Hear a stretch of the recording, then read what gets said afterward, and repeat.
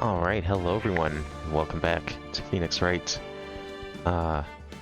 Figured I'd start a little earlier today, wasn't really doing anything else. Get a little more Phoenix Wright in tonight, because I imagine this case is going to be quite long. We'll probably have to do it in two parts anyways, but may as well get a little extra in. Last time we finished off what I would say is probably the most confusing and bullshit case in the series, and I've only played like 2.5 games. I doubt anything's gonna ever top that one, and according to the internet, I'm not in the wrong. Everyone seems to hate that case for one reason or another.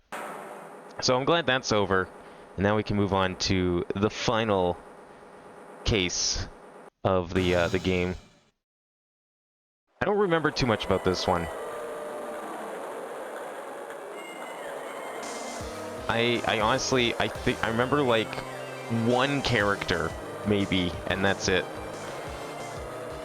But what's going on right now? I don't know. We got like some sort of fucking costume party. Is this like fucking Comic-Con or something? I like that like Power Ranger thing going on, like fucking casual Friday Power Rangers over there. And why is that guy wearing fishnets? I honestly, I was trying to read the text, but it was actually going so fast that I didn't even bother. True hero of the night has appeared in our midst. This is like the sequel to the Steel Samurai. Looks like this year's Grand Prix goes to this fantastic warrior. That's kind of sick looking, honestly.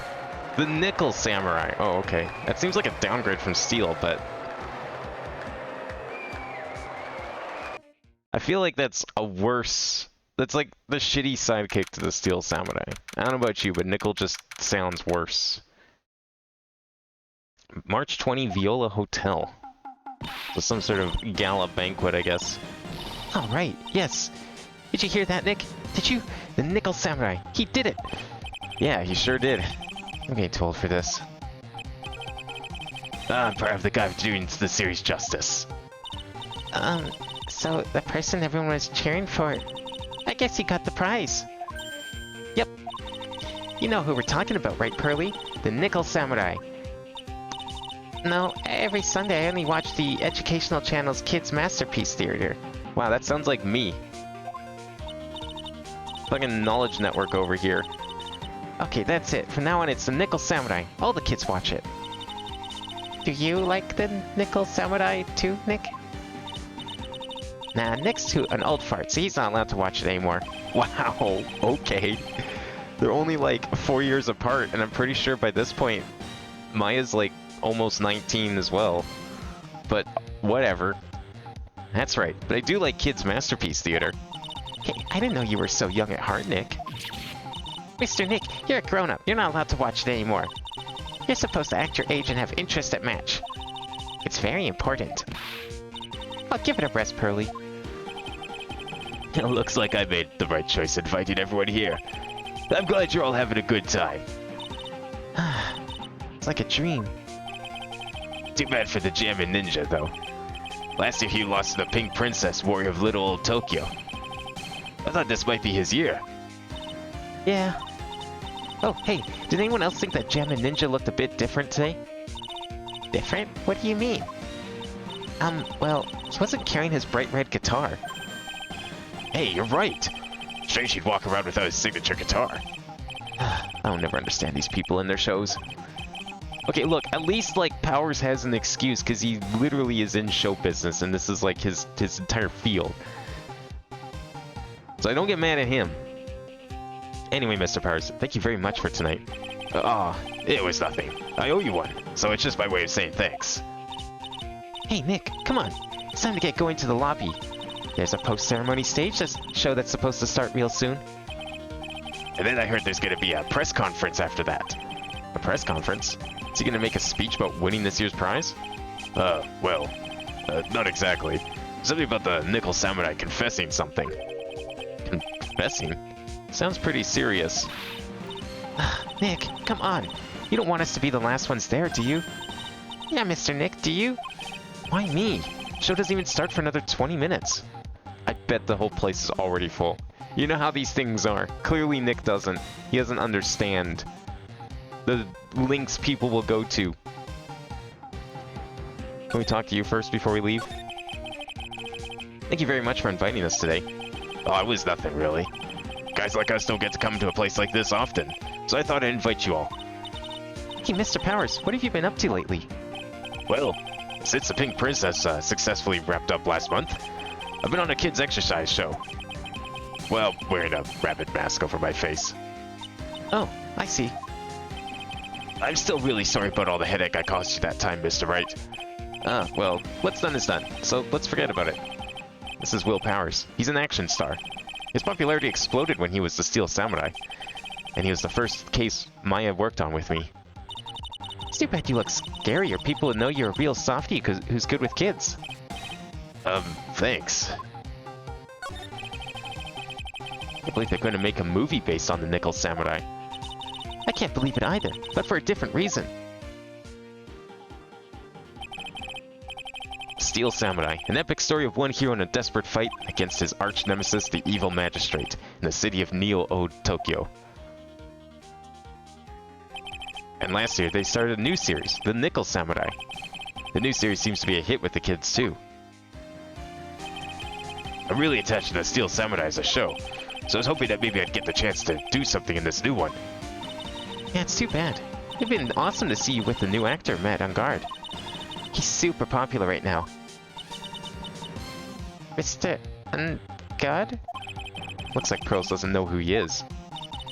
This year it's gonna be the Nickel Samurai versus the Jammin' Ninja at the box office. Jammin' Ninja? Who's that again? So who's this Jammin' Ninja again? He's a hero, duh. His symbol is the bright red guitar he's always carrying. A ninja who's always carrying around a bright red guitar? How does that even work? The scarf around his neck and a guitar in his hand, he rises to stardom in an ancient time. A ninja who becomes a star? Doesn't that, like, defeat the whole purpose of a ninja? Also, where'd he get the guitar from? This is, like, 1,000 years ago. Yeah, ninja becomes a star. There's a strong rivalry between the two of them. Global Studios Nickel Samurai and Worldwide Studios Jammin' Ninja. They even air at the same time. You know what I heard? I heard those two don't get along at all. The Nickel Samurai's on guard and the guy who plays the Jammin' Ninja, I mean. The Nickel Samurai speaks French? Oh, you mean Matt Ungard, the actor. I guess even in the world of heroes isn't a sparking place, happy place. Yeah.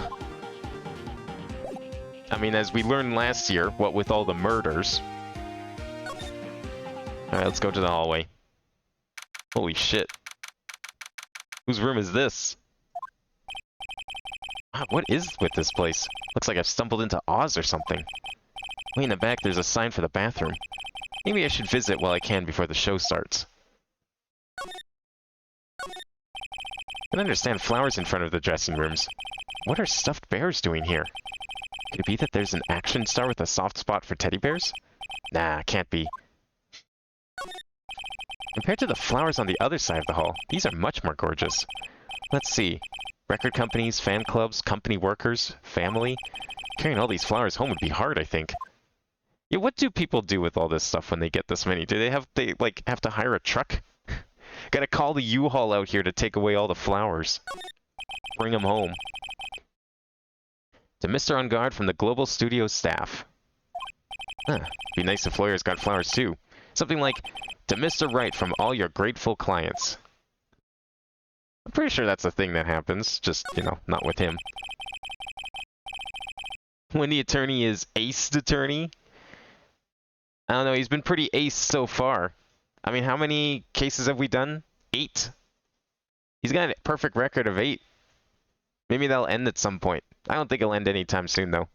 How's it going, Big? It's a piece of paper taped to the door. It says Juan Corrida's room. Corrida? Juan Corrida. His name just sounds like a star's name. I've heard it before, but I don't know anything about him at all. There's a piece of paper taped to the door that says Matt On Guard's room. Matt On Guard. I've heard that name before. Oh yeah, Maya's always yammering about him like the obsessed fan she is. There are toilets in each room in this hotel, but since all sorts of events are held here, there are bathrooms for people who aren't staying here to use as well. Perfect for people like me who can't afford to stay here in the first place. How have you, like, solved 8 cases and not started making the big lawyer bucks yet? Come on. You're doing something wrong. Doing fine, how are you? I'm doing alright. I'm glad to be... I was looking forward to playing this game again. Been really excited to get to Game 3, honestly, because then we'll start getting to all the new stuff. I've actually...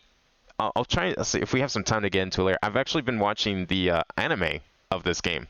Well, the first 3 games, but I mean, I haven't watched anything past the Big Top case that we just finished, but it's really good, and I do recommend looking it up, although I wouldn't recommend it if you don't know anything about the games and you haven't played them yet. It's not good if you've never played them. It's good as a nice little supplement if you have played them. It's nice to see everything, you know, like actually animated and voice acted. But I would not recommend it over the games. It's definitely it leaves a lot out, and they definitely speed things along. Like, think about, okay, it said we've been playing this for like 50 hours. They've gone through like all of the 8 cases that we've done, or actually I guess 7 because they don't play the bonus case in the anime. But 7 cases in like, I don't know, 20 half-hour episodes. So yeah, they definitely leave like a lot of it out, which has actually helped some cases and made some other cases worse. Sounds like the post-ceremony show is about to start. All right. I'm so pumped. I wonder if he's going to show off his special move today. Nickel Samurai Smelting. Wait, special move is blacksmithing? Actually, what I'm interested in most is the conference. You mean the big confession the Nickel Samurai is going to make after the show? So what is it? Don't you know what it's about, Mr. Powers? Well, I'm not the Steel Samurai anymore, so I don't have any idea. Sorry. So I guess you're all going to the press conference then? Yeah, of course. If that's the case, then here, take these tickets so you can get in. Seems like the Nickel Samurai is to confess something after the post-ceremony stage show. Thank you very much. Well, let's get going to the lobby. Did you know that in the background of the anime there's a building just labeled Jew Bank? What? When? Which shot is that? No way. I don't know, after all I heard about the birds being named and like Gumshoe throwing down the confetti, I have a hard time believing anything related to this series. But I can actually look that one up next time I watch an episode. So you tell me the scene, you tell me the episode. I want to see this. Jew Bank. You have a picture of it. Alright, send the picture. We'll take a look. You don't know the episode. That's fine. If you have a picture, that's good enough. Looks like it's over this way, Mr. Nick. Powers again? Yeah, apparently. I don't remember anything about this episode. The only thing I recall about this episode was someone dressing like an astronaut. That's it. Everything else, I completely forgot Powers was even in this episode again. But we're apparently at some sort of, I guess, award ceremony for, like, TV shows. I guess think of it kind of like the Emmys a little bit. And so Powers, like, invited everyone out for the show because, like, you know, he has connections. Despite him not working on any of these shows, he's still in the business. Okay, for great justice. Anything else we could talk? Nope. Alright, let's move. Better get there. Where everyone fills up the lobby. So Nickel Samurai just won the award for, I guess, best show. And now he's going to hold a press conference. There's going to be a show in the lobby, and then he's going to hold a press conference where he's going to confess something. And I quote, no idea what that means. Sounds suspicious, but we'll see. How do you send it? Do you have like a link? Can you upload it somewhere and just link it in chat? That'd probably be easiest. Or if you're in the Discord, you can just like post it in general. That works too. Only a really gaudy hotel would have such a large gaudy lobby to match. I think they're going to have the post-ceremony show over there. You're using a compact stage, I see. Ooh, I'm already used my special samurai power. Well, it looks like she's ready to start a fight. Your attention, please. Your attention, please. The Nickel Samurai's post-ceremony stage show will not be held tonight due to unforeseen circumstances. What? Why? Ow, you don't have to pinch me. Pinch yourself if you don't believe it. We are asking for everyone's cooperation at this time. So please stay where you are. This is a special request from the police. Oh, that's pretty serious. Police? Did they just say the police? Do you want me to go check out what's going on? Wait, I'll come with you. Freeze! You two! Did you just hear the announcement? Just finished telling you not to move. That voice. I've heard it somewhere before. Honestly, you Theses can't be bothered to listen when other people when they talk. Just the other day it was the same thing. There's a small, said, beware, bridge out. Now comes a snap load of little kids to the bridge. I tried to tell the boy he was out. Listen? No, of course he didn't. Said be careful. No one's bridge part was out, but was dangerous. And I really meant it. Well, I'll let him have it then. Off of that bridge. Honestly, kids these days don't know right from wrong, I tell you. It's non-stop chatter. It can't be. Miss Oldbag? What is it, you young whippersnappers? Do I know you? Wait. You! You're Powers, aren't you? Yeah. About what happened back then. You didn't even get nominated this year, did you? Oh, that's right. You're doing that children's exercise program trying to play nice. Yeah, that's me. Thankfully, I still have a job. I love that show. And you're a hoot. You're the Big Brother character, right? Yes, even with your face covered by a mask, I know you're that giant rabbit. What a work of art. That's how it is, you know? Who knows how many TVs you'd break? You're getting what they deserve. This is why I thought you... What are you doing here? Look at my uniform and tell me you can't tell I'm a member of security. Yeah, no, I can't. Would never have known. But that outfit... Annoying. Noisy brats, get the blaster. Yeah, really, really showing those bad guys. Why does she have to be here? I was kind of hoping, you know, we didn't have to deal with her ever again. Miss Oldbag, what are you doing here? What happened to your position at Global Studios? Oh, that old place. Well, since that instant, they've been letting people go. When they cut the security team, I got the pink slip. What incident? What did you do? I didn't do anything, you youngin'. Don't you remember that instant a year ago? When this lady got on the witness stand and testified. Yeah. And you! Weren't you the one who was bullying me? This fragile girl at heart? As a recap, we accused her of murder. I plead the fifth. But you know, I think maybe I rubbed the upper management the wrong way by testifying. Yes, that has to be it. Everything is all your fault. Me? I thought about it being bodyguard at first after being handled old Pinky. You? A bodyguard? For your friend, that fiery good-looking guy with the red jacket and the ruffles. Mr. Edgeworth? But... That sort of arrangement would be entirely too troublesome for me. That's what he said to me. What did I ever do to deserve that? It's an actual alien blaster from an alternate dimension similar to Ben's puppet.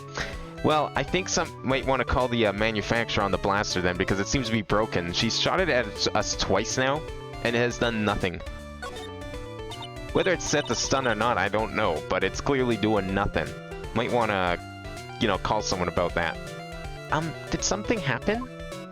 I don't have all the details, but it looks like another one of those incidents happened again. An incident?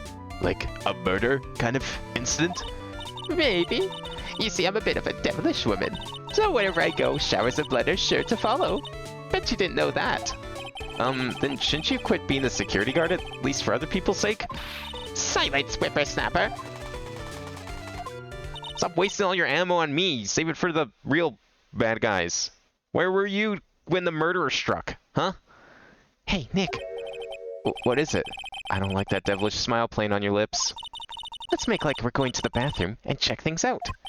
No way. The police told us not to go anywhere, remember? Huh? How B-O-R-I-N-G? You're such a boring guy. You got no motivation, no spirit. Huh? What? What's going on? Are you giving Mystic Maya trouble again, Mr. Nick? Not you too, Pearls. Please don't stick your little nose into this one. So listen, this Pearly. This one time at lawyer camp, Nick... Okay, I get it. Let's go take a look. Yeah, I knew you couldn't say no to me, Nick. That's right. You'd walk over miles of hot coals for Mystic Maya, wouldn't you, Mr. Nick? That would be every time we work a case together. Well, what are we waiting for? Let's go already. You can come along too, Pearly. Can she? Who said she could go? Kitty, you get to come. I get to come. Let's go check the scene of the crime. Similar to Ben's puppet. Is that where the parrot comes from too, then? It all makes sense now. There's nothing really out of the ordinary here. Are you looking for the incident that the old lady was talking about? Doesn't look like it happened here. Well, we better go look for somewhere else. Alright, then let's try... Excuse me. Are you by chance Miss Maya Fey? Yeah, that's me. Why's this guy got like... Why is he Zipperhead? What the fuck is this costume? You have a phone call waiting for you at the front desk. A call? I wonder if it's someone from Kudain Village. What's wrong, Mystic Maya? Oh, nothing. You guys go on ahead and I'll be right there, okay? Okay. Right this way, Miss Fey. Let's go look somewhere else now, Mr. Nick. Yeah, okay. This is a little exciting and a little scary. Zipperhead is a slur, is it? Man, what isn't a slur these days? Let's go back to the lobby. Maybe we missed something there. Oh no, it's just you. These cameras must belong to the press that came to cover the conference. They're all basically doing the same thing, staring at an empty stage. These for the spectators of the post-ceremony show and the press conference. But it's too bad neither event is going to be held now. Isn't Zipperhead's also like a villain from a fucking horror movie though? Or something, isn't he? It's a stage for the post-ceremony stage show. There was supposed to be a press meeting after the show, but now... It looks like no one will hear what the Nickel Samurai had to confess after all.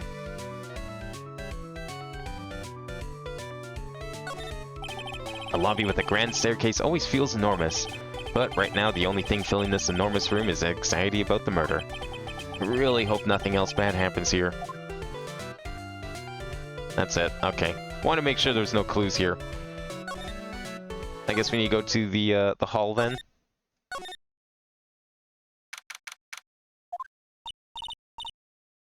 Uh-oh.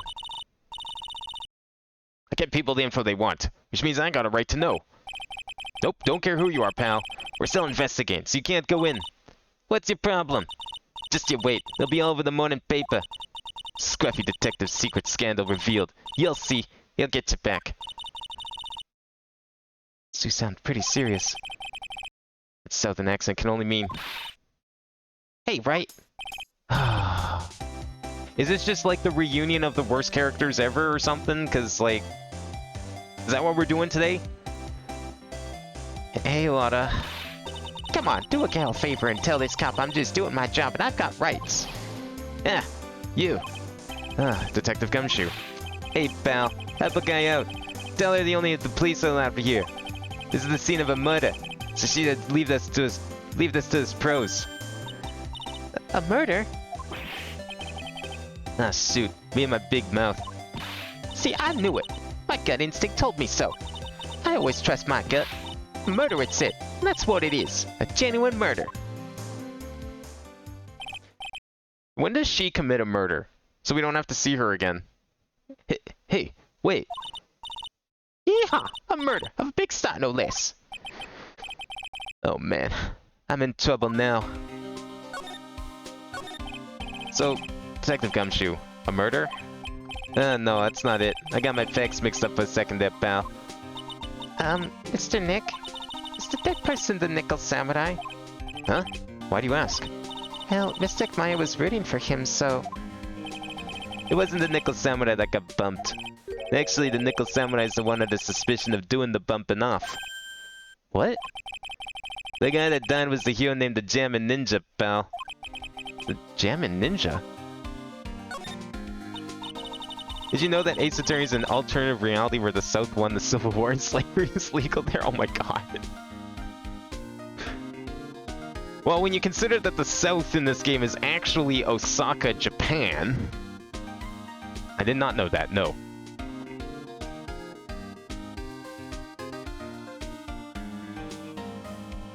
That woman with the big puffy hair that looks like cotton candy. You mean Lotta? That woman. She was there that time too, right? That time? When Mystic Maya did that channeling? Oh, that time. Well, Lotta's a journalist, so that's why she was there. Journalist. It looks like she was hanging around here before the murder happened. Hanging around? Yeah, hiding and waiting for the German ninja's door, pal. But why would she... She wouldn't tell me, pal. Said something about getting my big scoop. Scoop? What kind of news could she be after? So the victim was the German ninja. Is the jamming ninja? He was on a really popular rival TV show to the Nickel Samurai. Oh. The victim was the action star Juan Koida. He got a huge bus and rode the express train to stardom. I mean, even I know who he is. Yeah, even I recognize his face. But I heard lately that Mad on God's been taking the wind out of his sail. I'm telling you, pal, as far as who's popular, these two are getting all the limelight. Guess there's no space for Mr. Powers at all, huh? Poor guy. I mean, when you get stuck in a bunny costume on an exercise show, it's kind of to be expected. It's the ungod... that's the Nickel Samurai, right? Yep.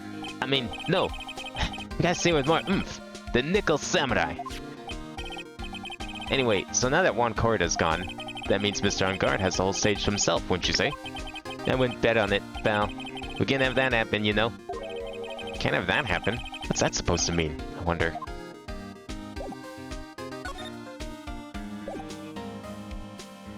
Am I supposed to present something?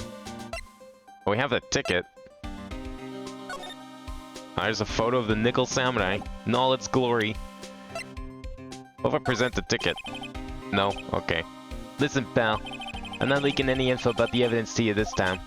If I do, my salary's really gonna get it. And then I won't even be able to get those instant noodles down at the discount market. Jeez, didn't know it was that bad.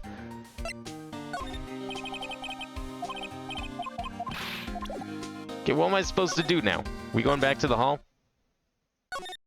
How about the lobby? Nothing to talk about here? Okay. I thought we were gonna go, like, to the murder scene or something. That's what we were trying to do. Now we're stuck in the hallway. Is there anything we can examine that we didn't before? I don't see anything new. Look, we're just on our way to the bathroom. If you'll just let us pass.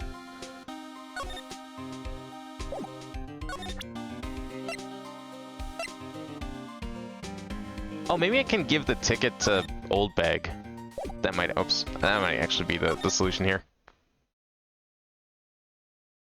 The South is America. Well, I mean, you have to remember this is the alternate timeline where Japan won World War II, and they set up, you know, mountains and spirit channeling towns in California.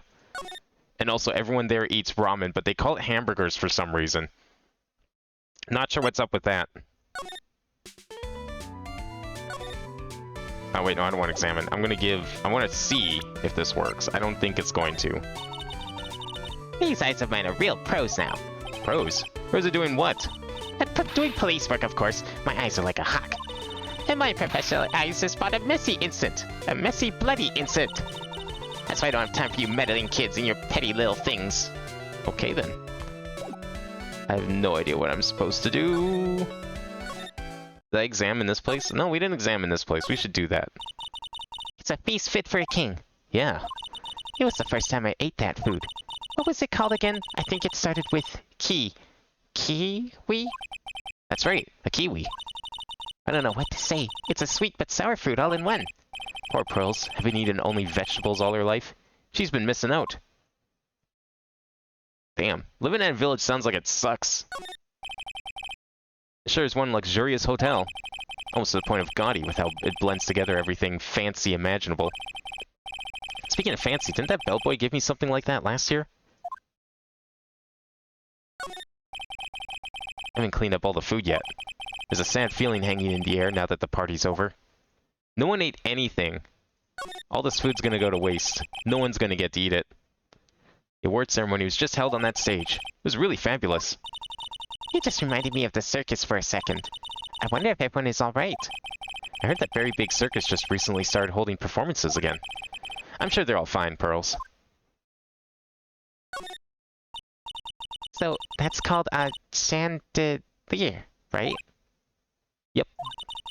What is that for? What does it do? Well, it's for lighting up a room, Pearls. Mr. Nick, can I look down now? My neck hurts. No, you have to keep looking up at the chandelier. It's important.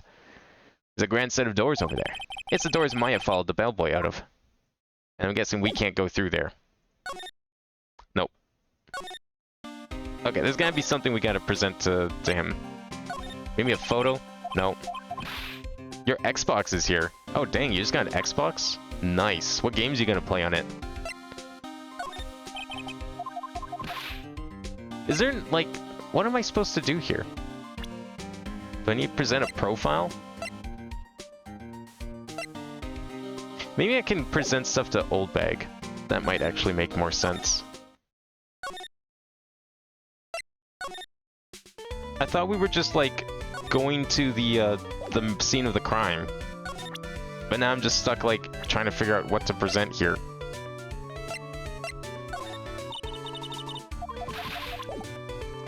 I don't think she wants anything presented.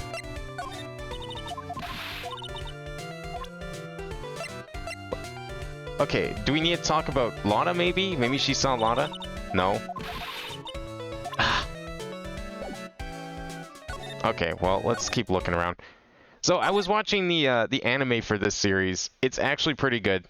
They do a really good job with, like, the art actually, at least in the first few episodes, the art actually felt on point.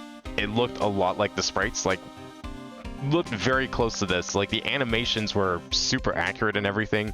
They had all the, like, the little, like, the breakdowns and everything. It was all really good. I liked how they handled some of the cases. They changed a lot of stuff for, like, seemingly no reason, though, in some of them. They just left parts out, like, Pearls, they didn't even mention that Pearls just, like, walked all the way to the courtroom during case 2 of this game, which was kind of unfortunate because I thought that was pretty funny. But she wasn't given permission, so she still ran away. However, they did kind of, like, skip over a lot of the back and forth that you do in these cases. Like, this part right now, I'm sure none of this is going to be in the show. Having to, like, figure out what present random bullshit to people. Can we talk to you about stuff? Oh, here we go. Nickel Samurai, you really took to the Grand Prix tonight. Mine's a big fan of his. Really? Oh, I'm sorry then. Why are you sorry? Madame God was just arrested, pal. On suspicion of murder in Juan Corrida. What? Yeah, we already discussed this. Not really a fan of action shows or anything, but I kinda know Juan Corrida and Madame God. Can't talk about one without talking about the other, I guess. They even debuted around the same time, so they have this real fiery rivalry with each other. Kinda like you and me, pal. Never knew you thought of me as a rival. I also really like how they did Gumshoe. He's honestly great. And weirdly enough, like, a lot of the voices they gave characters kind of matched how I pictured them sounding. It's kind of weird, like, I swear I've never seen the show before, but, like, somehow I managed to guess every voice correctly. No, okay. If only we knew where we're supposed to go. I guess I could look it up. Weird that we're getting stuck this early on, though. My guess, probably something we have to present to Old Bag. Like, we already tried this, right? Yeah. Nothing. Okay, that's fine. Let's present a profile then. Just go through all the profiles.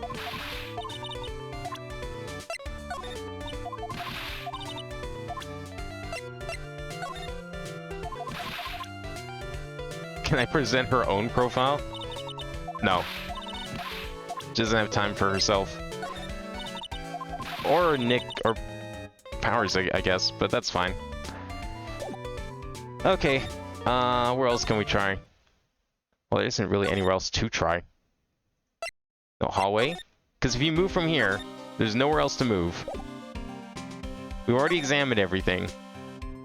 Nothing else to examine. We were trying to go to the washroom. I thought that was our whole thing. But now we're just stuck here. And we can't talk to him about anything else, right? Oh. There we go. I'm dumb. Why was Mr. On Guard arrested? I thought we already went over this. Like, that was, like, earlier that he was, like, in suspicion. Of course he's gonna be arrested. Sorry, pal, but that's something I can't tell you. We just started the investigation, so we don't want any leaks. Looks like yet another Steel Samurai hero is in hot water. Mr. Nick, if Mystic Maya knew about this... Yeah, I know. She'd make me take this case. I know. That's all we can do? We talked to you, we presented everything. You sure you can't let us in on account of me being an attorney? No. Okay. Alright, fine. I'll move. Maybe that was the key. Maybe that's what we needed. Oh, it was, thank goodness. Hey, so what's going on, Mr. Wright? Looks like Juan Corrida has been killed. What? It looks like he was murdered, and a suspect was arrested. That suspect is Mr. Matt on Guard. You're joking, right? Nope. They arrested the Nickel Samurai on suspicion of murdering the Jammin' Ninja. Oh, not again. I feel sick. Hey, at least you're not suspected this time. Again? About a year ago, something just like this happened, Pearls. I still can't believe. No way. No way, Matt would. What's Mr. Power's got in his hand? Oh, before I forget, this is for you, Mr. Wright. I got this from the bellboy that came by earlier. Originally from the bellboy, it can transmit and receive signals over great distances. Doesn't everyone have cell phones? For me, but why? I don't know. All he said was it was for Mr. Phoenix Wright, the attorney. Huh. Well, that's not suspicious or anything. That is one of the most energetic and active actors out there right now. The Nickel Samurai really sealed his place as a pop idol, but he kept adding fuel to the fire of his rivalry with Juan anyways. Mr. Juan, he's the Jammin' Ninja, right? Those two would butt heads over everything they could think of. But I'd say that Matt was the one who almost always came out on top. I guess some people only know how to relate to others by butting heads like a ram. Juan said he'd take Matt on this time too, so he joined a rival TV show. And that was the Jammin' Ninja. The stylish Nickel Samurai and the burnin' Jammin' Ninja.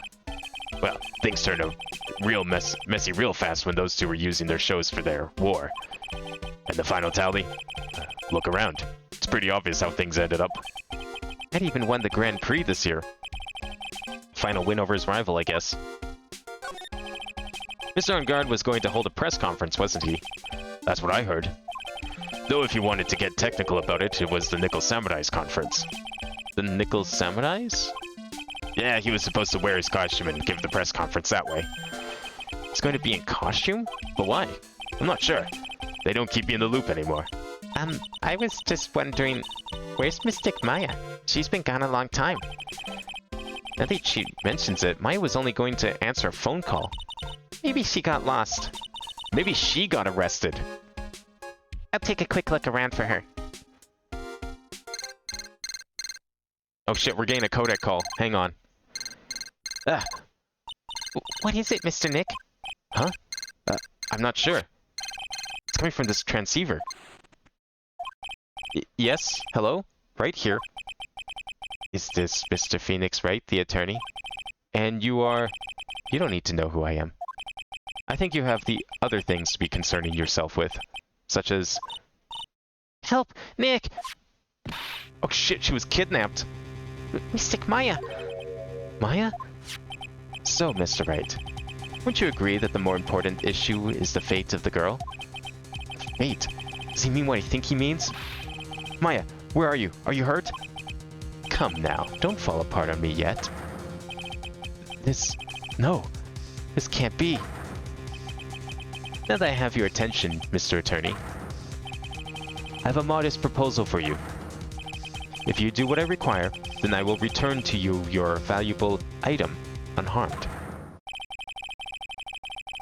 What is this called again in your fancy lawyer terms? Kidnapping for ransom. Yes, that's it. This is a kidnapping. Mystic Maya! My sight. Everything's fading away. Maya's been kidnapped. You there? Mr. Attorney, are you there? How much? How much do you want? Very good, Mr. Attorney. I'm glad you have such a good grasp of the situation. Hurry up and state your condition, and then return Maya. Money is not what I seek. What? What I want is a certain verdict. I would like a complete acquittal. Complete acquittal? What in the world have you done to need... I am not the person you will be representing. What? You are currently at the Gatewater Hotel, are you not? And I know that a murder has just taken place there. Juan Corrida was killed and the suspect is Matt on guard. You are, as expected, quite on top of things, Mr. Attorney. Now then, what I want is very simple. I want you to obtain a complete acquittal from Matt on guard. Matt on guard? But why? He did not kill anyone. I can attest to that. However what? However, someone is framing him for the murder. A very smart someone who is setting him up to take the fall. If I agree and do what he wants, can I believe he'll keep his end of the bargain? You are, of course, at liberty to take me at my word or not. However, there is one thing you can take as fact. Right now, your very precious item is with me, in my possession. Help! Nick! Maya! You have 2 days. Of course, tonight he will be in questioning with the police. But the trial is in 2 days. At that trial, you will win a not guilty verdict. Remember, you only have one chance. One chance, Mr. Attorney. One. You expect me to get a not guilty in one trial day? Yes, exactly. I don't believe I was wrong in choosing you, so don't let me down. Oh yes, that's right. Now that I am playing the role of the kidnapper, I can't pass up this chance to say, and don't even think about calling the cops. Not great, but you get the idea. Damn it, Who the hell are you? Very well, I'll tell you that much. My name is... the Killer. Well, if that's not on the nose or anything.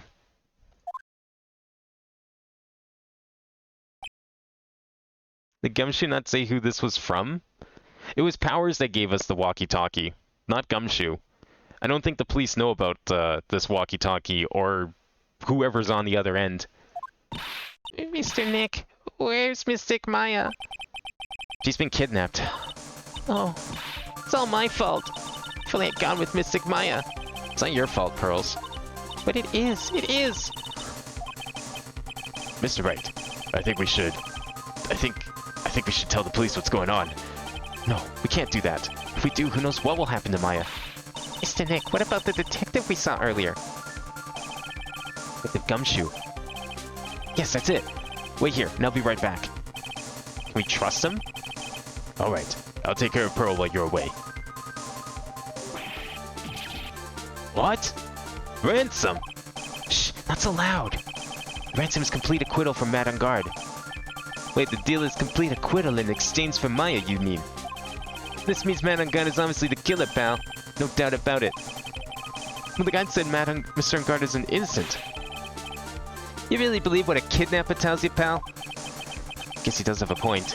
If on guard really is innocent, then why the kidnapping? On top of everything else, there's all this evidence we keep finding. Huh? Forensics team's having a field day back there. But it's strange. There's so much evidence that it feels like something's wrong. There's too much evidence. Is that possible? Actually, didn't the kidnapper say something about on guard being set up? Anyway, looks like you won't be leaving here tonight, pal. Just sit tight and cooperate with the investigation. Tomorrow you can start yours. Alright. Isn't there another way? You've also got to be careful about pushing the kidnapper the wrong way. You're right. Well shit, this trial just got a lot more serious. Date unknown. Ow, my head. Where am I? I wonder if I'm still in that hotel. What happened to me? Nick? Pearly? Come on, you guys. This isn't funny anymore. It's the butler. It's always the butler. God damn it, I should have seen this coming. I see you have awoken. Ah! Who are you? Me? I am known as D-Killer. D-Killer? You mean like an assassin? Too young to die. Don't worry. You are not my target. For now, anyway. Nick, where are you? Help me. Yes, that's right. Only one person can save you now, and that is Mr. Phoenix Wright. Huh? What? Nick's gonna save me? Calm down and be a good girl. Think of this as a business transaction. A business transaction? I am going to contact him now. I hope you'll cooperate and play your assigned role well. Nick, what's gonna happen to me? Nick, Pearly, what's this?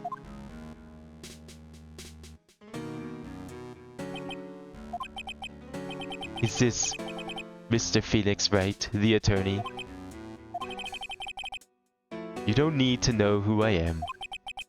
I think you have other things to be concerning yourself with, such as...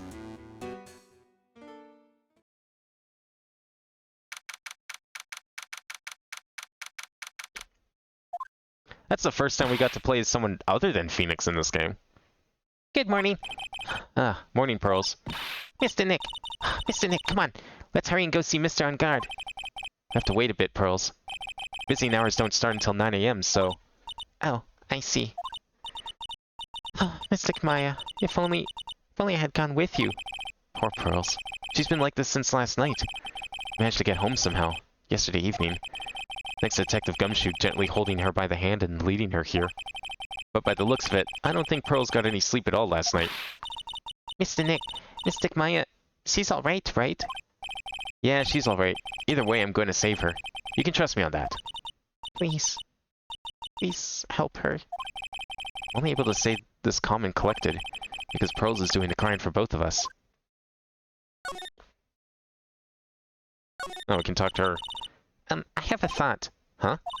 You're going to represent Mr. On Guard, aren't you? Yeah, I don't really seem to have a choice. But what if he is the real murderer? What'd you do then, Mr. Nick? That's fine. I mean, Phoenix doesn't take on actual murderers, right? As clients. He always takes on the innocent people. Would you fight to get a not guilty verdict for a murderer to save Mystic Maya? Pearls. Let's talk to Mr. On Guard first, okay? We can think of all the bad things we want, but it doesn't change a thing. Yeah, you're right.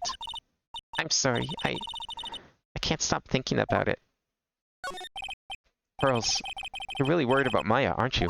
I don't have anyone else left in this world. What do you mean? My family's all gone. Family? My father, he left my mother in the village behind and went away. I'm sorry. And my mother, she did that thing, all for me. Mystic Maya, she's like a sister to me. She's all I have left in this world.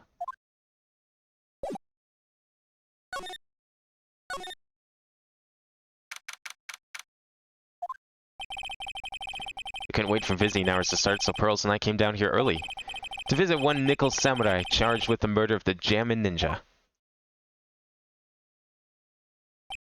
This guy doesn't look too, flexed about being arrested for murder.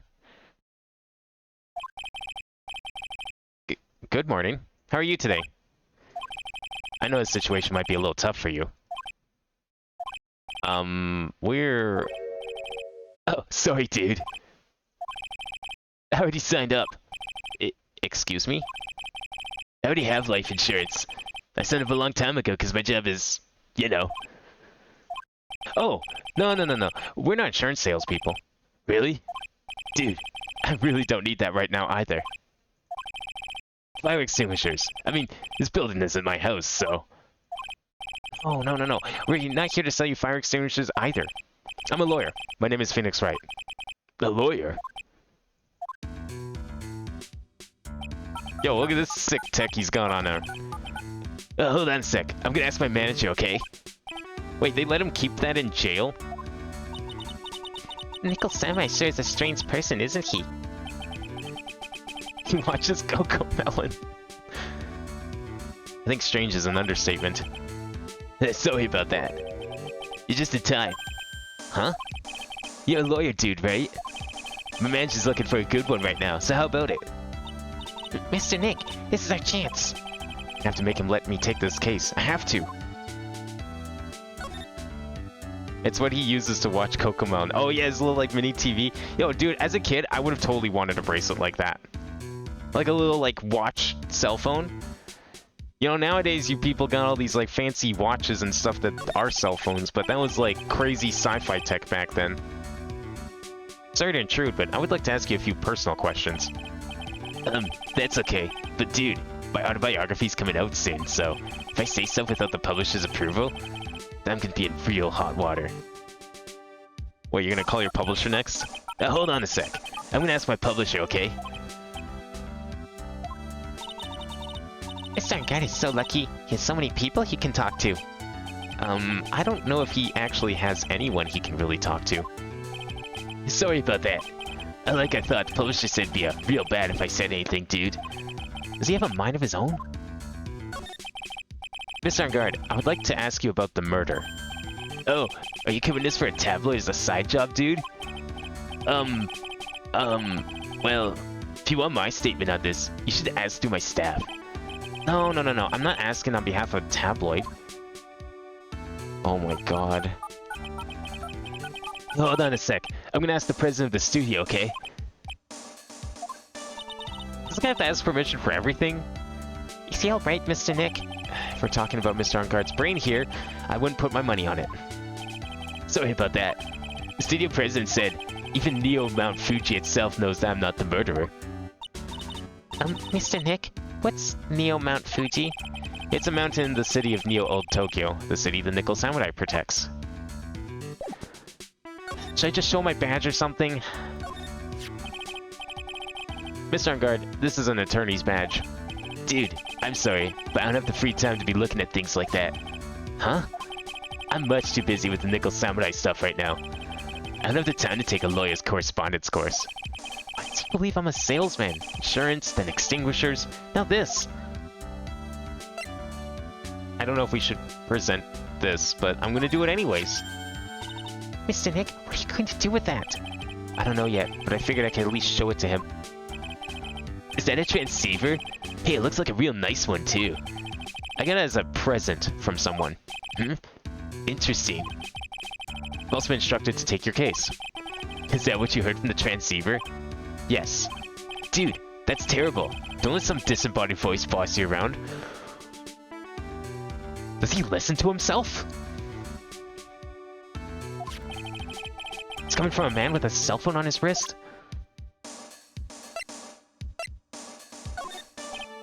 Dude, I know I like to throw money around, but it's not like I buy anything and everything. That's nice, because it's not up for sale anyway. Can we just, like, present the victim? Man, it's too bad he's dead. You killed him. That's the most logical conclusion, don't you agree? Dude, what are you talking about? You're making a huge mistake. If that's such a mistake, then why did they issue an arrest warrant for you? Who is he calling now? Hold on a sec. I'm gonna ask the guy in charge of this place, okay? How does he even know his number? So I sure know a lot of people, don't they? I wonder if that phone even really gets reception in here. I guess you're right about the warrant after all. Ladies and gentlemen, I believe we might be making some progress here. So can we, nope, we can't do that yet.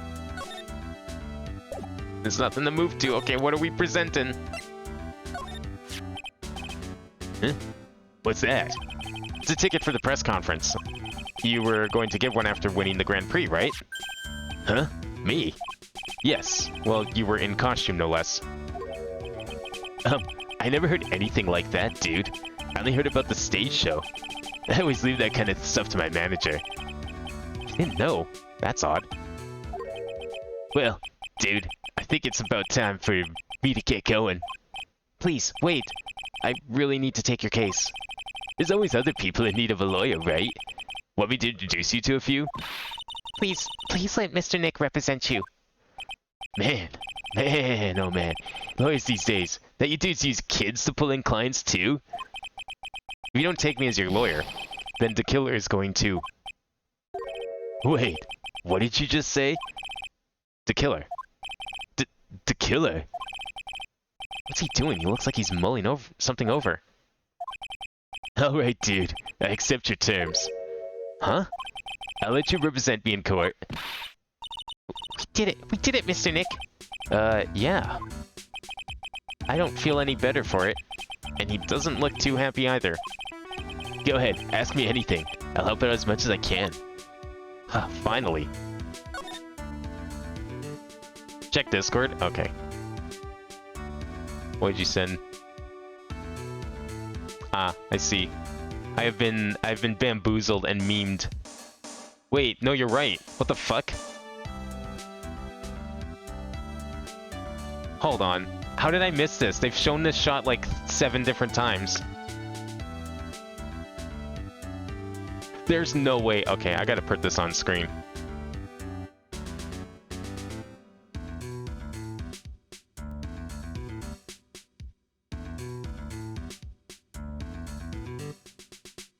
Oh my god, my browser decided now of all times to freeze. Come on, browser. Stop it. You know what? I can just copy a link from Discord. Hopefully this works.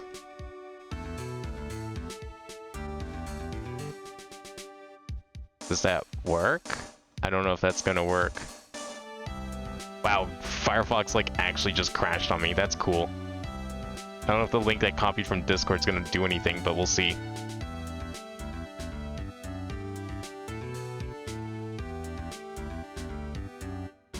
I don't think this will work. No, that didn't work at all. I have to wait for Firefox to unfreeze and then we can actually show it. But it actually does indeed say Jew Bank. How did I miss this? I've watched like 20 episodes of the show and they show that wide shot of like the building and the street in every single episode. And I've not seen that. Man, I think my lucky stars that people know my name. Well, you're quite the hero, and you're in the national spotlight. I didn't know who he is. Does that mean I'm not a good citizen? No, I think that makes you a better citizen than most. It's really great to be the Nickel Samurai. Dude, lately, I just keep on getting more and more popular. True enough. The Nickel Samurai is very popular among high schoolers and secretaries right now. I guess Mr. Ungard has a way of catching the eyes of women. Do you know my motto? Refreshing like a spring breeze. That's what I am. Spring breeze? That's why this kind of scandal is disastrous, dude. I mean, even if I get out of here tomorrow, it's still gonna look bad. But everyone loves a good scandal. Yeah, except the person who's being targeted. The Jews crashed my browser. They don't want you to know their secrets. Yeah, shit, you're right. Firefox is like actually not responding. All of them are all 3 windows are dead. Okay, I might have to actually restart Firefox here. Hang on a second.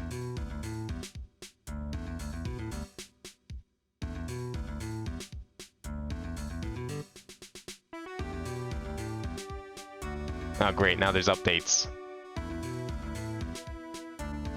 Okay, we're getting somewhere now. I think. Maybe.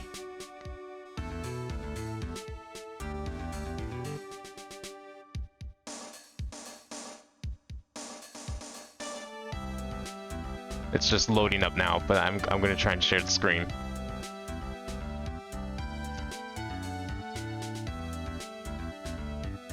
Did I break something again? Oh crap. Nah, we're fine. Okay, that's okay. Wait, I think. Oh no, we're good. Okay. No, okay, we're good. Let me get the screen up here. I can't believe this is real either. But it actually is. Wait, where's my...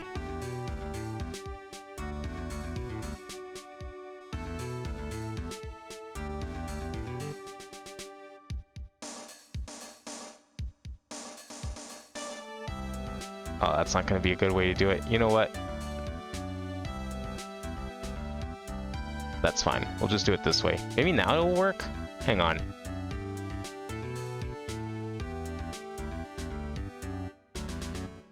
No, that's not gonna work. Okay, whatever. I'll just do it this way.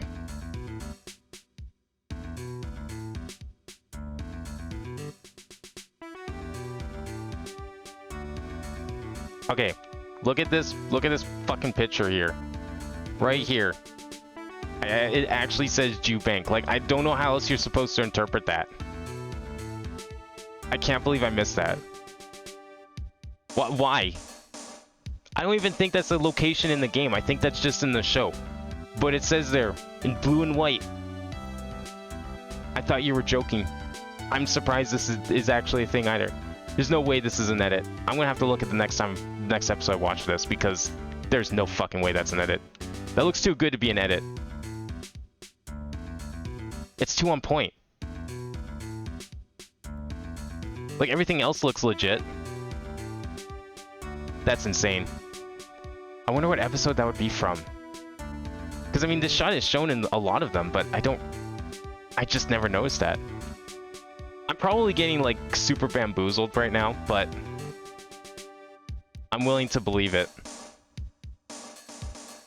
That's, like, fucking hilarious in, like, the weirdest way possible. Of all the things to put in your Japanese TV show.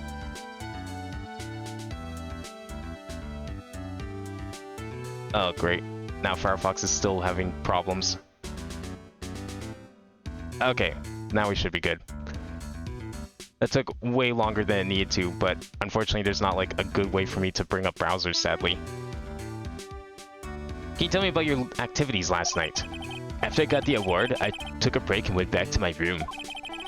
That post-ceremony stage show to do. So I was in my Nickel Samurai costume. And you were alone the entire time. My manager was running around being busy, so yeah. Because of the press conference you were supposed to hold after the show. I told you, dude. I have no idea about any press conference, alright? That's strange. I thought the Nickel Samurai was going to confess something. Anyway, when I was leaving my room, that's when I noticed it was kind of noisy. Mr. Korida was already dead at that time. Yeah, that's what I gathered anyway from my manager. I'm beginning to gather that this guy can't do a thing on his own. And that's why the detective in the green coat showed up.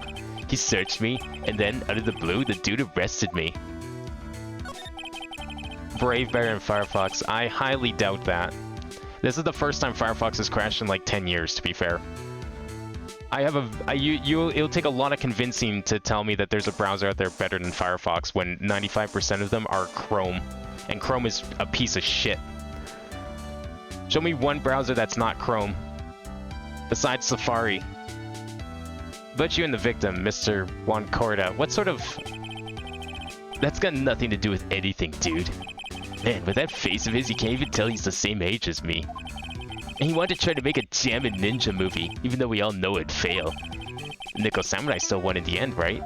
Yeah, I took the Grand Prix by storm. So why would I, the winner, have any reason to kill the guy anyway? Dude, you'd think it'd be the other way around, you know? Do you know why you were arrested? I guess maybe my full body search went badly. Did they find something on you? They found a button from the Jammin' Ninja's costume. A button? I don't get it either. It was caught in the pleats of my samurai pants, or hakama. Huh. Dude, I really think someone planted it there, though. I'm serious. I wonder if that's what really happened. I guess this is about all I'm gonna get out of him. Mr. Nick? Yeah? Let's ask one last thing. Let's test Mr. On Guard to see if he really is innocent or not. We can do that? Yes. If you use this... Why is Magatama? He won't be able to hide any secrets from you, Mr. Nick. I'm sure of it. I get it. Mr. On Guard, I'd like to ask you one more question. Please answer me honestly. What is it, dude? Did you kill Mr. Juan Corda? Who are you talking to about this? Please put the phone away and answer this question yourself. Alright, just so we're clear, dude. I didn't kill anyone, and that includes Juan Corda, okay?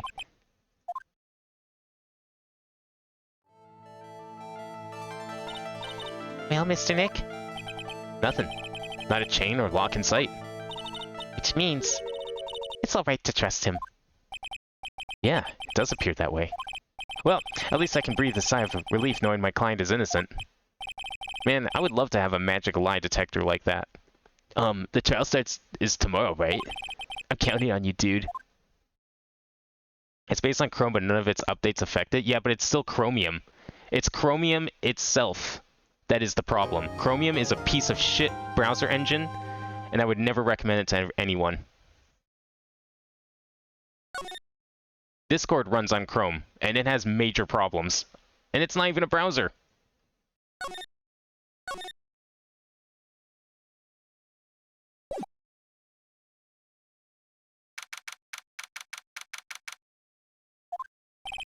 Well, at least we were able to get Mr. Mad on guard as our client. And we note that he didn't do it, which is very important. So what should we do? Well, the trial is tomorrow, and we only get this one chance. There's only one way to prove Mr. On Guard's innocence. We have to find the real killer. Okay, then let's start looking. Yes, finally. Let's go. I guess we don't need to go there.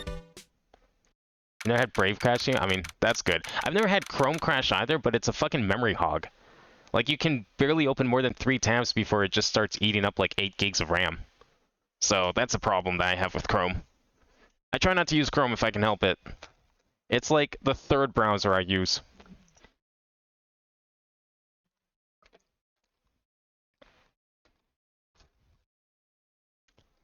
So if they believe in possession and spirits, just take him to court, use the stone, and case closed. See, that would require them to be thinking smart. But I think apparently the way it sounds like is that only Nick can use the stone. Don't ask why. Just roll with it. But only Nick can see the stone. I mean, they had a hard enough time trying to explain to the judge what spirits and possession even were.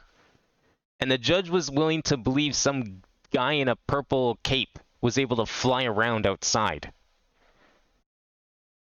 So I don't think he's going to understand how this Magatama thing works. Hey, what do you think you're doing? You can't come in without... Good morning. Hold on, it's you. What are you doing around here? I heard poor Juan was killed. Is that true? It's a bad rerun is what this is. Not a steel samurai doing the most evil of deeds. You know, that's not entirely... I'll have you know that I was a huge fan of Juan's. Why, oh why do the stars always I'm interested in drop one by one like flies? It's always been that way, ever since I was a little elementary school girl. And the kids start calling me Queen Reaper. Every name in your evil spells dies in 3 days. Actually, I wanted to ask you about the murder and what happened. Don't push me, boy. Mr. Nick, I couldn't hear everything she said, because she was talking too fast. Miss Oldbag, could you please speak a little slower? Don't bust me around, you spiky-haired smarty pants. Let's just finish talking to her as fast as we can. Go ahead, streamer, you can't read all of Oldbag's lines. Dude, I can't even read all of her lines if I'm just, like, reading it in my head. We need to, like, play this stream back at, like, half speed. I need, like, the shittiest computer known to man so the game lags so I can actually read everything. My dear Hammer died about a year ago in that dreadful murder. And only recently did I finally find a star that makes his heart go ba-dum-ba-ga. I don't know what to say. I ask you, why does every star I cheer for always end up kicking the bucket? I'd watch your words. No one's going to get away with saying anything bad about my Juan. But I haven't said anything. Well, I don't believe a word that woman says anyway. Huh? What woman? That irritating backwater girl with the afro and the horrible country accent. I mean, what is that manner of speaking supposed to be? And why does she never stop? Honestly, women these days, they don't know the meaning of the word modesty. When I was a young maid, I was so beautiful even the flowers blushed. Despite this, I pressed flowers. Pearls, are you thirsty? A little. Okay, I'll go get you some juice or something. Thank you very much. Hey, are you paying attention? Youngins today. So I'm guessing Miss Oldbag heard everything from Lotta. I want to ask you about what happened around the time of the murder. I don't know anything about that. I was here getting ready. Getting ready? For what? The show, of course. Well, and the press conference afterwards. Cue mysterious music for the magical press conference. Anyway, I don't know anything about the murder. Ah, I see. But if you're talking about what I saw, that's different. I saw it very clearly. Wait, what did you see if it wasn't the murder? What? I saw the most important moment of the night. What did you witness? The most important moment? You don't mean... Oh, so now you treat me with respect, you disrespectful child. When you speak to your elders, you should always be polite. Really, kids these days. Please tell me, what'd you see?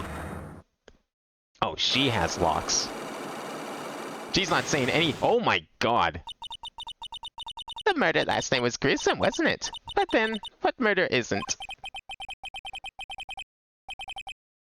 Please don't stray into another tangent, please.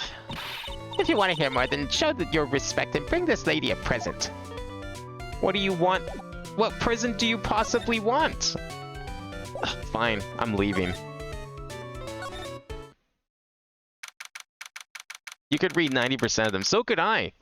But not out loud. Looks like the investigation is still in full swing. Hotel staff and the police are running around like a bunch of headless chickens. Wonder if we can do any investigating of our own in this kind of atmosphere. Well, gotta roll up the sleeves and try, I guess.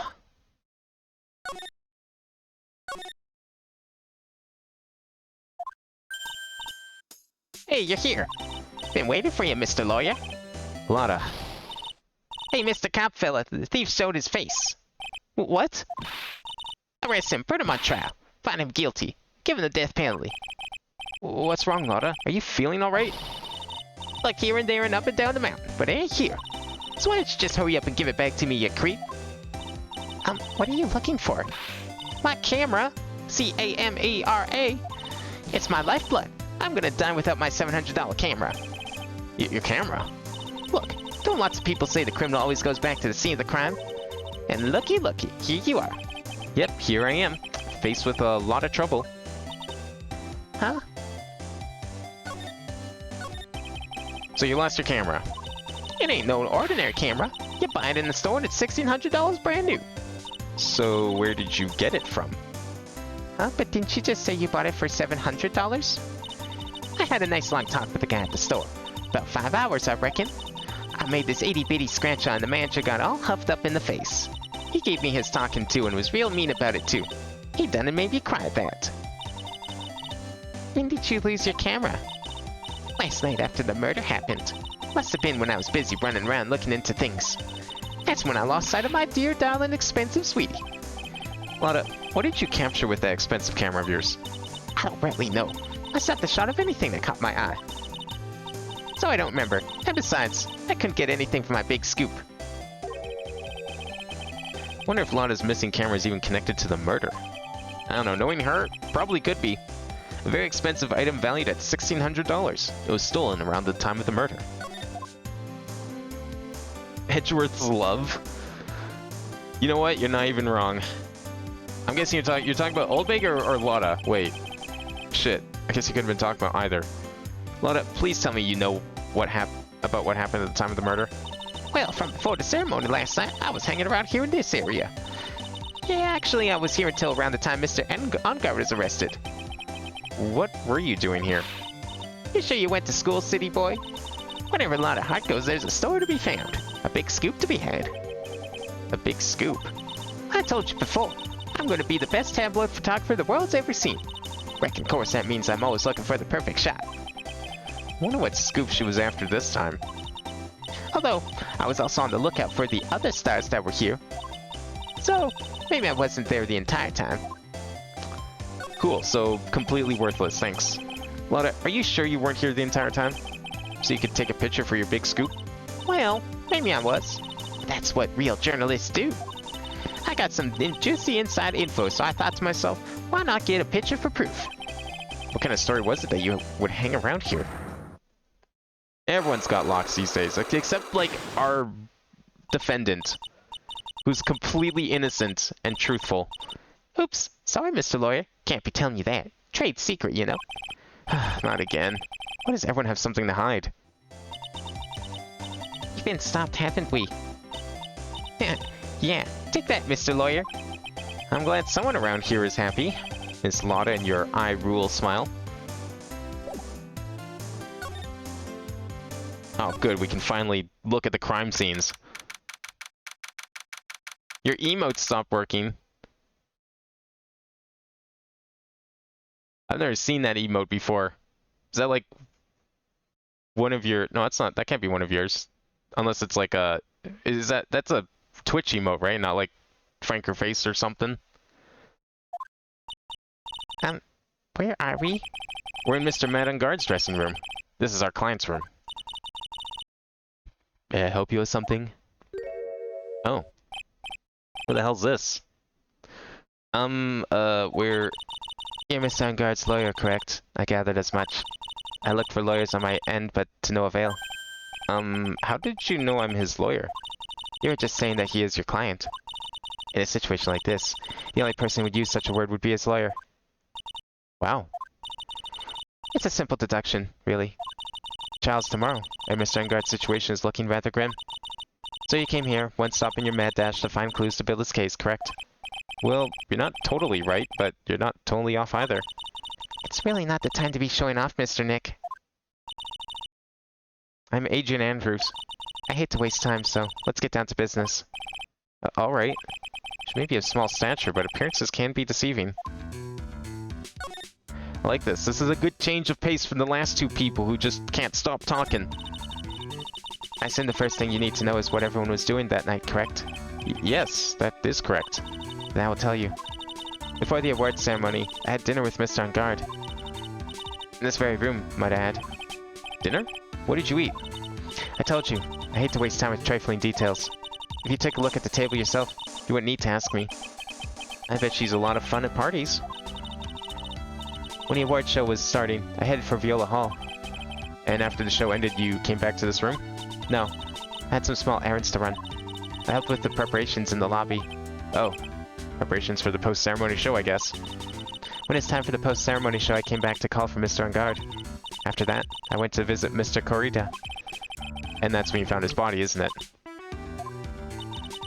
He really held strong through everything. Yeah, she does seem to be mentally tough as nails. I guess you would be in this show business. Or in this business. That is show business. So about you and... Stop right there. You're not seriously about to ask how Mr. Ungard and I are related, are you? Sorry. I have no idea how you could choose you as his lawyer. Why did she have to go and say something like that? Mr. Nick, calm down and hang in there. I'll give you a shoulder rub to relieve your stress later, alright? I already gave you my name earlier, but I'll add that I'm Mr. Ungard's manager. His manager? Speaking of managers, did the victim, Mr. Corrida, have one? No, he did not. He didn't? Global Studios has a very different policy from Worldwide Studios in that Worldwide Studios does not assign individual managers to their stars. I see. This industry is very ruthless and unforgiving. Actually, you look quite ruthless and unforgiving yourself to your poor partner. Dragging a little girl like her to places like this. Honestly. You're wrong. I'm doing this to help Mystic Maya. Pearls, calm down and hang in there. I'll buy you a juice later, alright? A juice for a shoulder rub. Sounds like a good trade. Alright, let's take a look around. That's the bedroom over there. It's a bed? Wow, they have really big beds here. Yeah, they kind of are big. Those look like king-size beds. Jeez. There's some samurai-looking clothes on the sofa here. I think that jacket-looking thing is called a happy. Whatever it is, I'm sure it's something like that that would make a great souvenir. Mine would be absolutely thrilled. It's probably Mr. Ungard's suitcase. For someone who is only going to be here for the award show, this is a lot of stuff. Looks like he has about 3 days worth of clothes in here. These guys are really different from us, aren't they? Looks like dishes left over from dinner. A dinner for 2 at that.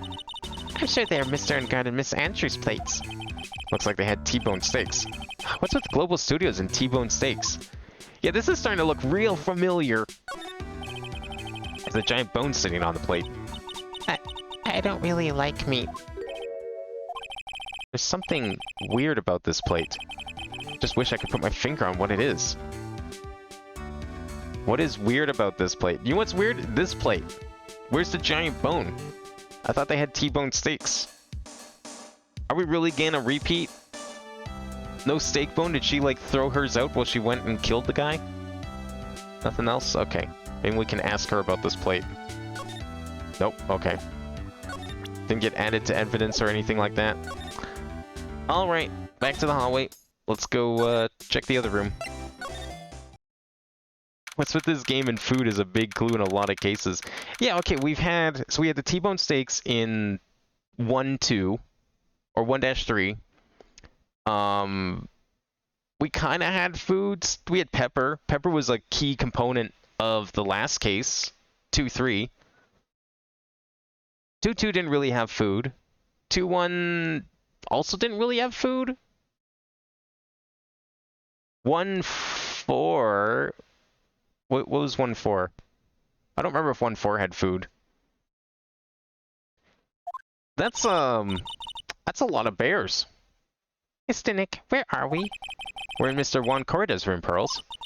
Mr. Corrida? The victim. Which makes this the crime scene, too. Oh, it's you. So what's happened? The kidnapper. Has he contacted you again? Not yet. Probably won't until we win Mr. On Guard's acquittal. Doing okay, pal? Hanging in there? So am I to be alright. We don't have a lot of time left, but I'm gonna help you as much as I can, pal. Can you do that? Even if we want to look around the crime scene? Just this once. Special circumstances, right, pal? I'll even tell you everything I know. But you gotta keep quiet. It's my neck on the line here. Thank you. Oh, that's right. I got you guys a map of the hotel, pal. Here you go. Here you go, little missy. Wow, you're giving it to me? Thank you. Wouldn't want you to get lost in a hotel too big for its own good. Mr. Nick, I got a map. That's great, Pearls. But Mr. Nick, I can't read what it says. Yeah, as we learned in a few cases ago, she isn't very good at reading. Map of the Gatewater Hotel around the crime scene. Let's take a look. Okay, so we got the lobby, we got the main... Well, wait, this is the lobby. What's this, then? I guess that's the main hall. Oh, yeah, it says hall. Never mind, I can't read either, Pearls. Don't worry. It's okay. That's two of us. Oh, I don't want to move. Fuck, I want to talk. What was case 2-1? That was the one where Phoenix got clunked over the head with a fire extinguisher and forgot how to lawyer. Do you know what was the cause of death? Well, technically the final autopsy report isn't out yet, but one look at the victim should tell you, pal. It should? Yeah, here's a picture. Wow, it's another stabbing! What's with, like, stabbing TV stars? It wasn't with a spear this time, it's just a knife. So he ate dirt. Yeah, basically. He got, like, clunked over the head with a fire extinguisher, forgot how to lawyer, and then had to defend some girl, whose boyfriend, I guess, fell off a cliff? Or something? That's what it was, I think. Yeah, he got shoved off of, like, not a cliff, but, like, there's a giant, retaining wall at a park. And he just got, like, shoved off into the sidewalk below. There's a knife in his chest. Yeah, pal. That's a murder weapon. So he was stabbed to death. They're looking at the fingerprints down at the lab right now. There are fingerprints on the knife? Yep. And it looks like they're pretty sure they're Mr. Ungod's prints, pal. Okay, let me guess. The knife isn't actually the murder weapon. It's just staged to look like the murder weapon. This really is looking like, 1-3. That's bad. Real bad. What of Juan Corrida's murder scene? It's in there like half an inch. I know, right? Like, okay, look at this thing. Like, how did that kill someone? Okay, first of all, isn't your heart over here somewhere? Like on this side of your chest? So why was he stabbed on this side? Like, yeah, that would hurt. It would have probably been pretty brutal. I don't see how this would have killed. It doesn't look like he bled out that much, so I doubt that's it. Like, you would think Someone going for a kill, you think they would know basic human anatomy. If you're gonna kill someone, go for the heart. Don't go for this. Doesn't even look like he punctured a lung. Just looks like a stab wound in a shoulder. Is that ketchup I see? Wait, hang on, hang on. Is that ketchup on the table here? Or is that something else? Because how do we know this isn't ketchup? Maybe he just got, like, tomato on his chest or something. He just fell asleep. Maybe he's not even dead. Why was Mr. Angard arrested? Because we had evidence on him. Evidence? It looks like the victim, Juan Coda, really put up a big fight. Yeah, one look at the crime scene, you can tell. There's signs of a struggle everywhere. Oh, could I have, like, moved in the other room and I just missed it? We'll have to go back and check. Well, yeah, during the fight his button came off. Mr. Angard said something about a button. Somewhere in the center of your chest, that's lung region. Wine, because there's a wine glass there. I mean, it could have been wine, but, like... that doesn't look like a grape. Like, what is this? Is that like an apple or a tomato or something? Is this really lung region? I guess it could be.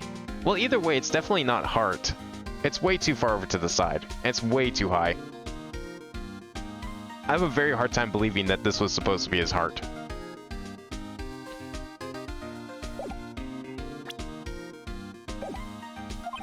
Something like one of the Jammin' Ninja's buttons got caught in his Hakama. But that's not all. What? There's a witness, pal. A witness? Who is it? That lady, Miss Oldbeg. Please, anyone but her? Prosecution has plenty of evidence to make a solid case. Not to mention there's something around where the Vic was that was a little off. Something that's a little off? As in, that's for you to figure out, pal. Alright, let's try to figure it out, Mr. Nick. Okay, well, let's examine the room first. Count the bears, I think there's at least 2. I think there might even be like 3 bears, but I could be wrong.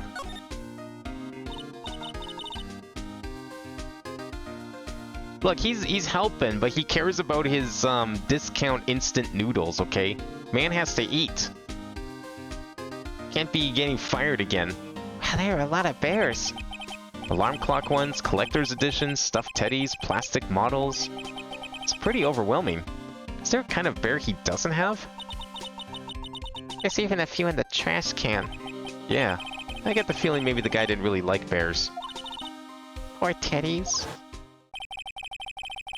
It's hard to bear with all those problems. Why do we need this flashback? Phoenix has PTSD. I don't think I want to bear with the trauma the last case caused me. Yeah, I don't either. That case sucked for many reasons. And you know what? The TV show did a so much better job handling it.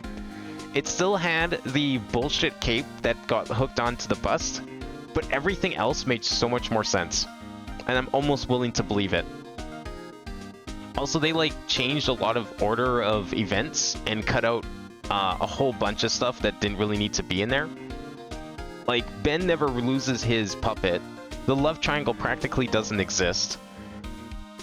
They show exactly how someone like Acro could have launched a bust outside of his window and pull it back up. Like, they show like a whole mechanism he set up for doing it. It's still ridiculous for sure, but I'm actually willing to believe it now. What's wrong, Mr. Nick?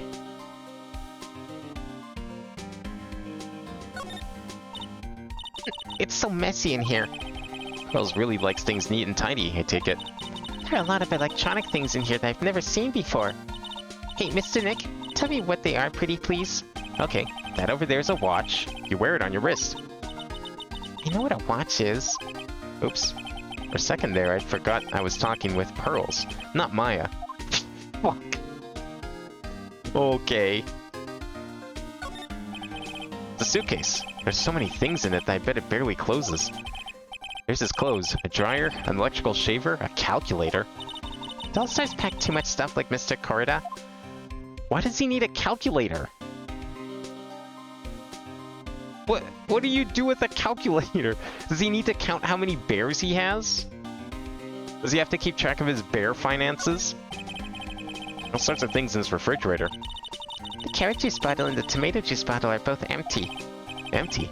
It's too much of a hassle to throw them away, I guess. Who does that?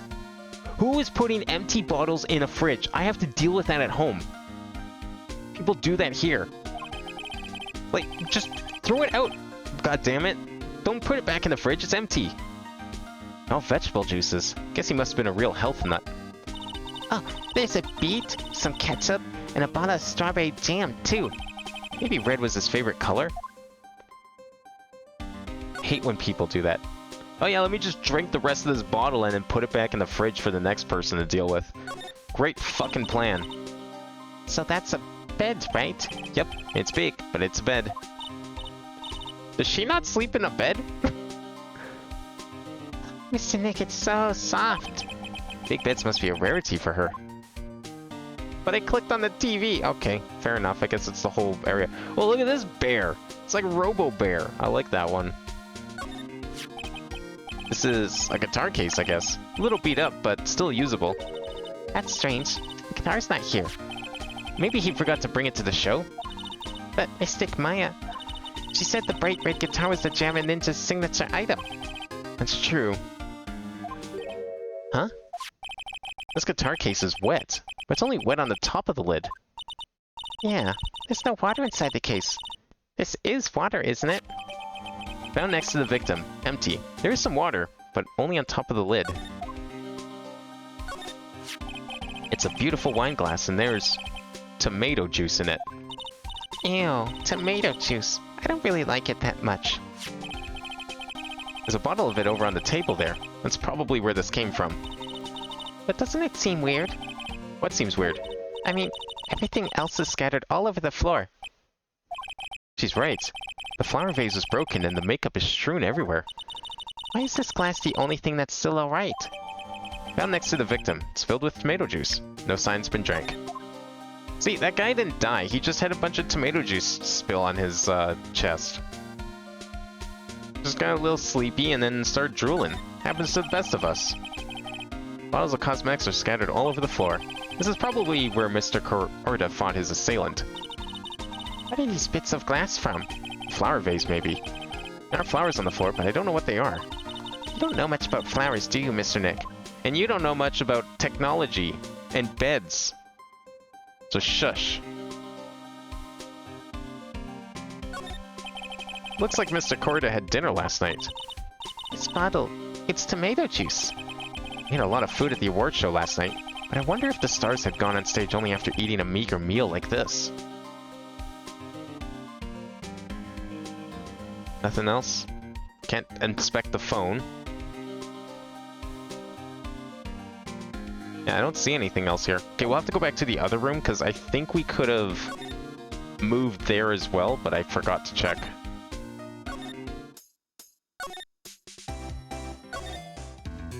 No, this room does not move, surprisingly. Okay, well, we'll go talk to Gumshoe then. Does he have anything for us? No. Can we present something to him? So about this wine glass. So you know what to do, pal. The whole crime scene was a mess, but this glass was the only thing that was untouched. You noticed that too, Detective Gumshoe? No, actually, Miss Von Karma noticed it first. Yeah, Pros noticed it before me too. Hey, wait a minute. So, does that mean Miss Von Karma's here at the hotel? Yeah, she's around. Man, you're gonna be in so much trouble, pal. Especially if she catches you in here. Well, you can bet the instant I see her, I'll be running the 1,000-meter dash. Oh, it's Gumshoe's, Franziska alarm. She's here. What's that beeping noise, Mr. Nick? I've heard this sound somewhere before. It's Miss Von Karma. Huh? For some reason, whenever I hear that sound, she pops out of nowhere and whips me. Come to think of it, that's exactly what happened the last time. Sorry, I gotta make myself scarce. Later, pal. Oh, too late.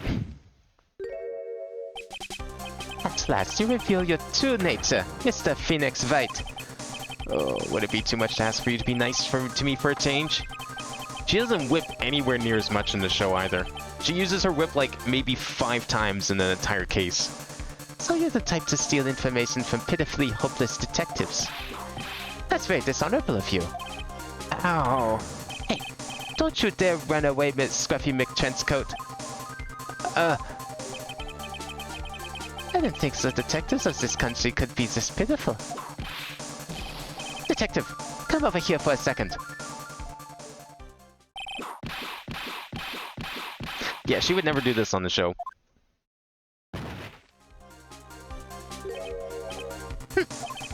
I feel better knowing at least you were man enough to face your punishment. He was so scared he just froze up on the spot.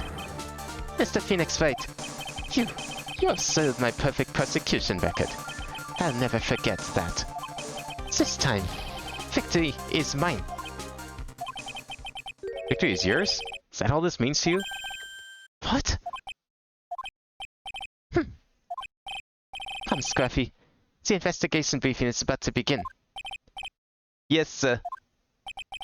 This isn't over yet. I swear on my family's honor. Ow, what did she throw at me now? What is this? Well, I guess this means I gotta get back to the precinct now, pal. If you ever need me, come down to the Criminal Affairs Department, alright? And if you can't turn out to let Miss Von Kama see you. What did I get? Nothing. Oh, wait, now we can examine it. There we go.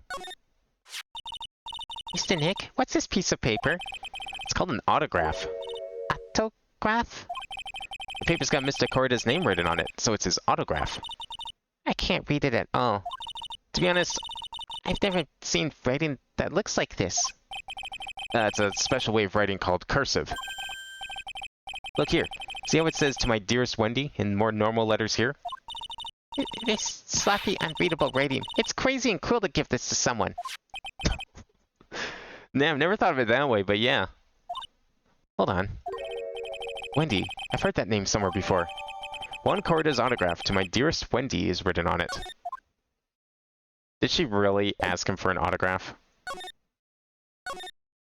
Maybe we can go deliver it.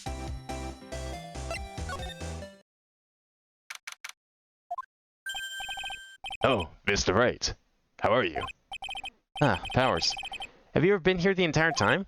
Yeah. People connected to the murder aren't allowed to go home, let alone leave. But I was allowed to go home. How are you connected to the murder and I'm not? We were in the same room. Can you tell me a little more about the Nickel Samurai TV show? Okay. The Nickel Samurai is an action hero program aimed towards kids. It's a sequel to the Steel Samurai. I see. This time there are 3 Samurai brothers. Aluminum Samurai, Tin Samurai, and of course, the Nickel Samurai. It's a Love Y in Neo Tokyo. I see. Wait. A Love what? A Love Y.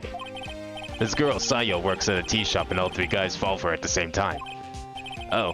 I guess the Y shape is like the 3 brothers colliding over this one girl. Wouldn't that make it more like a love pentagon? Well, I guess it's not really a triangle anymore. Pentagon probably works. Anyway, Sayo is actually the daughter of the evil Strawberry Clan's leader. Sounds like an unusual situation, like Romeo and Juliet, ×3. Yeah. Strange things is, this sort of forbidden love story is really big with the office ladies. Yes, Pearl? What happens next? I want to know. Miss Sayo, does Miss Sayo fall in love? She does, doesn't she?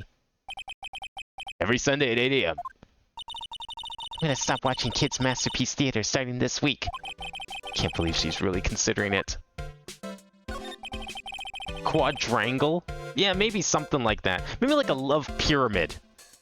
Like a 4-sided pyramid, and then like the girls at the tip. Although I guess there's only 3 of them, so I don't know. Still, a love pyramid kind of works. So what's the Jammin' Ninja TV show like? It started from a remake of an old movie, to tell you the truth. The Jammin' Ninja, like the samurai shows, is geared towards kids. It's the story of a ninja who can't scale a wall, but became a big pop star anyway. What? He's a really lousy ninja. Absolutely couldn't do any ninja things right at all. But boy, could he sing. With his trusty bright red guitar in hand, he took the ancient world by storm. A ninja with a bright red guitar. And then in the final fight in front of his beloved Princess Misola. Jammin' versus the Muromachi 5. Suddenly, a brave hero catches a not-so-jammin' cold the night before Battle 3. Aw, that's too bad for him. Yeah. This kind of pop music-based love story is something high school girls really like. Yes, Pearl? What happens next? I want to know. The Jammin' Ninja. Will he be able to sing? What about Princess Misola? Every Sunday at 8 a.m. Which show should I watch? Can't believe she's really considering it. 8 a.m.'s pretty early. You know, even as a kid, I wasn't getting up that early. Wouldn't catch me watching TV at 8 a.m. Okay, look what we got for you. I think you're gonna love it. What? You don't want it? Alright. Fine, whatever. I'll keep it then. The autograph of your beloved action star. Oh, maybe I need to... I see, this is the present that she wanted. Maybe I need to do this first. She did say something about a present. So if we do this first and then give it... Not that it's gonna help, because I doubt we have, like, all the locks, but we'll see. Alright, I'll be honest with you for now. Then please, tell us what you saw. But, aw, what a waste. And here I have a perfectly good chance to have a little fun at you youngins' expense. I am a little devil after all. Dude, this is a fucking murder trial. There's no time to be joking around. Doesn't that imply you aren't a good person? Alright, I'll give you what you want.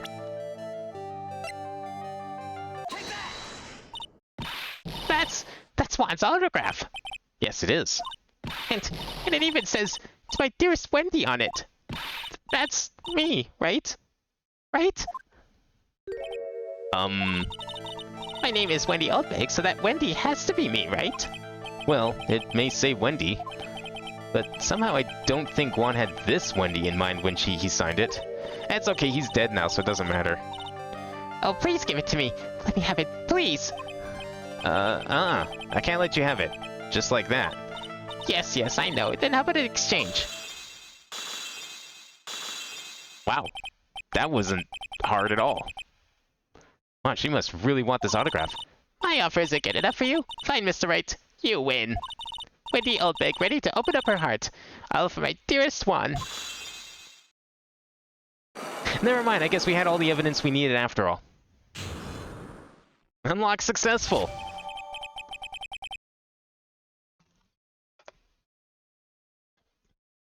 Autograph given to Wendy Dearest.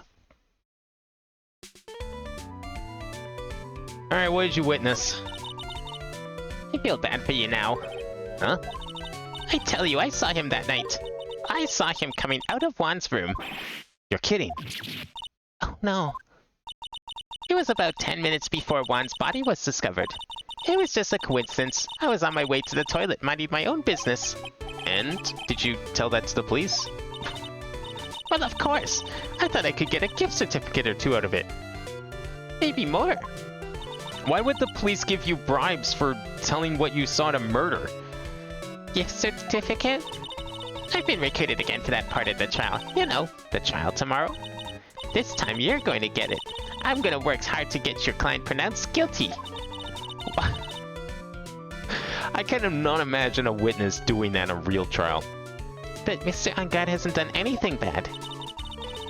I don't care about details like that. I know he did my dear poor Juan in. I just do. That yellow-bellied chicken. A yellow-bellied chicken? I wonder what that would look like.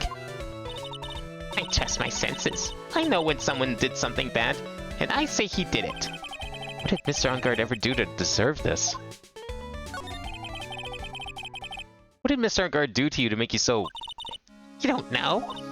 That guy, he framed by Juan. He created that scandal that plagued poor Juan. Mr. Nick. What is it? What's a scandal? Oh, I'll tell you about that if we get home, okay? Poor Juan, led astray by the wiles of that vile temptress. Mr. Nick, What do vials and wild temperatures mean? Ugh. How about we just listen to what Miss Oldbag has to say for now, okay, Pearls? So, Miss Oldbag, who is this woman you're talking about? Adrian Andrews, of course. Who else? That guy, he shoved the girl onto Juan on purpose. His own manager? But why? I thought lawyers were smart. It was to create a scandal to make Juan lose face. That girl drove Juan into a scandal that dragged his reputation through the mud. Sounds like a pretty standard definition of a scandal to me. Why do you know about that anyway, Miss Oldbag? I'm one of Juan's biggest fans. I'm always out there gathering information. There's nothing I don't know. And you have proof that Mr. On Guard did what you say he did? Next week's issue of a certain magazine says so. Ugh. Of course. A tabloid.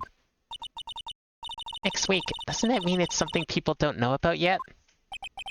Why would Miss Oldbag have information like that? And where did she get it?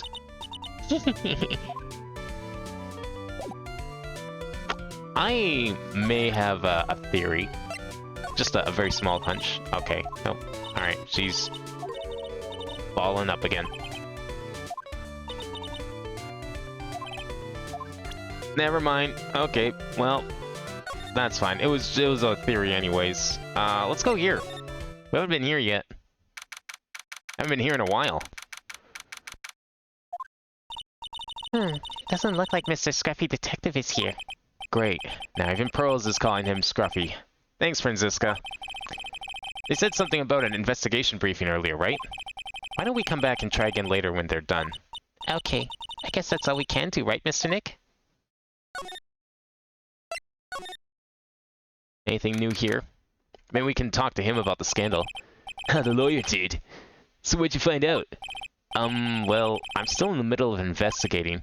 I see. But I've already told you everything I know, dude. You sure you did? Can you tell me about your activities last night? After I got the award, I took a break and went back to my room.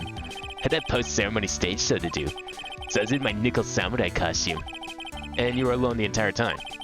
My manager was running around being busy, so yeah.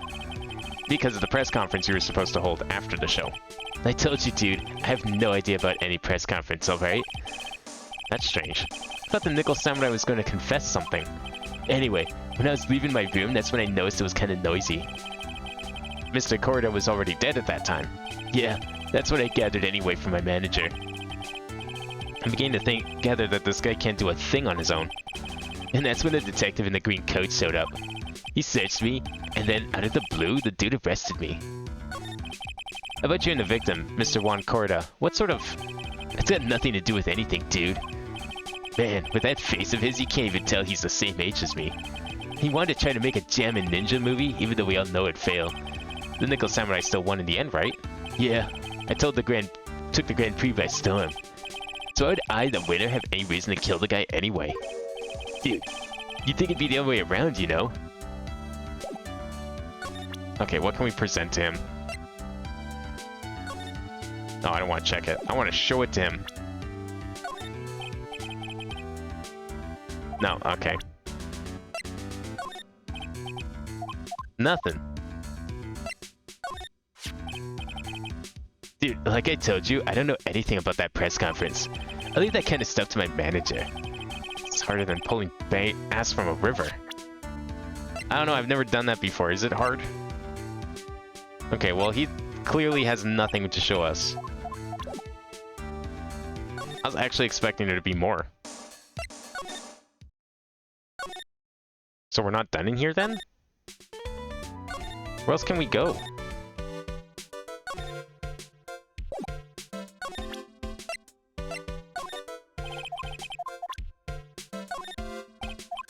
Do we need to talk to Miss Andrews again? Like, are we not done with that? Or you?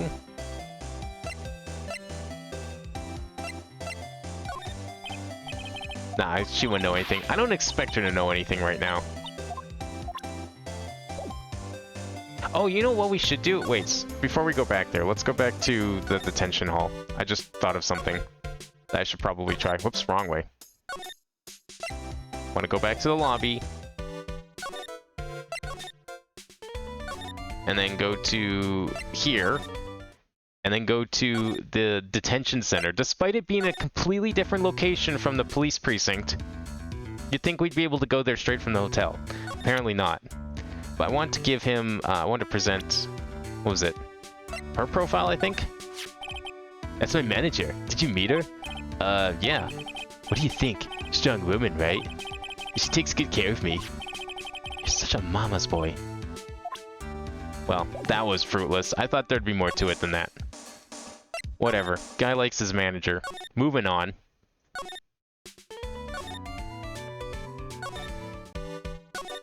And then let's go to... Yeah, we want to go to hallway. And we want to go to On Guard's room. Is she still there? Is there anything we can give her? Can we talk to her about the thing? You're the one taking care of the arrangements for this press conference, right? Yes, that's right. But Mr. Ungard said he didn't know about it. Is that what he said? Huh? Actually, I didn't know all the details either. It was a request from the publicity department. All I did was help out and do what I was asked. Oh, I see. I wonder about that. I wouldn't take her to be the type of person to do something without knowing the details.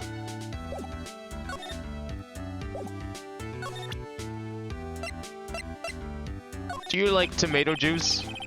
I'd like to ask you about this. I told you, I hate trifling matters. It's a waste of time to show me things that are of no relevance to me. Wow, it's the first time I've been shut down this badly. Oh, the crime photo. No. What do you think of, Matt Ungard? I have become Mr. Ungard's manager. He's a pleasure to manage with his nice disposition. Mr. Ungard does seem like a rather weak-willed man, always doing as he's told. He's always saying my manager, right, Mr. Nick? How about the victim? Did you know the victim, Miss Corda? Yes, I knew him. Well, it's such a small place after all. Did you know about his rivalry with the Nickel Samurai? Honestly, they were like children when it came to that. Time and time again, those two competed with each other over the most trivial things. If either one of them wasn't so stubborn, then maybe no one would have needed to die. I've got a hunch that this woman knows more than she's letting on. She must know why Juan Corda was killed. Do you have any ideas as to why Mr. Corda was murdered? Why would you ask me about such a thing? I'm just doing my job. So, do you have any ideas? I think she does. You want to bet she's the killer? I bet she is. Sorry, but there's nothing more I have to add to this conversation. Is it that psych lock, Mr. Nick? Yes. There's gonna be more and more of these lately. Alright, let's see if we can break it. I don't know what else we're doing right now.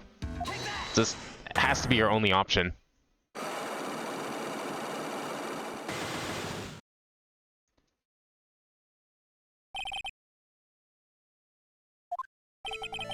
Why was Juan Corda murdered?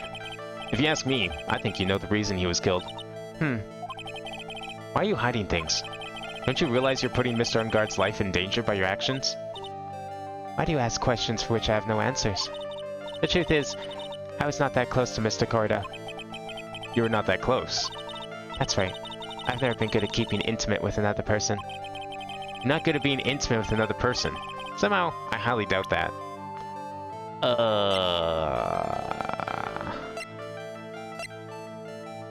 What would I have for that? It's not like the plates or anything were evidence. I couldn't pick them up. I mean, that would have been the easy one for sure.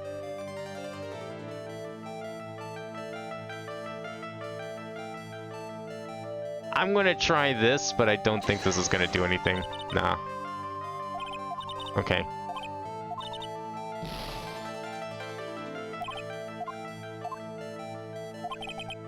Not that good being intimate with another person.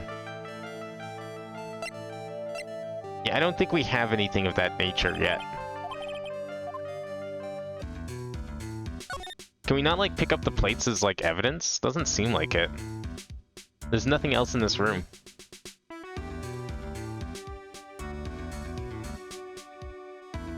No, okay. Let's go to, I don't know, literally anywhere else. This room's now free to examine.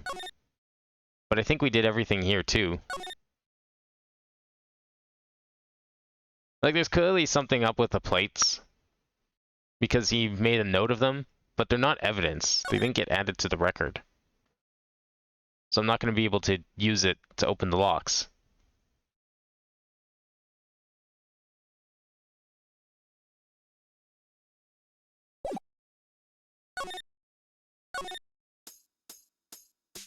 How about you?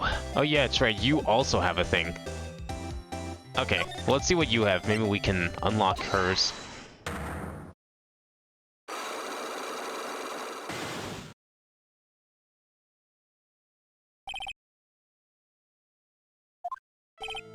Lotta, will you please answer my questions? On the night of the murder, why were you loitering around the victim's room? I told you, didn't I? For my scoop. What I want to know about are the details of this scoop. That's not something I can tell you. I mean, that there's my bread and butter. Alright then, an unpleasant tabloid photographer looking for a scoop. I'm gonna say that you were looking into a scandal.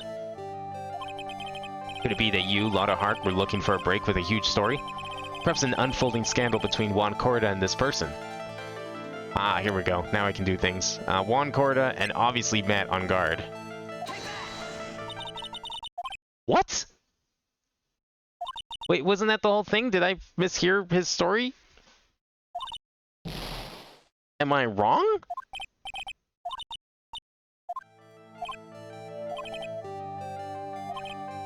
Juan Corda and Matt on guard. Were they not having a scandal?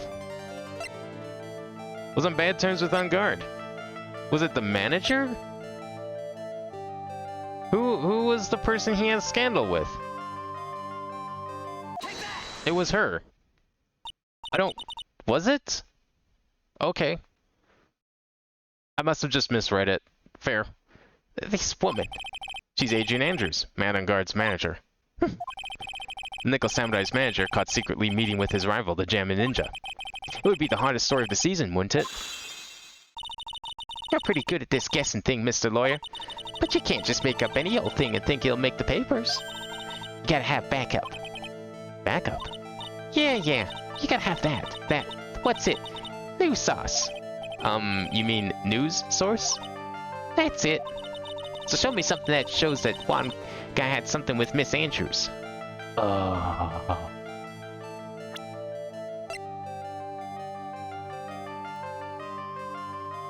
No, okay. I don't know if I do have that. Alright. So we need to find something that... Something that shows that Juan had something with Miss Andrews. I don't know if I can.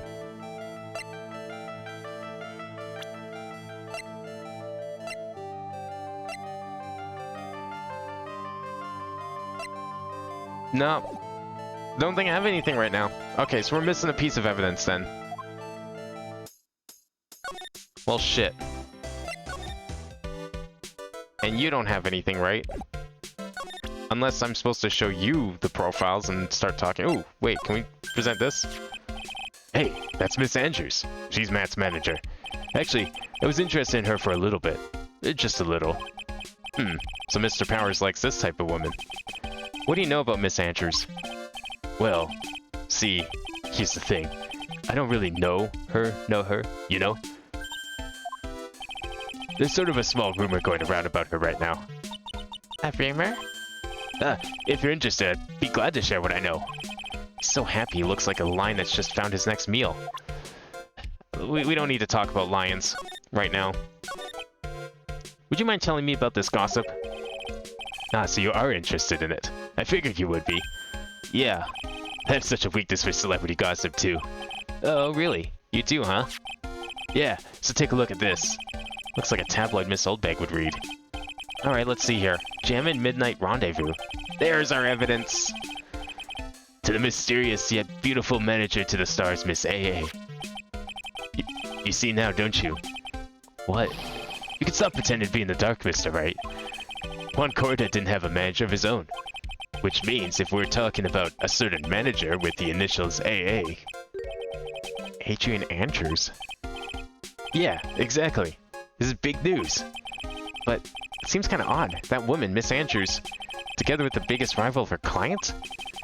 That's a wonderful thing that can only happen between two people. Mr. Powers looks so happy. Rose is just following along, not having any idea as to why he's smiling. Well, it's like the saying goes, one man's garbage is another man's treasure. An article from the tabloid Gossip Land. Sounds like a very respectable paper. Alright, thanks for that. Let's go and break that lock. This'll be easy now. That's just the evidence I was looking for.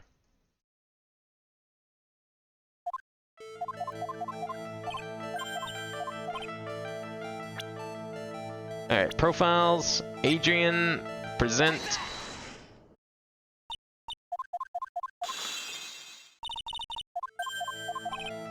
Okay, now we need the news source. You know, this very respectable paper called the Gossip Land. This is the article from a certain weekly tabloid. Jammin' Midnight Rendezvous. To the mysterious yet beautiful manager to the stars, Miss AA. Mr. Corda didn't have a manager of his own. What's more, his rival, Mr. On Guard's manager, Adrian Andrews, she has the initials AA. You saw this article and then thought to take some pictures of them as proof. That's why you were lurking around Mr. Corda's door last night.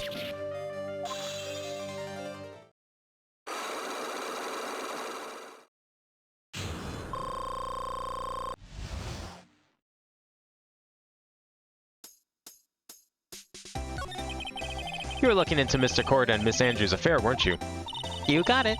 I was gonna get myself a scoop by catching them in secret meeting. But there's already an article about it in one of the weekly tabloid magazines. It's no longer breaking news. What'd you just say? Her initials are AA. What kind of vague thing is that? That ain't no proof of nothing. People are gonna want to see real proof. Well, at least I do. So that's what I was doing, getting photos. Oh. I want to whip up the reader's interest with some gossip and a little misleading. What? And spice it up a little and have myself an exclusive story. Wow, a lot of nice journalistic integrity you got there. I already finished writing up my spicy article, you know. But the paper I wrote it on, my note to myself, it's gone. Your note to yourself? It was inside the case of my $1,600 camera. They done run off together. I came here for my big story. Didn't come here to have my treasure disappear on me. Yeah, I understand. It's enough to make a gal go bonkers, I tell you. What's with people now anyway? I never thought I'd see the day when someone done steal something from me. You really want that note back, huh? I've got no idea why, though. The story in that note is probably a bold-faced lie. That's the best kind of story. That's the kind that gets you lots of money. Okay, so that's that. Do we need to... Can we do something with her? Now that we have this new info? Oh yeah, because now we know about the scandal, so now we can bring it up with her and see how she thinks. Not good with another person, eh? What if we show you this? You and Mr. Corda had an intimate relationship, did you not? A silly third-rate tabloid article. If you even had half your wits about you, you wouldn't believe such rubbish. Well, it seems quite a few people have already brought into this story. As to be expected in a world filled with crooks and liars. Note to self, stay on her good side. In any case, I despise interpersonal relationships like that. I see. However, what if there was a need for you to get close to someone? Nerd emoji. I mean, it's kind of just like me for real. Just saying. Me? Need to get close to Mr. Corda? As if there was ever such a need. Didn't you get close to Mr. Corda for this person's sake? Ooh. Would it be Matt? It's gotta be Matt, right? Like, who else would it be? It's only one of two things. No? Okay, we don't have a person here. We don't have a target. Shit. Alright. Get close to Mr. Corda for this person's sake. Yeah, I don't think there's anyone here. We don't have anything yet. We don't know who this mysterious person is, this third party. So we need to go find someone else then. Okay, we already talked to you about the tabloid article. Ah, okay. Can we go to maybe the police station now? Is that possible? Oh, thank goodness, okay. Look in the Discord. Uh-oh. Oh my god. These edits. Where'd you even find that? I mean, lawyers are pretty nerdy when you think about it.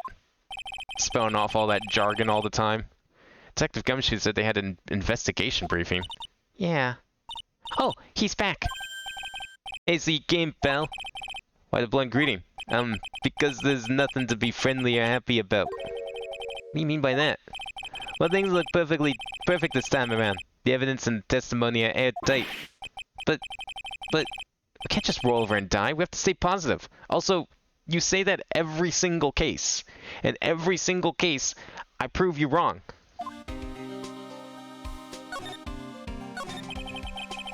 Oh, your friend made it. So what do you mean the evidence is airtight? I can't give you all the details, pal, but there's two big pieces. Two? And both of them are in this photo. Right? The first is the button that's missing from the victim's chest. That's the button that you found during your body search of Mr. On Guard. Yep, I found it in the folds of the Nickel Samurai's special pants. And the second one is... the knife in his chest, pal. The fingerprints on the knife in his chest, to be exact. Fingerprints? Whose are they? Didn't even have to ask, little missy. It's obvious. They're mad on gods. Tomorrow's trial. Talk about being stuck between a rock and a hard place. So what about this airtight testimony? Is that old security lady, Miss Oldbag? I thought so. What do you mean you thought so? Did she tell you something, pal? Well... yeah, I even told her not to open that mouth of hers and blab to anyone. Her blab knob is stuck on 10, and there's no turning it down. Trust me. Yeah, well, Mr. Oldbag saw it all, pal. Saw Mr. Unguard come out of the victim's room at around the estimated time of death. No way! Well, shit. Is there anything I can present you? How do you like celebrity gossip? We're pretty interested in this bit of gossip ourselves. Oh shit, they do. The scandal with Mr. Corda? But why? Well, 2 years ago, a woman committed suicide. Suicide? You mean that banned word that you can't say on YouTube? Her name was Celeste Impax. And she was Juan Corda's manager. The victim's manager? But that's not all, pal. Miss Impax was Miss Adrian Andrews' mentor. She taught Miss Andrews everything she knew about the business from square one. Her mentor? A woman who was both Mr. Corda's manager and Miss Andrews' mentor. Could her suicide have something to do with this case? Do you want to know more about it, pal? Yeah, I kinda do, actually. Says the victim's manager is also Miss Adrian Andrews' mentor. It's been 2 years since the suicide, and now those two are linked again by another death. Or maybe it's just a coincidence. Fuck. I'm getting sick of dealing with one foolish idiot after another. Miss Von Karma. You can't seem to stop allying yourself with the enemy, can you? I don't need a traitor in my midst. You don't mean... I do. Scruffy. You have 30 minutes to get out of here. You are no longer needed. Goodbye. That's... Wait. Please, wait, sir. If I don't get this month's pay, I'll start... Quiet. If it weren't for traitors like you... I would have won. Is that what you wanted to say? Whew. That voice. Edgeworth. It's been a long time, right? This is Mr. Edgeworth? A real life thing that happens every day and is tragic and isn't something that should be suppressed because that just ignores the problem.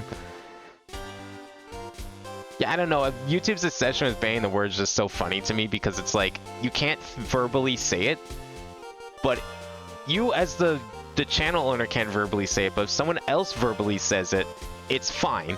If it's written down on screen, it's fine. So what is it about saying the word out loud, but only if you're the person uploading the video, makes it not fine to say? That I don't understand. What am I going to do with you? Still blaming others when things go wrong. You haven't changed a bit, Franziska. You. How dare you show your face to me without a shred of shame upon it? You've soiled the Von Karma name, dragged it through the mud. You even ran away with a tail between your legs like the ill-bred dog you are. Are you talking about the Von Karma family creed? To be perfect in every way. Then let's hear it, Franziska. How are things going? I hear you are having a rough time maintaining perfection in this country. You seem to be getting crushed under the weight of it all. That's why I came back. Keep your assumptions to yourself. I haven't given in yet. I won't lose. This case is mine. I'll never hand it over to you. Never. Mr. Phoenix Wright, I will see you tomorrow.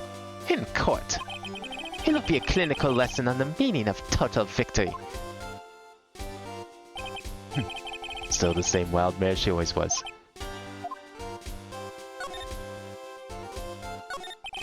I thought you, the prosecutor Miles Edgeworth, had gone and died. Mr. Nick! I never wanted to see you again. I think that's enough of a warm welcome for someone you haven't seen in a year. Are you going to run tomorrow's trial? You heard her right. That wild mare hasn't given in yet, it seems. So no, I don't think I'll be making an appearance. Your hatred for me is quite unhealthy, not to mention one-sided. But I will say one thing. You can't win on your own at the trial tomorrow. What's that supposed to mean? I have something definitive that you lack. And working together is the definition of teamwork. It's the power to find the truth. The truth? In order to understand this case, you have to understand a certain truth. Well, if you ever feel the need for my assistance, it is available to you. I'm not in charge of this case, so I can be a bit more generous with information. Just what is going on inside his head? A lot of things may have happened, however Manfred von Karma was still my mentor. And a perfect win record is proof of a von Karma. 1 year ago. Cannot establish guilt in a few cases. Are those losses the reason you suddenly disappeared from the prosecutor's office? Did you leave because you had lost your perfect win record? I think your motivation for prosecuting trials was so selfish. It'd been better for everyone if you never came back from the dead, Edgeworth. I see. Then let me ask you something. Why do you stand in the courtroom? What is your reason? Well, with Franziska, she almost always says, I will defeat you this time. The instant she sees me. But courtroom is not a personal battlefield for prosecutors and lawyers. I stand in the courtroom to defend my client. To save their lives. To save your clients, you say. Those who think only of their ego-driven goals. Those kind of prosecutors are reprehensible to me. Even if you're a prodigy. Or someone like you, Edgeworth. Looks like there's still a lot you have yet to learn. A lot I have yet to learn. Me. Well, that's enough for now. The time you will see is coming soon enough. Well, if you're willing to help with the case, what do you think of celebrity gossip?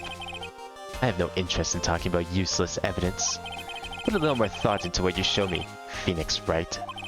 Still as stuck up as ever. Can I show you anything at all? Oh, can I tell him about the kidnapper? Oh, okay. He doesn't care about the kidnapper. I guess he's not in the mood. Well, in that case, I guess there's not really anything to show him. Can we show him Franziska? We are looking into leads, but we can only look into a few key players with our limited resources. There's no need for us to waste energy on investigating this person. Why don't you just tell it to me straight and say I don't have any info? Alright, I guess I'm leaving then. Where? I don't know. Here, maybe? No. Well, we do have... Wait, do we have, hang on. Profiles. We do have Celeste in here. Okay. Should we go and try and... go to, break those locks? We should be able to now, or at least get past one of them.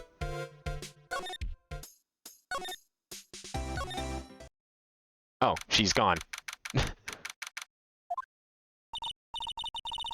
Looks like Miss Andrews isn't here. That's not good. I still have a few questions I want to ask her. And she has that psych lock on her heart, right?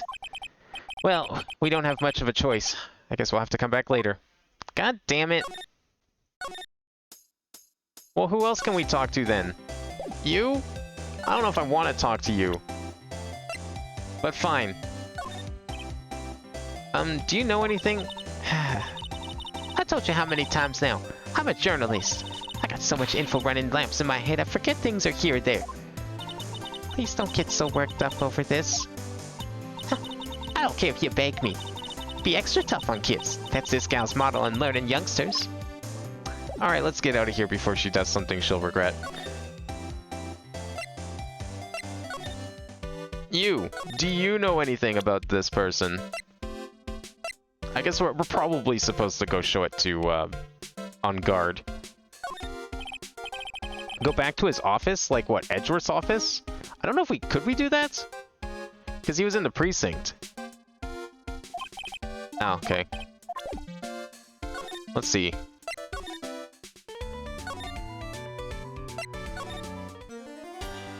I mean, I don't know if there's anything here that we can... Should I present... I didn't present this,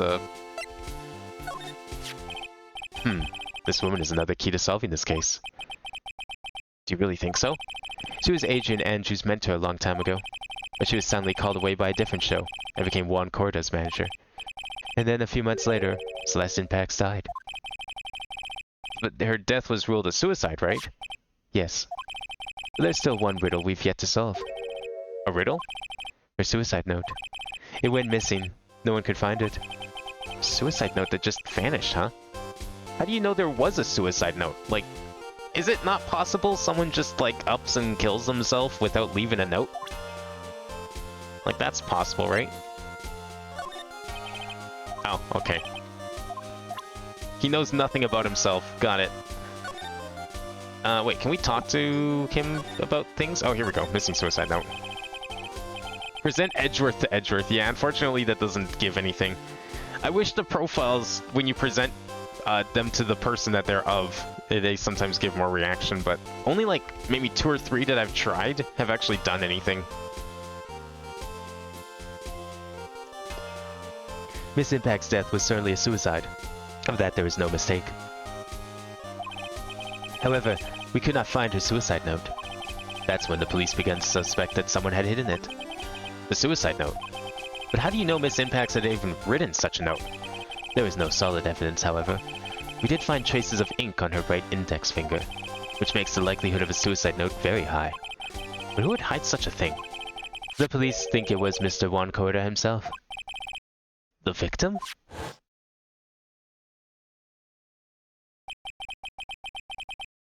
He was the one who found her body, which makes him the only person who had a chance to hide her suicide note.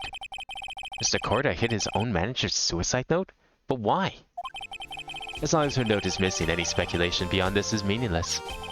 For now, I think you should look this over. This is the suicide report. Part 1, anyway. Part 1. Deceased, Celeste Impacts, found by Juan Corda. Was her suicide note hidden? Alright, let's take a look at it. That's a little different than an autopsy report. Oh, there's nothing to look at. Well. Okay. So we have a suicide note. Should we go to the detention center? I was going to originally present this. Not that. This. To him. Oh, that worked. It's not usual to not leave one. Okay, I mean, I've never tried committing suicide before, so I wouldn't know. But that's good to know. I thought that was more of like a TV trope than anything. What's wrong? How much do you know? What do you mean by how much? Mr. Lawyer, I may be a client, but I hope you'll keep yourself out of my personal life. No, I would never... No. If you'll excuse me, I have a lunch appointment I have to keep. Dude, you're in jail. What kind of lunch appointment are you even trying to keep? You really looking forward to that prison slop, I guess? You're in detention. Who in the world are you going to eat with? The security guard? I mean, he might appreciate it. It looks pretty sad. Having to stand there all alone every day. Mr. Nick? The Celeste Impacts lady. Somehow, I get the feeling she's a very important person in all of this.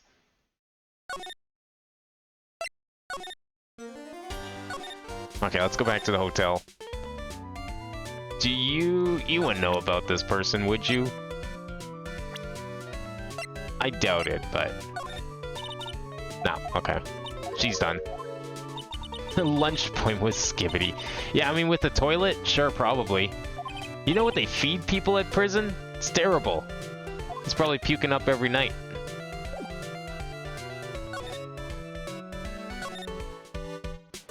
Did we... Well, he was the one that told us about Celeste, right? Or no. No, it wasn't him. Ah, okay. We need to find Adrian. You wouldn't know anything, right? Oh no, I already tried presenting it, didn't I? No. Okay, let's go to Corda's room, maybe? Nope. And for sure nothing in here. No. What does it want us to do?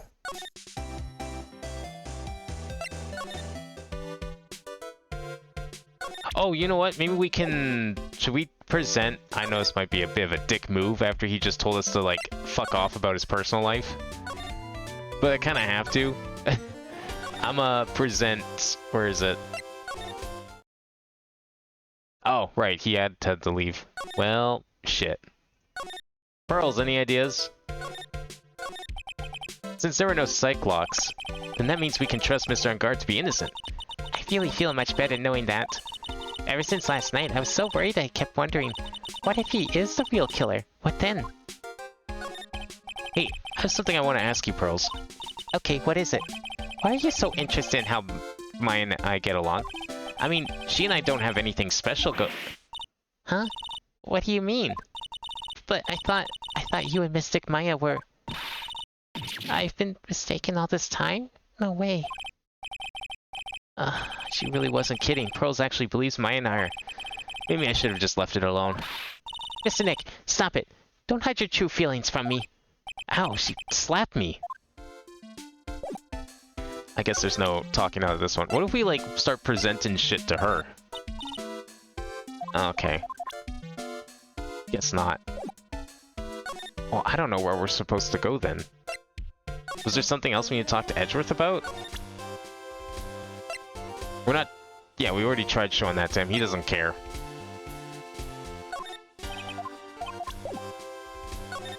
Did we show the profile? Yeah, we showed the profile to him, right?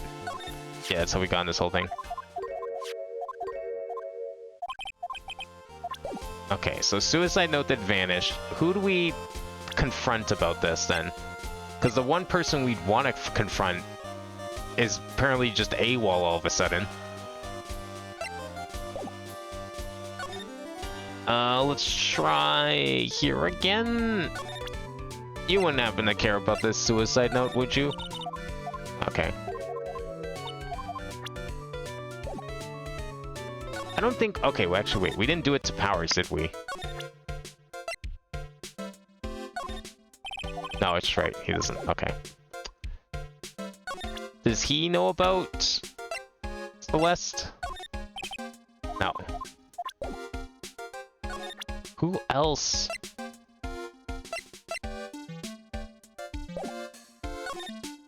I'm running out of options here. I don't think we missed anything.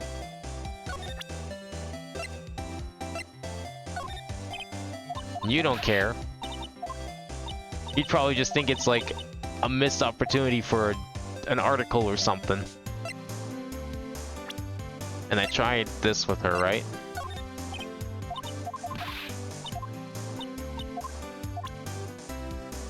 Huh.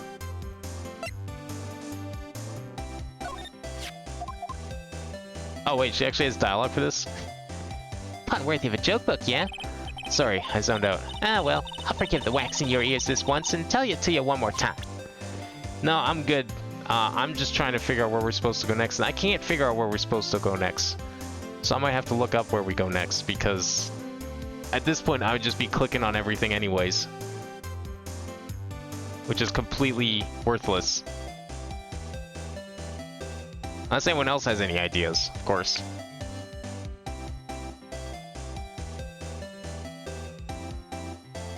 Let's see.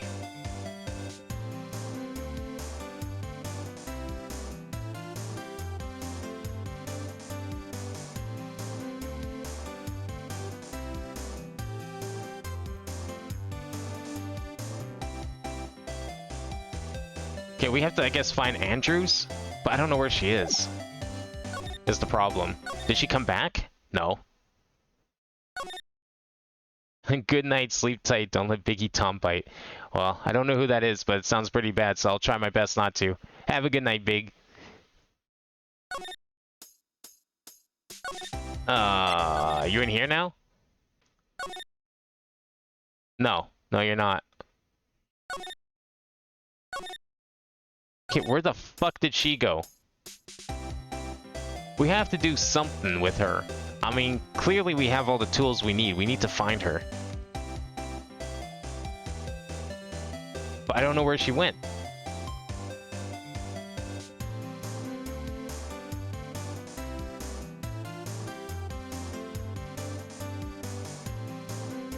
Okay, let's see what we're looking at here.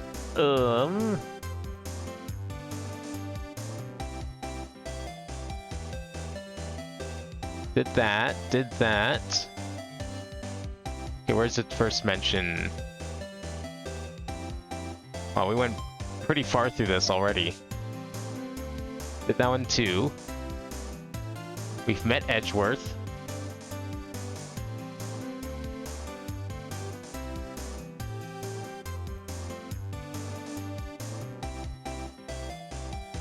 Okay, let's see. So yeah, she died, and we need to find Adrian, and I don't know where she is.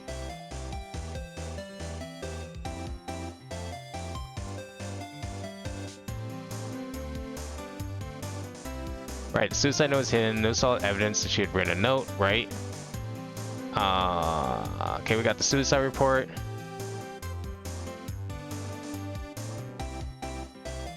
Wait, do we need to present the suicide report to him? Did I not do that? I thought I did. Because, I mean, yeah, it's only part 1, so that kind of makes sense that we'd have to do that. Ask him where part 2 is. I don't like to look through reports. I like suicide reports even less.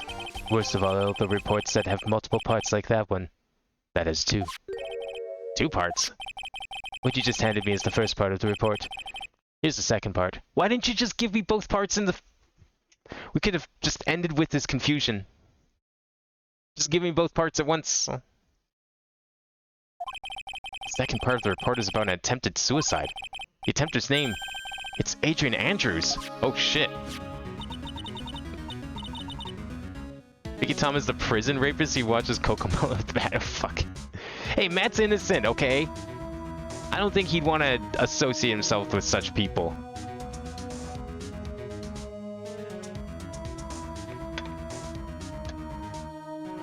And I will stand by he's innocent, not just because Maya's in danger, okay? Miss Andrews, what did she do? She tried to kill herself. She doesn't seem like the kind of person to try and kill herself, though. You think she's a strong career woman? That's just what she wants you to think. Adrian Andrews, she has a certain secret she's always trying to hide. A secret? Her dependent nature. That's what she's really like on the inside. Miss Andrews, dependent? Talk about the exact opposite of what that woman is. Okay, does that give us a new talking point? Oh, yeah. Wow, the first time we've had 5 questions to ask someone. It's had to overwrite a previous one. What's this about Miss Andrews having a dependent nature? Agent Andrews' attempt at suicide was a few days after the death of Celeste Impax. And why did Adrian Andrews think about committing suicide? Because she hadn't apparently lost her will to live. Lost her will? But why would she? Her pillar of strength, her mentor Celeste Impax, was gone forever. That's why. Why would that... Is this what they call following someone to the grave? After her attempted suicide, Agent Andrews started attending counseling sessions. She's someone who needs a person in whom she can trust absolutely. And when she finds that person, she'll do anything she can to keep them near. With such an anchor in her life, her crippling anxiety stifles her ability to live. And that's the nature of her dependency on others. When Celeste Impax suddenly committed suicide, the world before her turned pitch dark. That's according to Agent Andrews herself. Then that means her super confident attitude. It's all a facade. She's only copying her mentor's behavior to hold herself together. How terrible. Tempter, Adrian Andrews, reason, shock from Celeste Impax's suicide. Can we present part 2? Get even more information? Appearances can be deceiving. It's such a cliche thing saying, but it's cliche because it's true. Miss Andrews, think that behind that unwavering brave front, she's been hiding this weakness and fear. Alright, now we can see if we can find her, right? Hopefully. Did she go back to her room? No, this one. Come on. Give us something. Yes! Oh, Miss Andrews is here. But it looks like she's talking with someone. That's Franziska von Karma. Miss von Karma? What are you doing here? Well, you see, I'm his lawyer, so... You've got some nerve, following me around. Following you? That's you, Miss von Karma. You're the one doing the following. Pearls, you're always following after that Mr. Detective with the little beard. Me, following after Scruffy. Don't make me laugh. Let me show you something interesting, little girl. Wait, what? She actually does have a fucking... Did she put a tracker on him? What is that? An electromagnetic receiver. I planted a tracking device on that detective. Oh my god! And with this, I know that fool's every move. So that noise we heard was this receiver. I feel really sorry for poor Detective Gumshoe now. Nelson, let's stop wasting time. Agent Andrews. Yes? Think hard about what we just discussed. Understood? All right. What were those two talking about? Miss Andrews, she seems a little dazed, doesn't she? Okay, can we... well, let's make sure there's nothing else to talk about. No, okay. Let's unlock that lock then. I think it's time.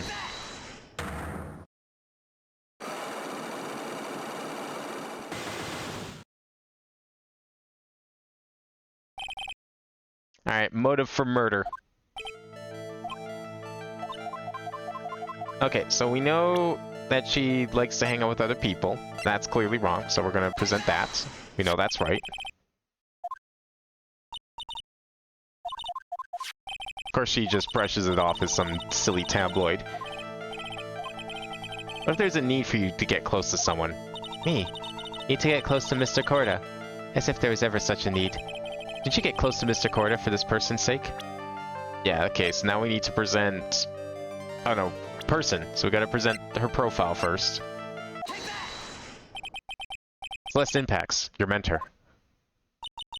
How do you know about Celeste? Miss Impax, she committed suicide, didn't she? But it looks like no one knows why.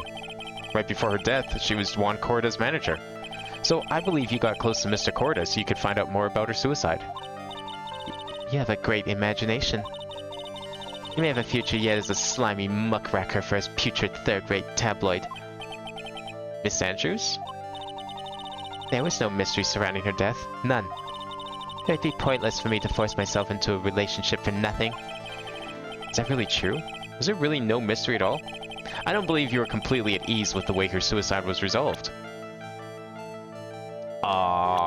She wasn't? Is it because there was no suicide note? Is that what we need to do? I mean, it's the only possibly relevant thing. Okay, good. Miss Impact's suicide note was never found, was it? Looks like the police were under the suspicion that someone had hidden it. Like maybe the person who discovered her body, Mr. Corda. Juan. And, Miss Andrews, I believe you thought the same thing. That is why you became intimate with Mr. Corda. I have sat quietly and listened to your insulting ramblings long enough. It's true that Celeste was my mentor. However, allow me to say this again. It has nothing to do with me.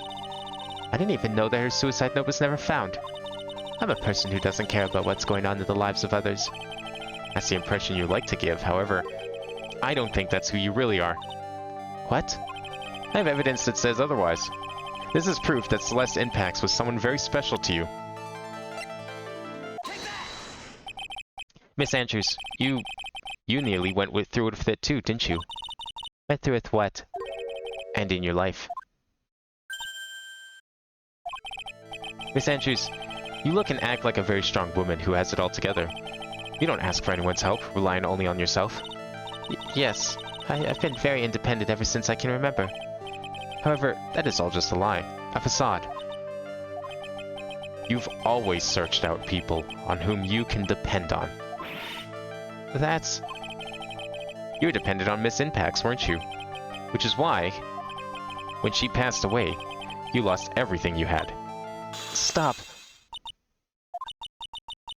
When Celeste passed away so suddenly like that, I died a death of my own, but no matter how hard I tried, I couldn't stop thinking about what had become of her note.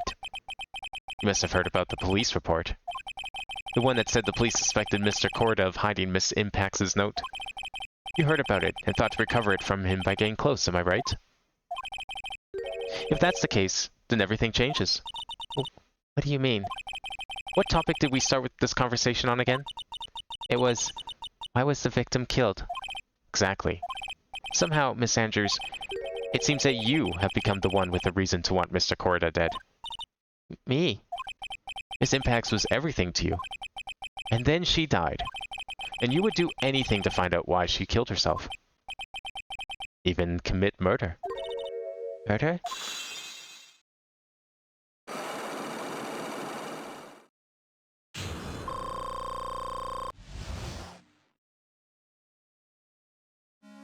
Seems like a pretty strong accusation there, Phoenix. It's true. I am a woman who can only live in insecurity. I'm physically small, and I don't really have a lot of self-confidence. I pushed against all that, though. I tried to live strongly. I never wanted anyone to find out the truth. Miss Andrews. This one thing. It's the one thing I wanted to take with me to the grave. It was my secret. Mine and mine alone. I'm sorry. You probably think I'm a worthless human being right now, don't you? Please, Miss Andrews, all I wanted to know is the truth. After Celeste passed away, I heard that someone had hidden her suicide note. And that someone was Juan Corda. Celeste. Without her, I became scared. Everyone seemed like they were out to get me. So you got close to Mr. Corda to recover her suicide note, correct? Looks like that tabloid reported the truth after all. Ironic, isn't it? Well, like they say, where there's smoke, there's fire. If they purposely add fuel to the fire, they keep the celebrity world burning. But as for the suicide note, I didn't and wouldn't kill anyone for it. It just doesn't suit me, that's all. That's enough for now. I still have work to do, so... I understand. Oh, I have one small favor to ask. My attempted suicide. I'd like for you to keep it a secret. Miss Andrews. If If people found out about my weakness, I would sooner choose to die than to live. Alright, I understand. We'll keep it a secret.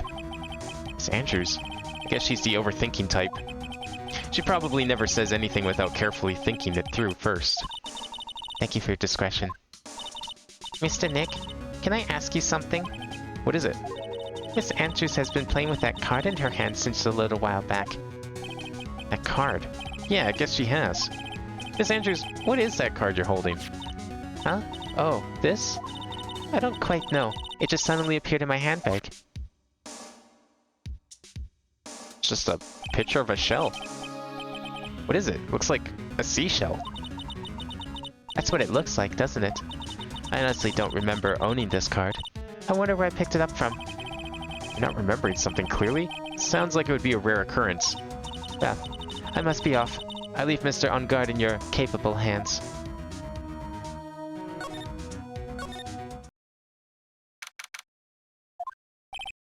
Well, I think we've gathered about all we can.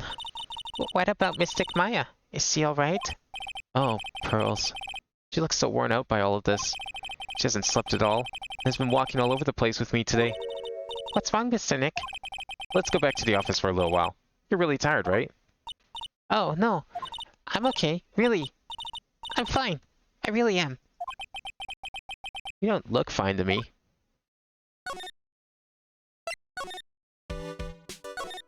I'm tired of all this walking around. Surely we found enough evidence by now.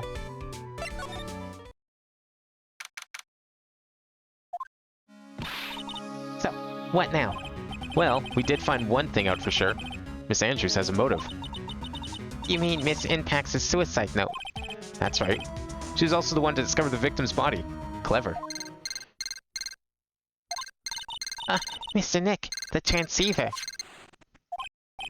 Hello? Raincoat Law Offices. Mr. Attorney, you're not answering a phone. Maya! Where's Maya? As I promised, I've not gone within a few feet of her this whole time. Ew. Which is why I suppose she's absolutely famished. What? So I suggest you win a quick acquittal, my friend. At any cost, wouldn't you agree? Wait, Maya! Let me hear her! Very well. Ask my... Maya, is that you? sis. Ask my sis. Maya! Maya! Damn it, he cut me off. Sick Maya said ask my sis, didn't she? Sis? What does she mean by that? Come on, Phoenix. You're a hopeless one. Sorry. Well, that didn't take long. Damn, she's way better at this thing than Maya. Okay, we're to believe that Maya was like the main family here with all the power and importance. Meanwhile, this fucking kid just goes around all willy-nilly able to call down her dead cousin. Like it's nothing. Whereas Maya, like twice her age, barely was able to do that herself. Without a bunch of training. Mia, I have a message from Maya. So come, ask me anything you want about her. Oh, good. I see. We're just getting like correspondence between the victim and myself here, thanks to a dead person. I see how this is going. How's Maya? She's safe, for now. That kidnapper's one to keep his word, it seems. I'm glad to hear she's safe. But Mia, how did you... As soon as she was locked up, Maya called for me. I read the note she left. Then I gathered as much information about her surroundings as I could. I didn't know you could use spirit channeling like that. Pretty smart of her. The kidnapper, what's he like? I don't know. Apparently, Maya went to answer a phone call at the hotel and was drugged there. And? She didn't see the face of her attacker. Maya's locked up in a very dark place right now. I'll tell you everything I heard when I was with her. When you were with her?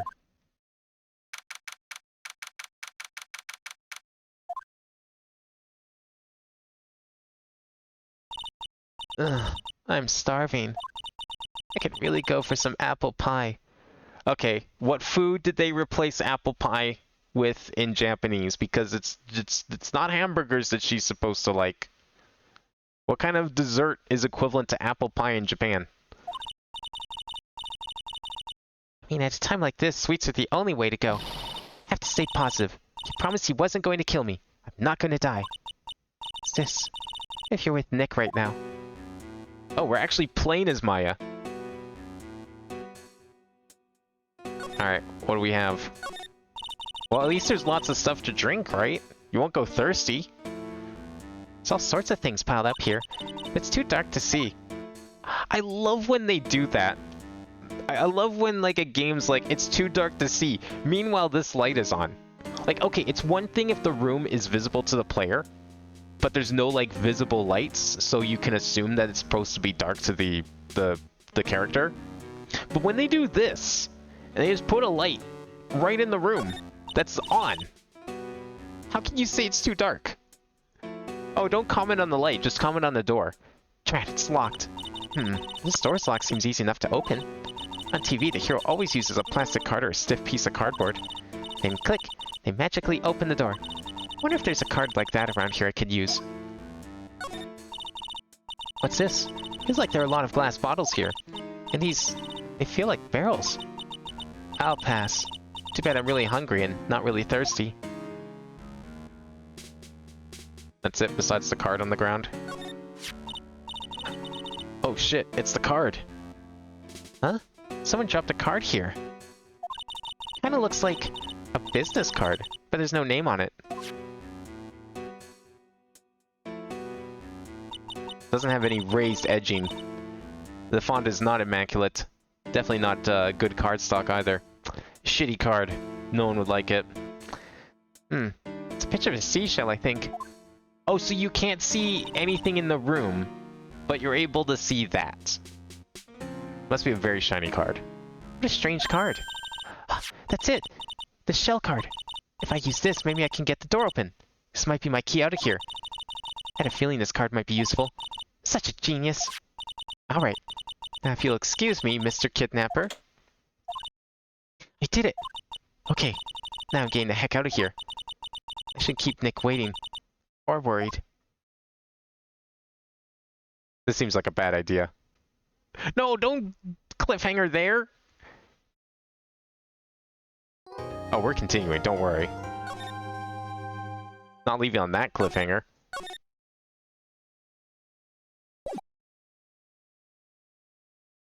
Oh, never mind, but the game is.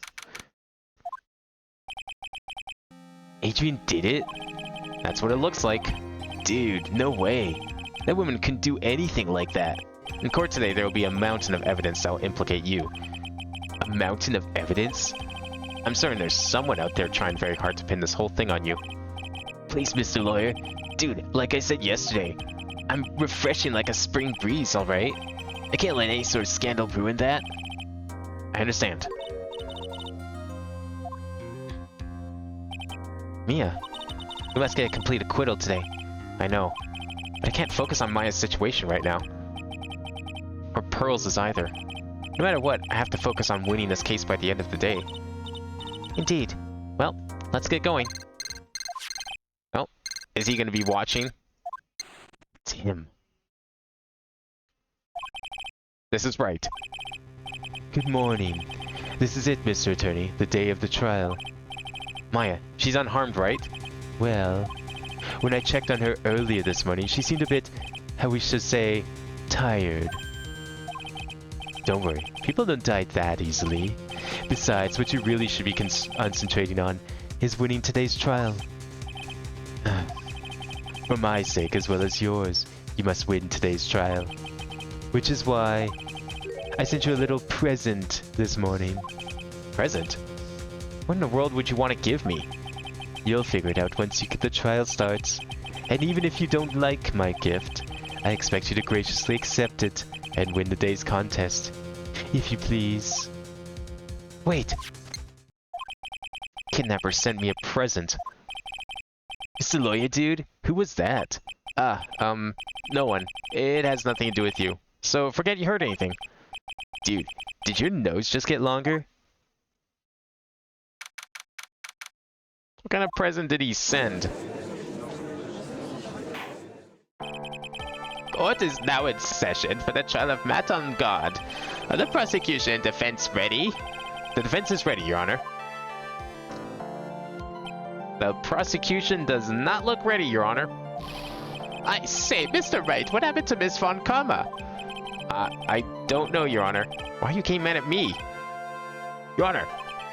Please be quiet, bailiff. Court is in session. If you must tell me something, please keep it brief. Now then, what is it? Prosecutor Von Karma has... This morning, Miss Von Karma was shot by an unknown gunman. What? Shot? Oh shit, Karma's dead. It's all that karma came back to bite her. Somehow, I think this is the present that man was talking about. His present? Miss Von Karma is one of the top prosecutors in the country at the moment. If she were to disappear, it would be to your advantage. This is totally insane.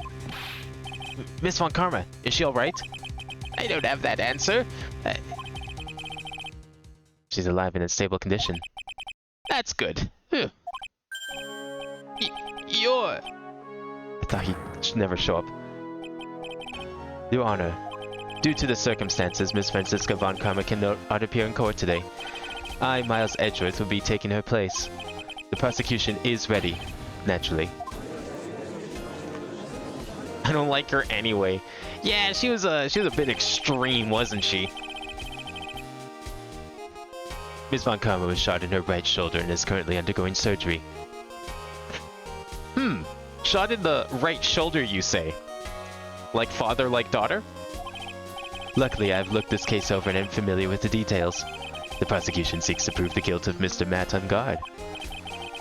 The court acknowledges the prosecution. Right. I finally found the answer I was struggling for on my long journey this past year. By the time this case comes to an end, you too will know the answer.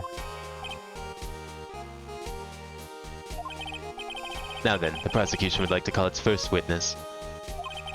And like murdered guy? Wait, who do you mean? Do you mean like her father? Because her father's not dead. He's just arrested. He's in jail for actually doing the murder. Please bring Detective Gumshoe to the witness stand. Witness, your name and occupation. My name's Dick Gumshoe, sir. I'm a detective down at the precinct, for now. For now? After this trial's over, I'm supposed to turn in my badge, sir. Detective Gumshoe? Oh no, he's actually getting fired. They couldn't lower his pay anymore, so they had to. The guy who was murdered also got sent right showing. Oh, you mean this guy? Yeah, you mean the victim of this case. True. Well, he was allegedly stabbed anyways. I don't believe that's the murder weapon for a second. The prosecution has no need for a depressed witness. Lift your head up and face forward like a proud officer, Detective Dick Gumshoe. Yes, sir. Now, let's have your testimony. If we want to explore the various facets of this case, we must start with that. Get ready, Phoenix. This is going to be one very rough fight. Yeah. Would have to be with Edgeworth as my opponent. The answer he was struggling for. Interesting. Show me this answer you finally found, Edgeworth.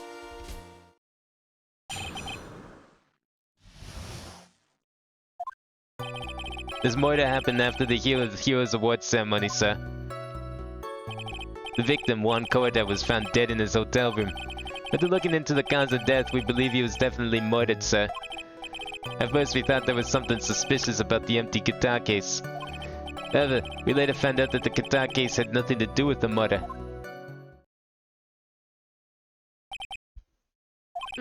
After the award ceremony ended, the victim was alone in his room. Yes, sir. Both the victim and defendant went alone to their rooms, sir. I see. Mr. Wright, you may begin your cross-examination.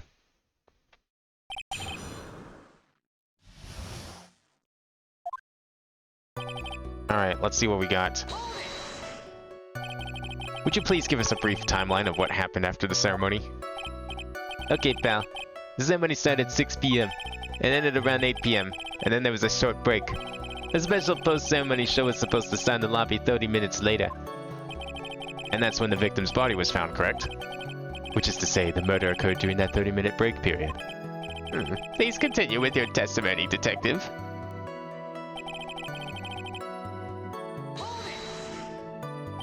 The person who discovered the victim's body was Adrian Andrews, correct? Yeah. Who is this Adrian Andrews you're talking about? She's the defendant, Madame God's manager. She's a real pretty lady, sir. Ah, so she's a pretty lady. I wonder if she will grace us with her presence. When the post-ceremony show was about to start, she went to get Mr. On Guard. After visiting his room, she went next to the victim's room to get him for the show, sir. I see. And that's when she found the victim's body.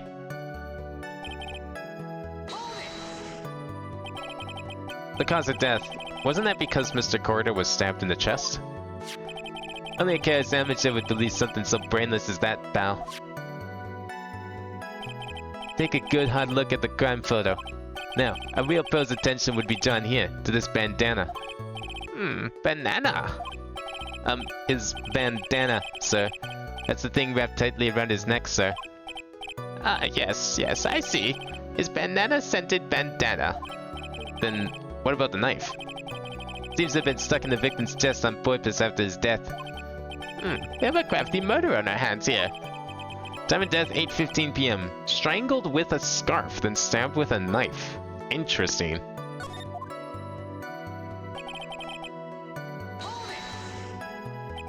And why did you think that? Because it was empty, pal.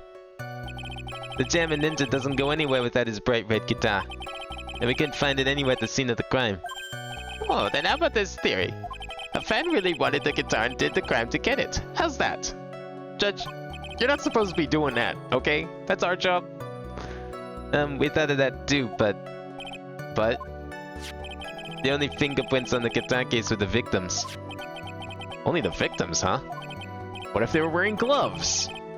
I see. So it's my theory then. Empty. There is some water, but only on top of the lid. Bears Corrida's fingerprints.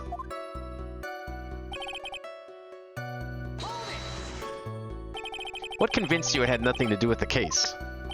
The guitar wasn't at the Gatewater Hotel that night. Well then, where was it? The bright red guitar was eventually found at the TV studio. The victim, Juan Corrida, had apparently only taken the case with him, sir. So you mean he forgot to put the guitar inside the case? Yes, sir. Even when he was on stage for the ceremony, he didn't have his guitar. So that guitar case was empty even before he got to the hotel. Yeah, that's right. So it really had nothing to do with the case after all. Sure seems that way. I believe that is enough. First, the victim was choked to death with his bandana. Then, after the victim was dead, the killer deliberately stabbed him with a knife. Which brings me to my next point. Why then did the police arrest Matt on guard? Because there was a reason enough to suspect him. Here it comes. Looks like Edgeworth's back in full swing. Very well. Detective Gumshoe, please testify about this matter. Yes, sir.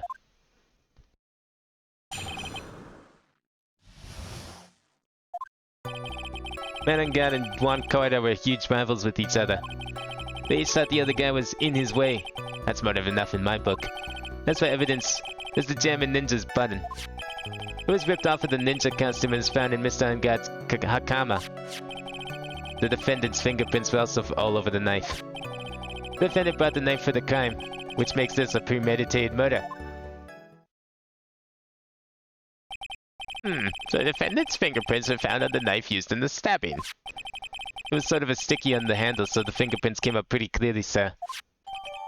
There's the victim's blood and on guard's fingerprints. In the grip, Gatewater is engraved. And there's this button. That was found in the defendant's clothes, was it? And this button also covered in blood? Yes. And we know that the blood on it is the victim's blood, sir. What? Was ripped from his costume, is covered in Corrida's blood, found in on guard's hakama. All of this points very clearly to the defendant, doesn't it? Yes, it most certainly does, Your Honor. Ready to give in yet, right? Oh, he's really back into it. I'll find a hole in your argument somehow. You can press as hard as you like. Just hurry up with your usual pointless questions.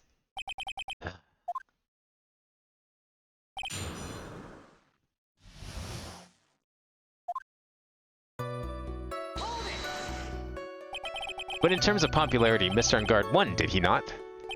Yeah, but you know what's ironic, pal? Juan Corda was always one step behind Mr. Ungard in everything. This year it seemed like he'd finally caught up, ready for the big final showdown. But Mr. Corda lost the Grand Prix in the end. It is too bad. He must have been pretty downhearted after losing.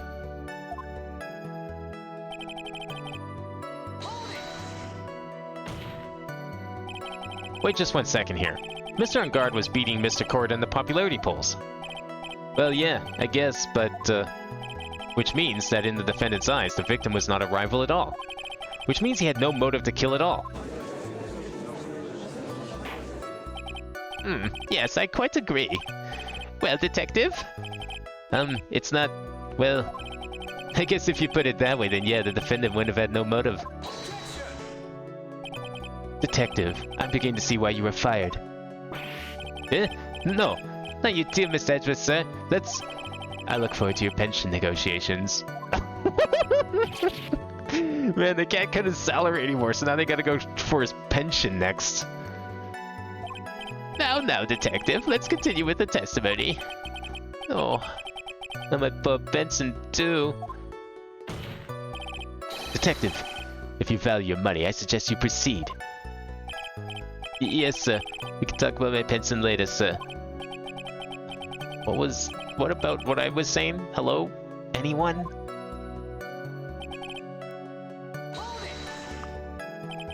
Do you have any proof that button belonged to the victim? Huh? What do you mean, pal? Oh, let me put it this way. I'm asking you if you have any evidence to back up your claim that this button was ripped off of the Jammin' Ninja's costume. Huh? But can't you tell just by looking at it? And the victim's blood is on it. Anyone could have smeared that blood on there afterward. Mr. Edgeworth, help me, sir. Alright, I knew it had to be this piece of evidence. Now to reel this one in. Thread. Huh? The button was attached to the costume by thread, obviously. And that thread snapped when the button was torn off. If you matched up the ends of the thread on the costume with the thread on the button, it's a perfect match. Yeah, that's it. They're a perfect match, pal. Ugh. That's Edgeworth for you. Never misses a beat.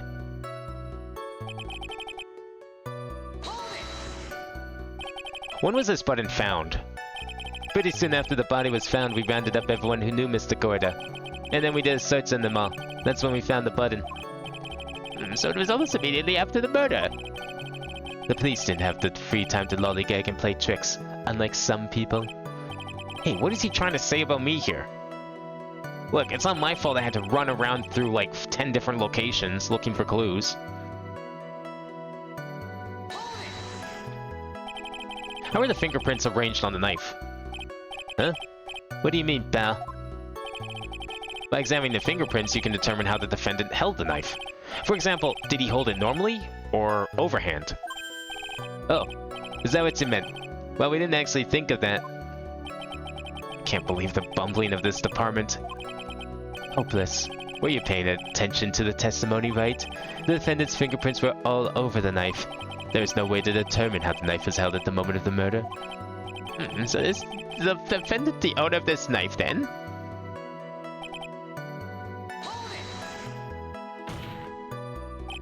There's no way this was a premeditated murder, even if he brought the knife. Sorry, pal. This isn't some pocket knife. Doesn't fold, so it's not great for walking around with either. Well, this is not good. If the prosecution can prove it was a premeditated murder, we're done for. Phoenix. Yes? There's something very interesting about what the detective said just now. Think carefully, before it's too late.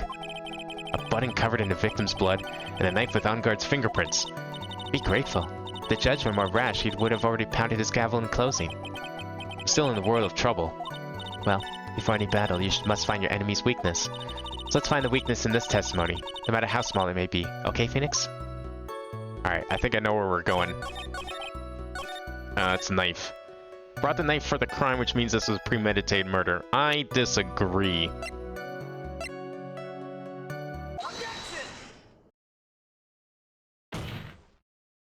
Wait a second.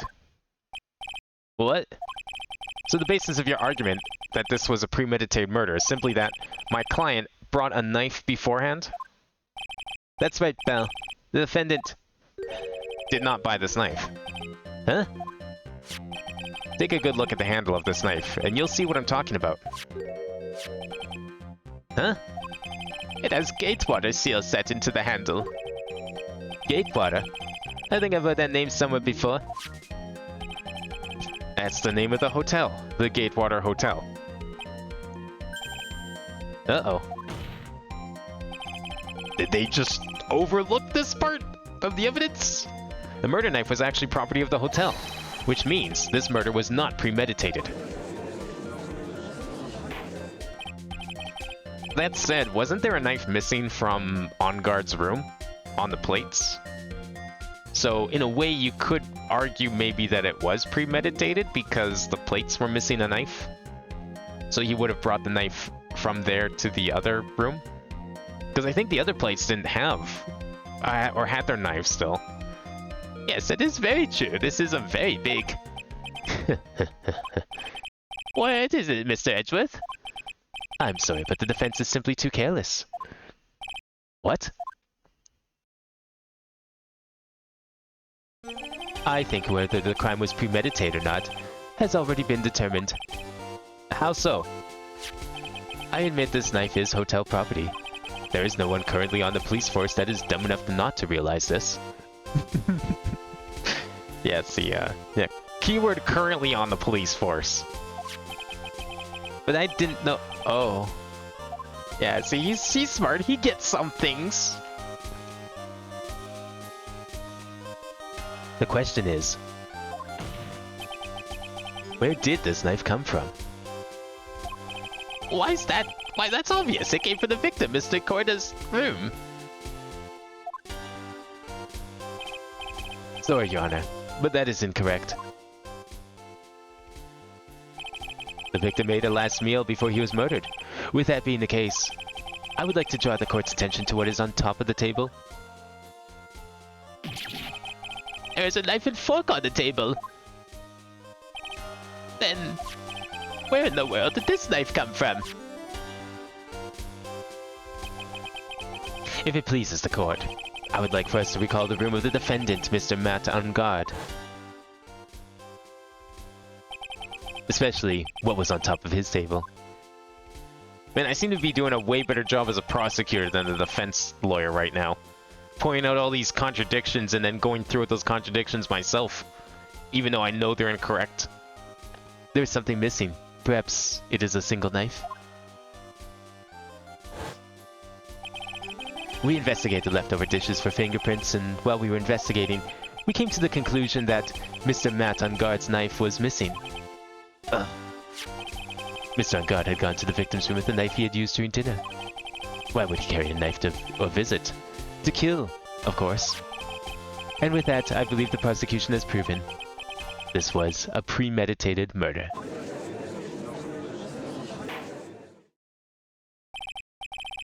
Amazing, Mr. Edgeworth. Absolutely brilliant. A brilliantly clear deduction. Seems like Edgeworth has this plan from the very beginning. This must be one of those traps. And I just walked headlong into it. A murder weapon with fingerprints and a bullet from the victim's costume. There is quite a sizable amount of evidence here. I can safely say that any further deliberation is a waste of your Honor's time. Although, I wouldn't mind if the defense were to present evidence not yet shown to the court. Evidence not yet shown? He means evidence that the court hasn't seen yet. In other words, new evidence. What does the defense have to say about this, Mr. Wright? Well... Phoenix, Judge is favoring the prosecution right now. We answer with something wrong here. A gavel of his will be ringing out to the sound of our defeat. Oh shit.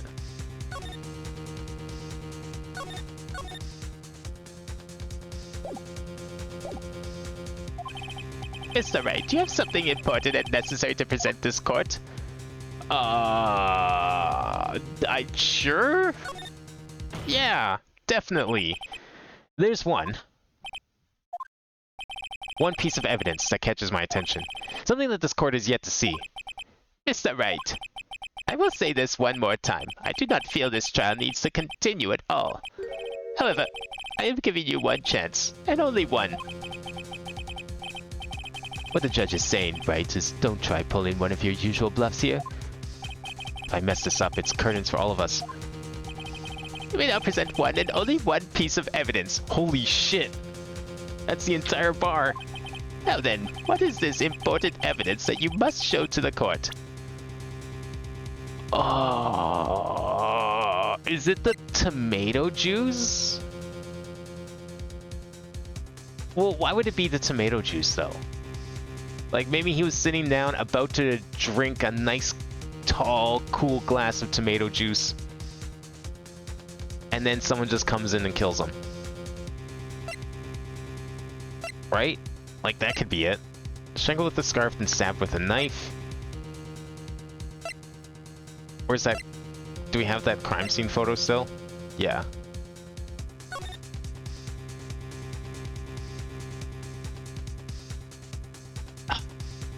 I mean, it's definitely weird that the tomato juice is like the one undisturbed thing considering everything else around here. But why?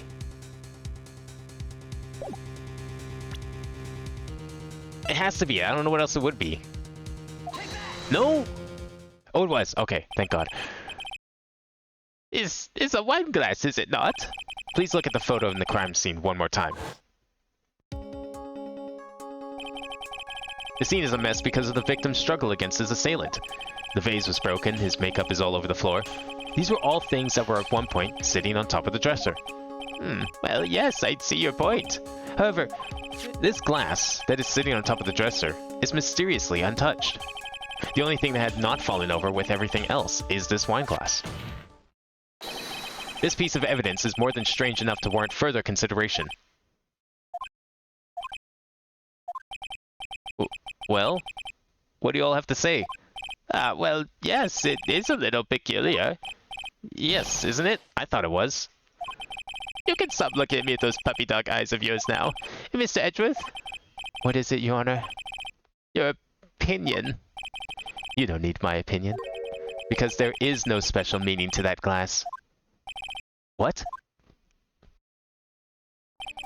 It's safe to say that the glass was set there after the crime took place. By the person who discovered the body, Adrian Andrews, for example. She could have easily been so shocked that she set the glass down without thinking. That does sound very plausible. Mr. Wright? Could Miss Andrews really have set that glass down without thinking? Nah, there's no way. If I appear weak here, the trial's over. I can look for my proof later. For now, I should trust my instinct and point with certainty. They just might fall for it if you're thought-provoking enough. The defense would like to challenge the prosecution's theory. We would like to see something that proves it was Miss Andrews who set the cup on the table.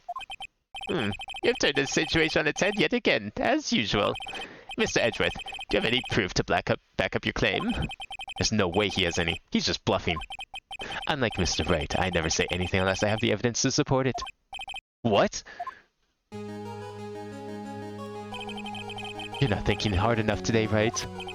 Did you think this wine glass escaped my notice? Then, of course it has been thoroughly inspected for fingerprints. Fingerprints? There were only one set of fingerprints left on this wine glass. Only one? Well, whose were they? They were not the victims nor the defendants. Rather, they were one of Adrian Andrews. What? Found next to the victim, it's filled with tomato juice. Bears Andrews' fingerprints. That is why I said that the person who had discovered the body had left it there. Are we done here, Mr. Wright? I can't believe I fell into another trap. Miss Andrews was probably holding the glass when she went to see Mr. Corda. But upon seeing his dead body, she was stunned and set the glass down on the dresser. What you just said makes a lot of sense. Now do you see, Mr. Wright? You can't change any part of my scenario as it explains everything all too well. Maybe a little too perfectly well. I've thought long and hard about this past year about what it means to be a prosecutor. And from here on out, I will show you the answer I've come to discover. Wait a second, Mr. Edgeworth. I think the prosecution has provided enough evidence for me to enter my verdict. Unfortunately, I cannot allow you to pass judgment just yet. The prosecution is yet another witness we'd like the court to hear from. Another witness? Yes. Bailiff, please bring in the next witness. What in the world is Mr. Edward thinking? Yeah, they could, like... Oh no, I forgot about her. You know, they could have just, like, ended this trial now, laid down the verdict. They have enough very convincing evidence. I have nothing. But okay. Sure, we'll listen to Wendy Oldbag again. Now then, witness, please state your name and occupation. Witness, your name and occupation, please. Who let her in here with that toy? Gotcha! I wonder what happened to that calm composure he had earlier. Maybe he regrets becoming a prosecutor again. You know, he comes back after a year, he's ready to do it again, and the first person he sees is her on the stand once again. Oh yeah, Lauda's gonna come in later too. I'm sure he's gonna also love that person, considering that, you know, she almost got him arrested for murder. Oh, edgy boy. It's been, what, a year since we last met, hasn't it? You should be more happy to see me. I saw the report with her testimony, but who knew that under that helmet, it was the Wicked Witch of the witness stand? I tell you, this time I know what I'm supposed to do. So today, I'm gonna tell you anything and everything. Even things that don't have to do with that terrible crime. This witness, A terrible crime is all this court needs to know.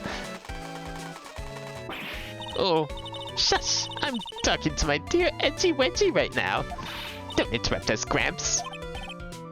Yes, madam. No, please, by all means interrupt her, please. Anyway, witness, your testimony, please. It's true what they say, that youth are hot-headed nowadays. Not that I mind at all, Edgy. Now then, what should I start with? The witness was on security detail at the hotel on the night of the murder. Is this correct, Miss Oldbag? It was a great job being able to see my dearie one. But it was almost too much for my little heart to handle. You mean, you're a fan of the victim? Look, everyone is crazy over that on guard saying he's cute in a fresh way or something. But not me. I wouldn't say anything so silly. After all, I have no interest in a little child like him. I'm only interested in a real man, Juan Corda. But those two were the same age. Anyway, as I was saying, I was pacing in front of his room that night. Very well. Please tell the court what you witnessed the night of the murder. Leave it to me, Edgy Poo.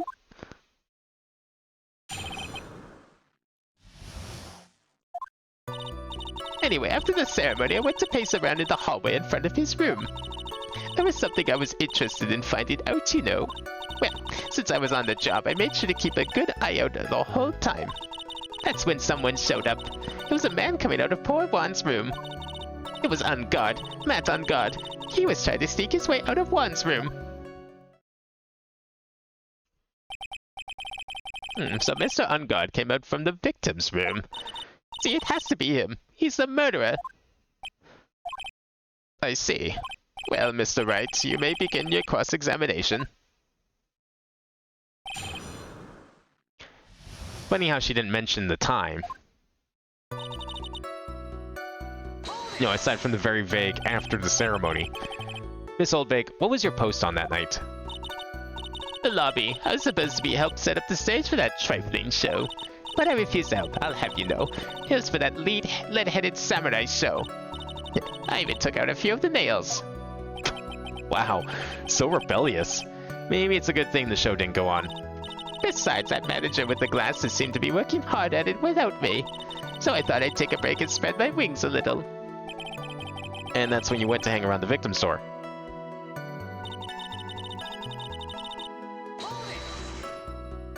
Something you were interested in? And just what was that? It's not some little thing I can just go around telling everyone, you know.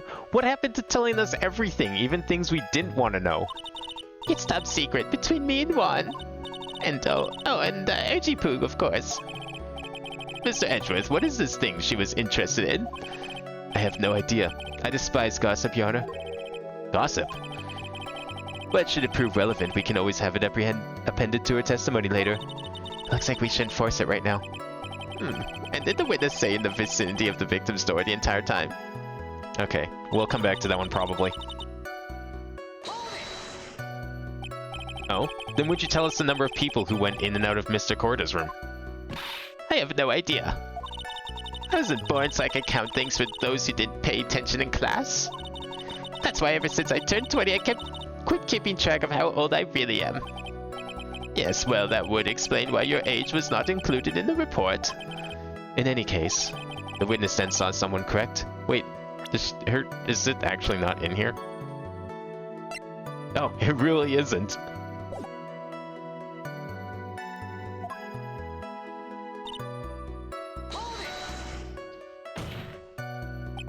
Who in the world was that? I'm not allowed to say. This sort of information is to be carefully guarded from the masses, Sonny. The man that came out of Juan's room. He was... Yes, he was... I'm too scared. I can't say his name out loud. Oh, what I wouldn't give to have Franziska's whip right about now. And I guess I can tell you, since he was such a bad boy anyway. Man, if only Franziska was here to meet with her, she'd shut her up. So she's sure she saw On Guard come out of the room. You saw my client. Are you sure about that? Yesy. Really? Annoying brat. When I say saw someone, I saw that person. Why do I get a sense of deja vu? Maybe to avoid a repeat of last year, I should delve into this a bit further. Their face. That's the most important thing here. Please tell me the court about the man's face in more detail. You don't need me to tell you about his face. That soft, gentle look in his eyes and his effeminate lips. His right eye was covered by his silky hair, his sparkling, shiny teeth. His teeth were shining? Well, he's shining all around in the week's pinup poster, dearie. This week's pinup? Why do you... I mean, I don't care how he looks in this week's issue. Please stay with what you saw that night. What? On Guard's face is the same no matter where it is, you know, you whippersnapper. So, Mr. Wright, was this testimony just now important or relevant in any way?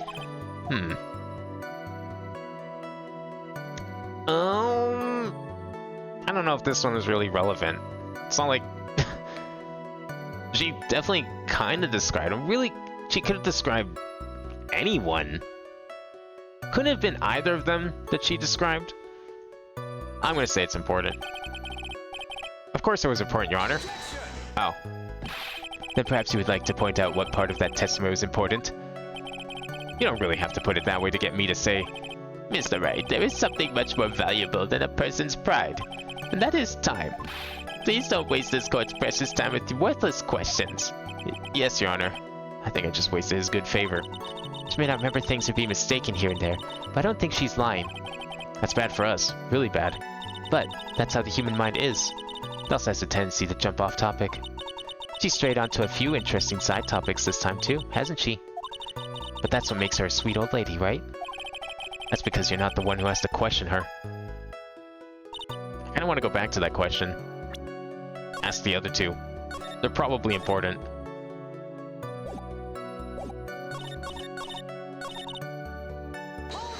Let's see if we can get to the other two, just in case. What was the person carrying? Ooh, you know what? That actually could be more important. What was the man you saw carrying? In which hand? His right or his left? I know this is a real mess. I mean, I can't be expected to answer such a vague question. Oh my god, stop this. Indeed, please be more specific with your question, Mr. Wright. Sorry. What was the man you saw carrying in his right hand? He wasn't carrying anything in that hand. Then how about his left? Empty. Well, this whole thing has been a lot of nothing. So, Mr. Wright, was this testimony just now important or relevant in any way? No, it was not important at all. I guess it really wasn't that important. Mr. Wright, do you know why we say time is valuable? If not, I suggest you learn. You wasted 3 minutes of this woman's youth. That's more valuable than gold to me. Why do I suddenly feel old in the presence of her childish whining? She may not remember things or be mistaken. Okay. Well, I guess I might as well ask the third question. Just in case it's somehow relevant. Oh, fuck. Went too far.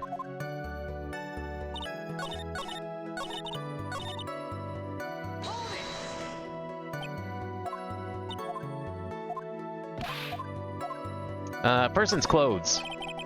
Please tell the court about the man's clothes in more detail. What a troublesome man you are, really, as if someone like that matters. But it does. Now what was it? Oh yes, it was that thing. What thing? That gaudy thing he's always wearing. That racing jacket. Ah, he was wearing that at the detention center too. That thing's meant for nothing but seducing women out of their pantaloons. Men. Right. So, Mr. Wright, is this testimony just now very important or relevant? Oh, actually, this one very much was. This was very important. Of course it's important, Your Honor. What? No, it was important! She just said that he was wearing his normal clothes. How does a button get stuck in your hakama if they're not even on you? Did you see it, Edgeworth? Your Honor, I request what the witness said about the jacket be appended to her testimony. I don't quite see where you're going with this, but... Alright, witness, please. Well, I don't like to badmouth anyone without reason, but if I must... He was wearing his flashy racing jacket. Honestly, it's all just for show. Okay, that's the one we need. Actually, let's press it first, just in case, but...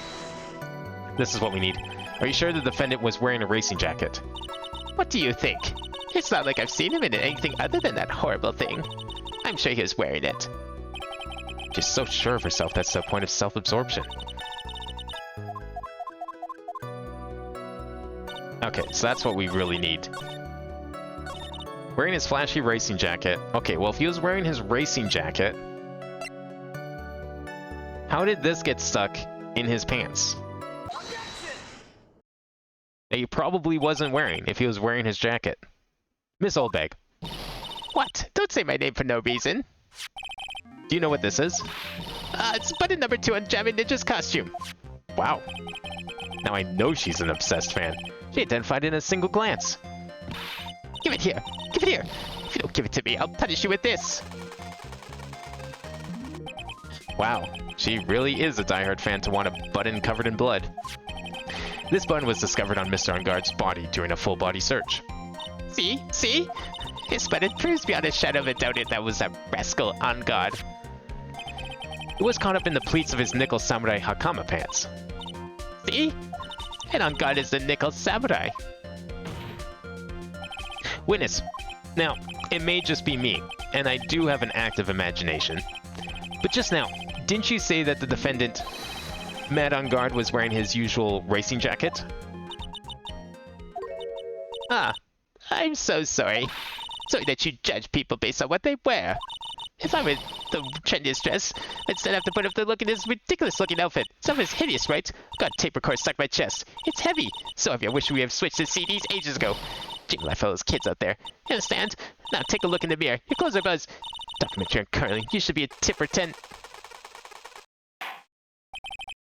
Now hold your tongue there still for 1 second. So what you saw in actuality was not Mr. On Guard, the man, but Mr. On Guard, the nickel samurai? But what do you think about it? Wait, but you saw him wearing his usual racing jacket, so did you see the nickel samurai or did you see On Guard? Because it can't be the same person anymore. I really wanted the same anyway. Miss Oldbag, this is a very important point we're talking about. Angie Poo, do you think so too? Well, it might be something worth considering. Just say it's important and agree with me for a change.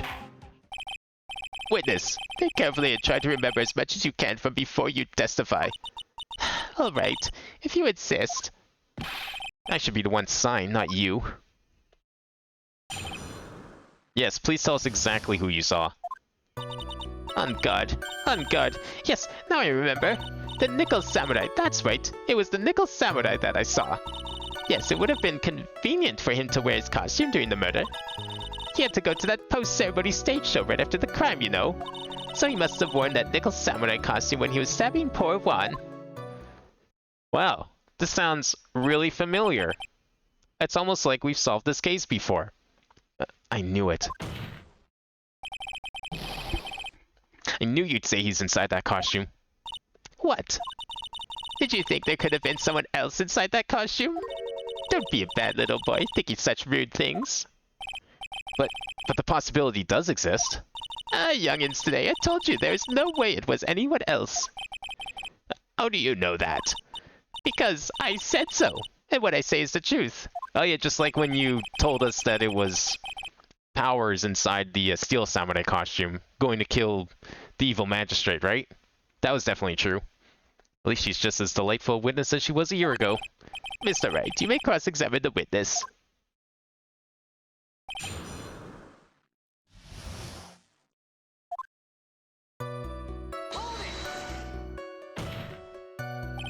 Would you please get on with your testimony? Watch your language, young man. What sort of tone is that to take with an elder? My youthfulness isn't what it used to be, so you should forgive me for everything. If you keep on bugging me like that, I'll start singing at the top of my lungs. What? A striking figure by the sea, standing all alone is he. He's the Nickel Samurai. She's actually singing. Someone help my poor ears. Mr. Edgeworth, can you please do something about this racket? Witness, I'll give you a piece of gum later if you'll be good and just stick to the facts. Okay. You promise, right? That got her. Right, I'll be sending the bill for the chewing gum to your office at a later date.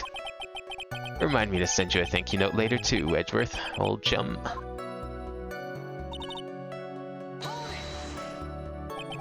Be a little more careful with your testimony, please.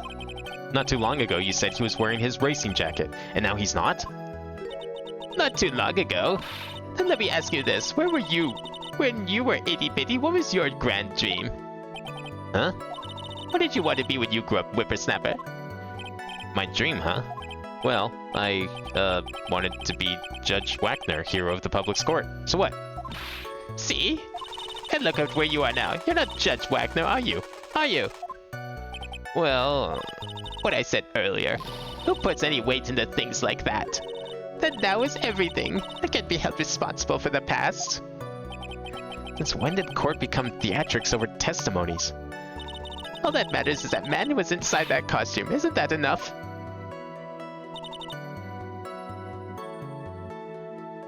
Oh, that was an achievement to press that statement. Huh. And why would that be? That way no one can see his face, of course. But there's still no advantage for him that I can see. In fact, you would think the costume would make him stand out all the more. You are such an annoying child, you know that? You disagree with everything I say. Isn't that what you're always doing to me? I got it. Maybe it was more troublesome for him to change in and out of his costume. Oh yeah, I gotta put on my murder outfit real quick before we go to that show. Was there anyone else scheduled to appear at the post-ceremony show? Well, all the contestants were supposed to go on stage in a friendly gesture thing. And that included the Jammin' Ninja. Of course it included him. That's why when On Guard came out of the Dear Wan's room, I didn't give it a second thought. I see. Well, anyway.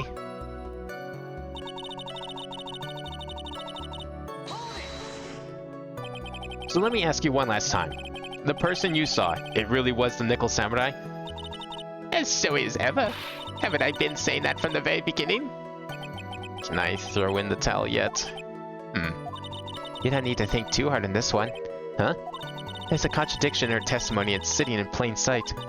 The question is what that contradiction means for us. Well, I have to figure out what you're talking about first, but okay. Plain sight, eh?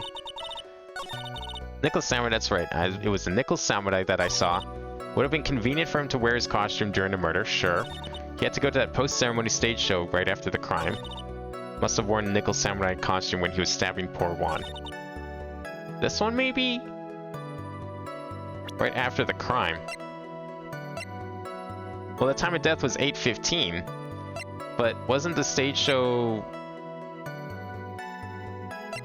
later? Like at 8:30? Or was the game going to, like, expect you to remember that despite it not being in the evidence? Because I do remember it not being at 8:15. Post-ceremony stage show right after the crime. Yeah, so, I mean, it kind of was sort of right after the crime, though. What else could we try here? I mean, we already used those two pieces of evidence. Strangled with a scarf. Wait. Stabbing. What do you mean stabbing? You don't know about the strangling? No? Okay, I guess that doesn't matter. Fine.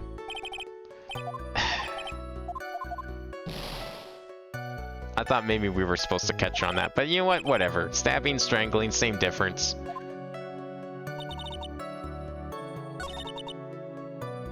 Is there something that would, like, prove that he wasn't wearing the costume while killing him? Convenient for him to wear his costume during the murder.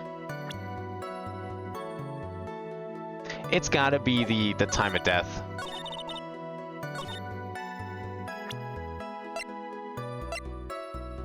No? Okay. Alright. Glad I'm not crazy here. I'm glad that's the wrong answer because I would think that's kind of silly. It's like, oh yeah, you know, you gotta remember that the stage show was at 8:30, because it was. But it's on the evidence, so that makes sense. Nickel Samurai, it's a Nickel Samurai that I saw. Convenient for him to wear his costume during the murder. Would it have been? I don't know if it would have been. Maybe? That's not really, like, hard evidence, though. No, don't present that. I just want to look at it. Something really here that would say otherwise. I mean, he's also in costume, too, of course. Because he was also supposed to go to the show. Would have been convenient for him to wear his costume during the murder. He had to go to that post-ceremony stage show.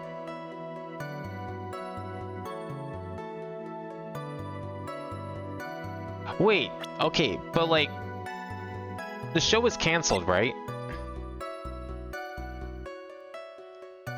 But would he have known that the show would be canceled? Like, why would he wear his costume, kill someone, and be like, oh yeah, I'm sure the show was still going to go on? Is that a possibility? But I don't think I have anything that would say that it was canceled. I don't have anything like that.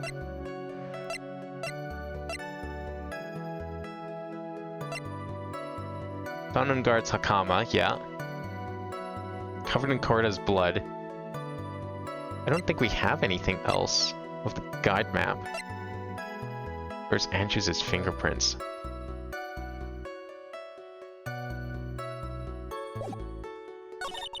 Would have been convenient for wear's costume. It's gotta be one of those, right? It's a Nickel Samurai that I saw.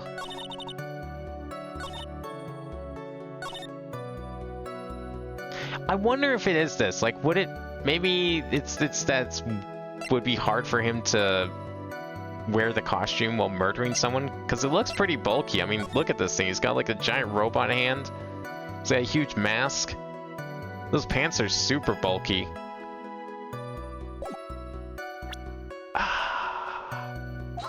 Okay, I had to give it a try.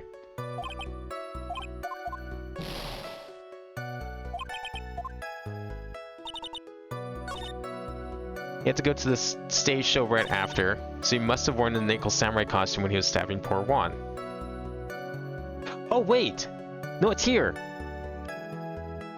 Wait. If he was wearing his costume, how does he have fingerprints? Hang on. Okay, no, this has to be it. This has to be it. I just need to find the right piece of evidence to give. But he wouldn't have left fingerprints, because if he stabbed him, then there's fingerprints all over his knife. Maybe it's the knife itself, because the knife has fingerprints? Okay, there it is. Yeah.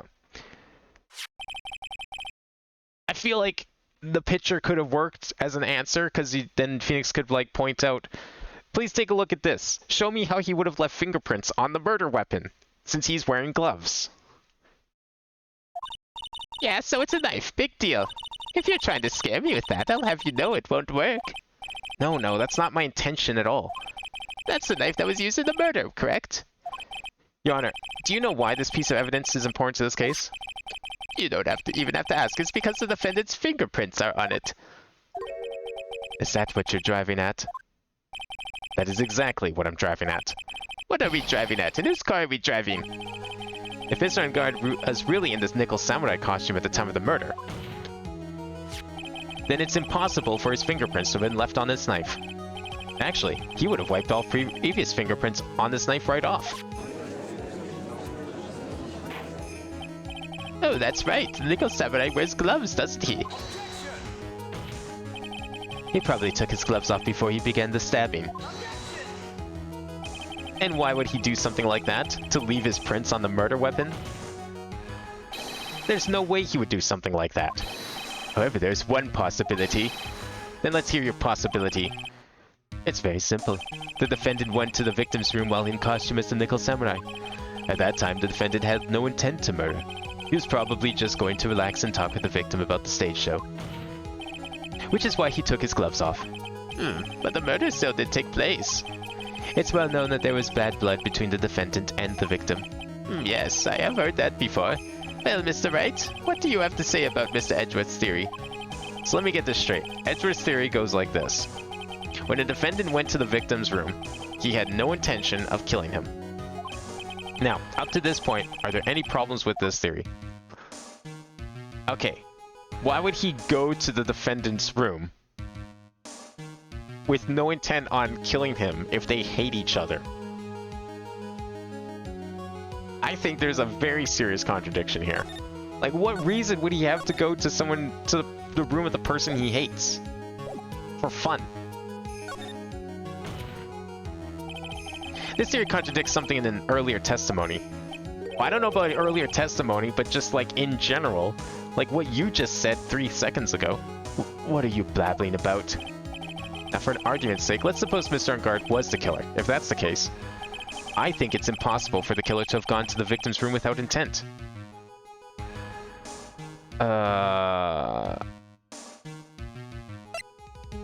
Impossible for the killer to have gone to the victim's room without intent.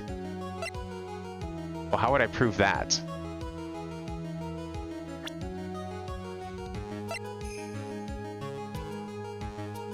Do we present this based on what I was just saying?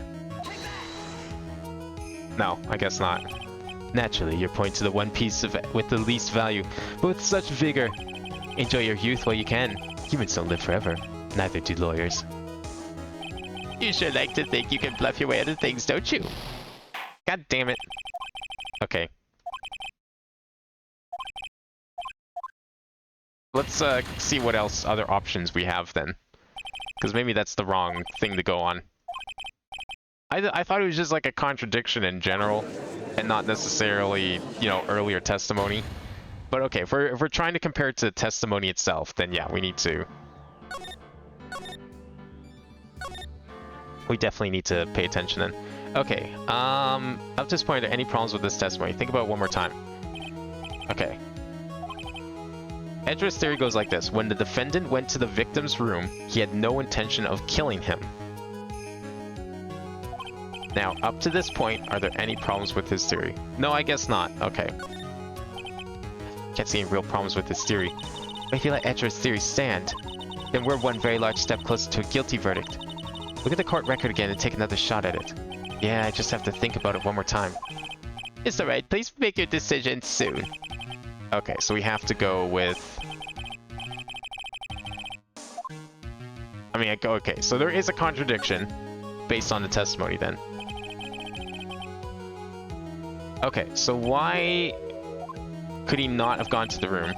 Let's suppose Mr. Engard was the killer. If that's the case, I think it's impossible for the killer to have gone to the victim's room without intent. Oh, because he brought the knife. Because the knife came from his room. And that was based on earlier testimony. There it is. This knife. This was used by Mr. Engard at dinner. Yes, we did establish that. Which means that if my client was in fact the killer, then he brought this knife with him when he went to visit Mr. Korda. I suppose. However, you just said it yourself. At that time, the defendant held no intent to murder. If that were true, then why would he bring a knife? He wouldn't, would he? Which means, Mr. Edgeworth, your theory was flawed from this supposition 1. And one more thing. If the murderer was wearing the costume at the time of the murder, then there should be glove marks left on the knife. Which means the defendant's fingerprints shouldn't be all over it like bees on a hive. And that brings me to my final point. This knife was planted by the real killer to hide their identity and mislead us.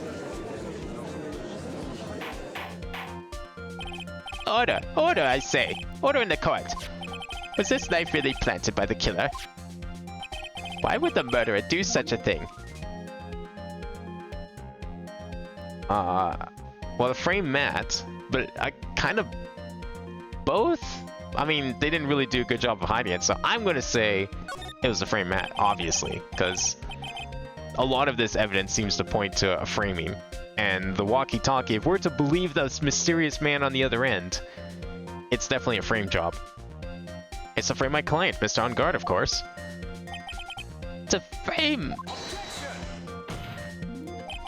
Aren't you forcing the interpretation just a little too hard on this one? But we just established that the witness saw the Nickel Samurai in costume. And if that were true, then there shouldn't be a single fingerprint on this knife. Witness. Looks like I've made your life a tiny bit more difficult, haven't you, Boo? Witness, did you or did you not really see the Nickel Samurai? Well, I guess at first I might have forgotten, but... Are you saying you mixed up Mr. On Guard with the Nickel Samurai, his character on TV? But I mean, I can't really do anything about that now. Look, I was waiting around in front of their doors because, well, I wasn't waiting around for the Nickel Samurai, that's for sure. She wasn't waiting for the Nickel Samurai. Alright then. Who were you waiting around for then? That's top secret to anyone outside of security. I have a feeling that you are waiting for Mr. Juan Corda. Am I correct, witness? The way you think, you are a sad amateur with a terrible case of nearsightedness. Amateur? Oh, me? What am I an amateur of? So Oldbag was waiting around in front of the victim's room. But it doesn't sound like she was waiting to catch a glimpse of Mr. Corda. Maybe... Phoenix! Maybe the old bag was waiting around for that person. But who I think Mia's hinting at, it's certainly possible. Miss Oldbag, you're waiting for this person to come out of the victim's room, weren't you?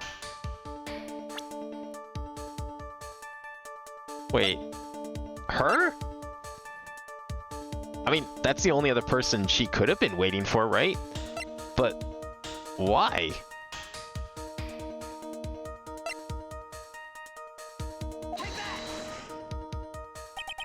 Who is this person? This is Adrian Andrews, Mr. On Guard's manager. Why would the defendant's manager be in the victim's room? It seems that this is the latest rumor in circulation, Your Honor. Oh, right, yeah, because the rumors, the gossip shit. This is... I see. The judge seems to be really into the article, if it can be called such a thing. And this manager with the initials AA, are you saying it's... Adrian Andrews. Without a doubt, the witness thought so as well. Looks like you found me out. Well, that's fine. I can throw away this whole sworn to confidentiality stuff then. Witness? What in the world are you? Watch out, Phoenix. I've got a bad feeling about this. A very bad feeling. I got some information. Some very secret information from a certain source. So that's why I was doing my own little investigation. In secret, of course. What for? Oh, just for myself. Personal reasons and all that. Well, Miss Edgeworth, how will you proceed from here? I really don't want to do this, however I cannot simply let this point slide. I see. Very well then, witness, please testify about this secret information. Get ready. This is going to take the wind out of you youngins. I'm sure we're all capable of handling this. Really, it's not like we're 10 years old.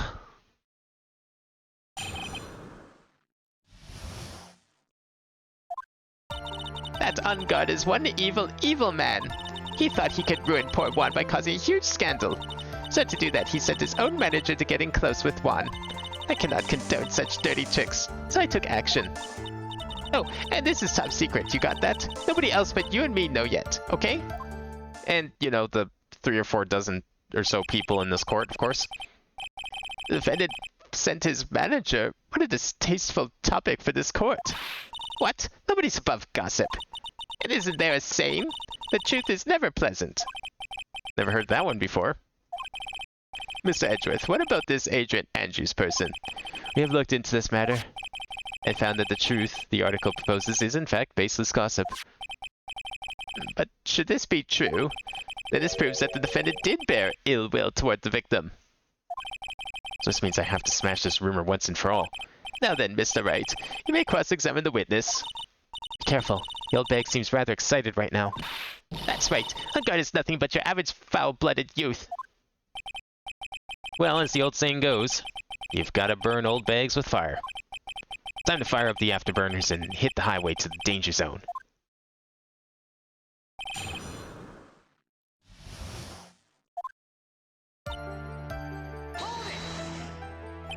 You can't say something like that without proof. That's just slander. But it's true. That woman was getting intimate with poor Juan. Look, it says so right here, doesn't it? Manager to the stars, Miss A.A. But the name of the magazine this came from is Gossipland. What? Are you saying that gossip is all just a pack of lies? What do you know? I suppose next you'll swear to me that the news is 100% truth. Honestly, Sonny, you can't discriminate between the news and gossip. Yes, discrimination is bad, Mr. Wright. Discriminate? When did I do anything like that? Anyway, Unguard would never get me to say touche.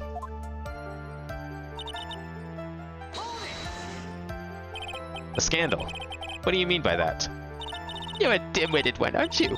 I can't believe you don't know what a scandal is. Honestly, what are they teaching kids in middle school these days? No, I wasn't asking what the word scandal means. Even I know that much. Well, that Unguard thought he could own a monopoly on popularity.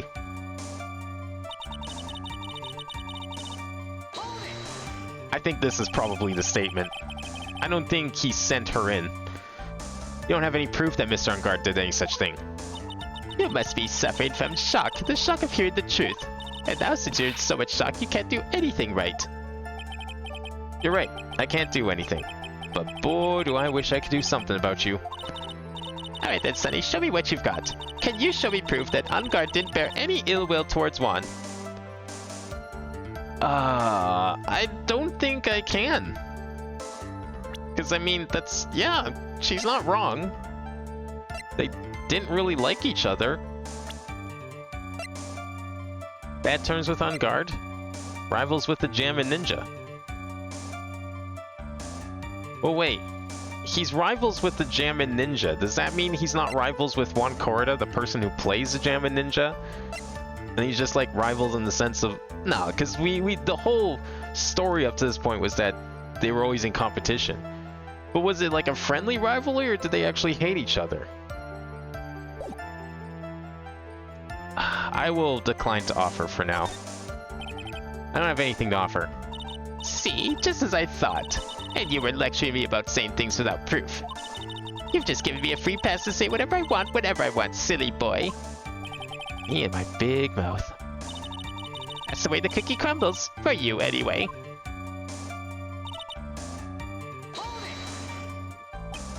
So what do you mean by I took action? Like I already told you, I was lying in wait close to the crime scene. Once that slimy woman came out of Juan's room, I was going to capture her and teach her a good lesson. Something you youngins need. You were going to teach her a good lesson? I was going to make her eat the damaging beams of my ray gun. Like this. No, stop. Well, it was too bad that woman didn't come through the door that night. What do you mean she didn't come through that door that night? There's a good chance she's the killer. Where did she go? Wait. What? I'm a busy woman. Tea time with the kids is over. Secret information that no one else knows yet. If that's true, then how do you know this secret information? Well, that's because I'm a pro. Yes, that's it.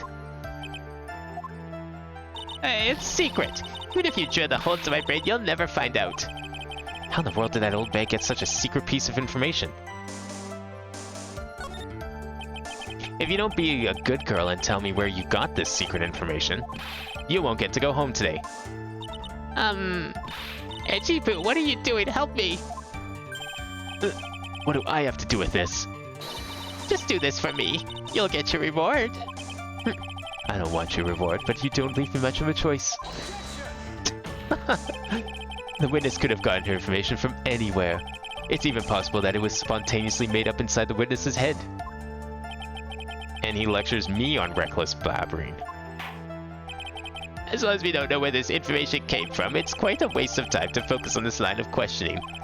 Where did Oldbag get her information? Oh, I know. There has to be something I can use to figure it out. Sounds like it's just another tidbit of gossip, doesn't it? But you can't just ignore it either. Makes your client look bad either way. Well, I don't think I've heard of anything really out of the ordinary just now. There has to be something we can catch her on. Yeah, and when I find it, I'm gonna press the heck out of it. Okay, no, I know exactly where it is then. Top secret information. I'm gonna save here just in case, but I'm pretty confident in this one. I know exactly where she got her information from. So we press. We present evidence here.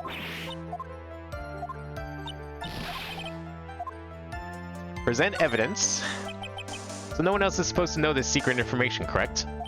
If that's true, then why do you know it, Miss Oldbag? What? Why are you looking at me like that? Stop it! Witness. I hate to say it, but this is how you came to acquire your secret info, isn't it?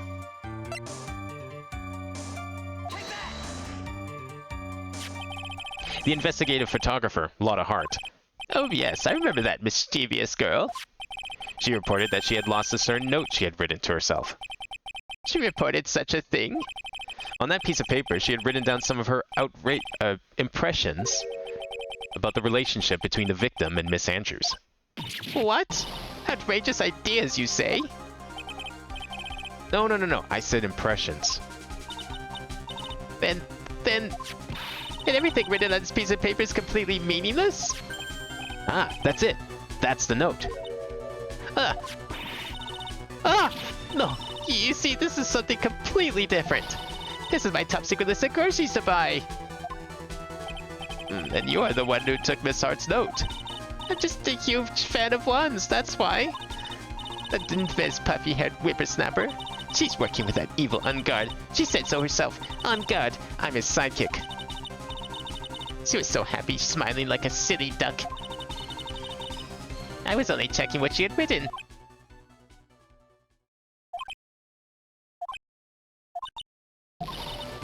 Itchy Poo, you believe me, don't you?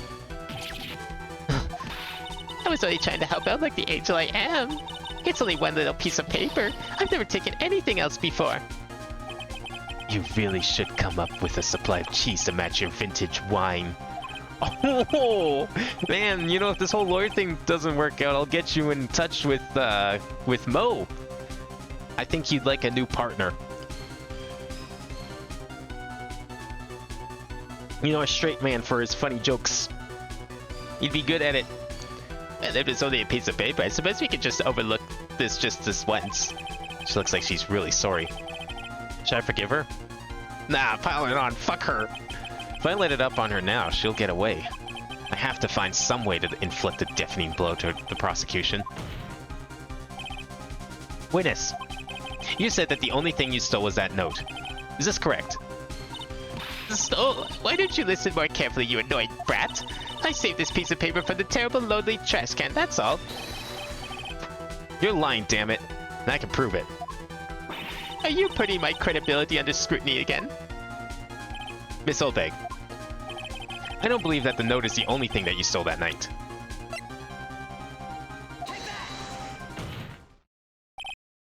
Miss Oldbag, that note was with a camera. Inside its case, wasn't it? A camera? Yesterday, Lotta Hart was raising a huge stink over her camera. She kept saying something like, "My sweetie's $1,600 camera disappeared on me." Why, witness! What is it, Gramps? If you have the note, then it's only logical that you have the camera too. Looks like you found me out again, Sonny. Is this the camera that you're looking for? That's... What? Even though I look like this, I'm still a person, you know? I still eat meals like you. I fall in love and borrow things from people. I think your definition of borrow is a little off. I saw that women's business card and that's when I noticed it said Slimebag Celebrity Photographer Extraordinaire. Well, when I saw that, I had to know what sort of pictures she had taken. I'm a professional security guard. It's my business to know these things. Bailiff, check this camera's photos. Hurry. We must examine them at once. jackpot. Alright, let's see what juicy photos she took. Well, Mr. Edgeworth, what do we have? There's only one photo that seems to be relevant to this case. Please present it to the court. Huh. Well, would you look at that? Wow, this really is like the last case. This is the Nickel Samurai. See, I told you, that's the guy I saw. This proves that the witness was not lying earlier about this matter. Picture taken in the hallway right after the murder. What does this all mean, Mr. Edgeworth? This photo by itself does not prove that the person in it is the defendant. However, in his own confession, Mr. Ungard clearly stated that at the time of the murder, he was still in his Nickel Samurai costume. If that is the case, then this Nickel Samurai is... the defendant. Well, that's a problem. How did it come to this? I think this brings us to the end. We have examined every piece of evidence thoroughly. Final comments, Mr. Wright? The court will consider them before we close. Do you agree that this photo is decisive evidence against your client? This photo really is decisive, then we're done for. But if I raise an objection here and blow it, then I would put Maya's life in jeopardy.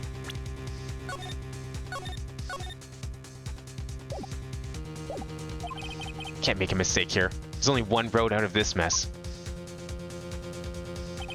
This photo that Lotta took. There's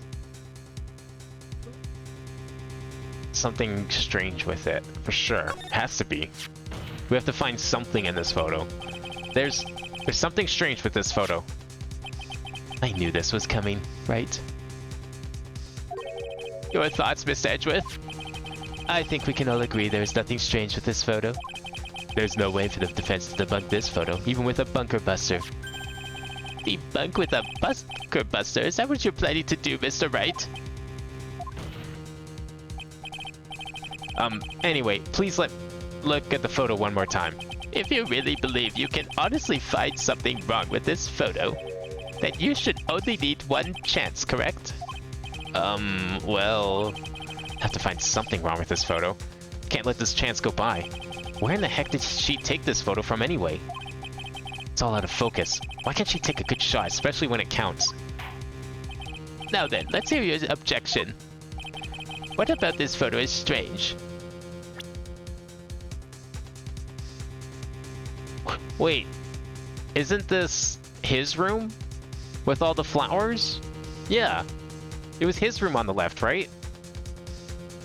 Because he was on the left and then the other guy was on the right. Do we click on the flowers then? I'm gonna hope it's the flowers. He's coming out of his room. He's not leaving the victim's room, is what I'm trying to say. The strange thing is somewhere around here, I think. Somewhere Around here? I think. Am I seeing something you all are not? Okay, it must have been the door. It has to be the door. But that's clearly what's wrong with this photo. It's not him leaving the victim's room, it's him leaving his room. It looks like there was no problem with this photo after all. Yes, we look at the court record. Where's the map? Yeah, Ungard was... oh no, Ungard's on the right. No... okay, wait. When we went in the hall, wasn't all the flowers and shit on the right? Or on the left? I thought this was Ungard's room. Okay, maybe that's not it then. Problems with your brain of that lawyer, Your Honor. Wait, you are the one who let your last chance fly away from you, Mr. Wright. Well, shit. Okay. Good thing I mean, there's gotta be something wrong with the photo. We have no choice. It's just a matter of finding it.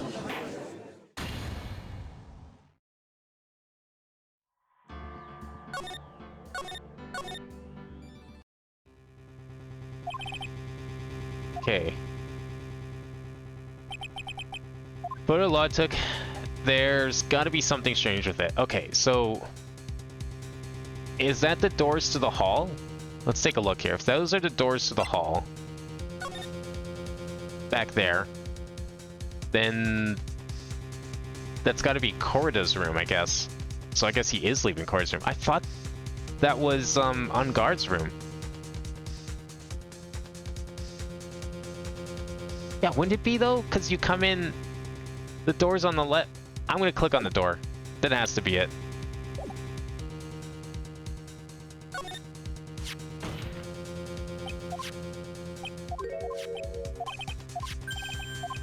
I hope it is anyways.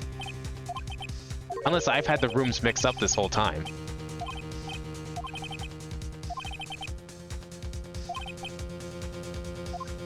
Okay, so it's probably the door. What about this photo is strange? It's gotta be... wait! Oh! This is probably what's wrong. Look at this. Never mind. Forget the door. Forget all that stuff. I just noticed it. The real problem here. It really is just like 1-3 all over again. I would like to direct the court's attention to this one area right here. What are you pointing to? His ankles? If you could see this person's ankles, that would be one thing. However, you can't. And what does that mean? The costume person in this photo could not have been Mr. On Guard. What is the meaning of this? I wonder if you would care to elaborate, with actual facts, that is. Let's take a look at the Nickel Samurai's poster. Please pay particular attention to the area around the bottom of the hakama. His socks. You can see his socks. Exactly. However, in this photo, the Nickel Samurai is clearly holding his hakama up just to walk. There's only one explanation for this. The person inside this costume is clearly much shorter than the defendant. Alright, I think I've turned things around for myself this time. That's curious. Huh? What is? Edgeworth is unusually calm today. That's true. He's just letting the trail run itself, as if he's only along for the ride. Along for the ride? What do you mean by that? I can only guess that perhaps he doesn't feel under attack at all. Doesn't feel under attack? Then I haven't damaged his case at all? Mr. Edgeworth, where does this leave us? If the person in this photo is not Matt on guard, then everything in the prosecution has tried to prove has become meaningless.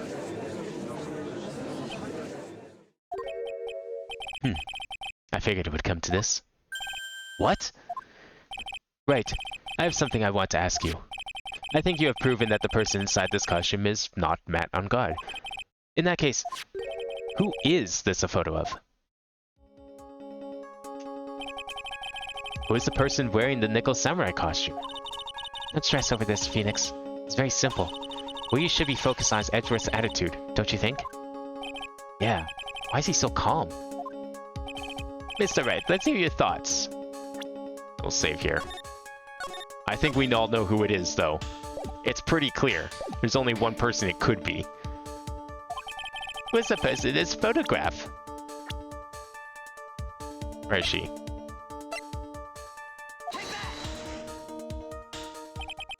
Adrian Andrews? If you want to know who that Nickel Samurai is, it is none other than this woman. And why would you say it must be Andrews? What in the world points you to her? For starters, she's short.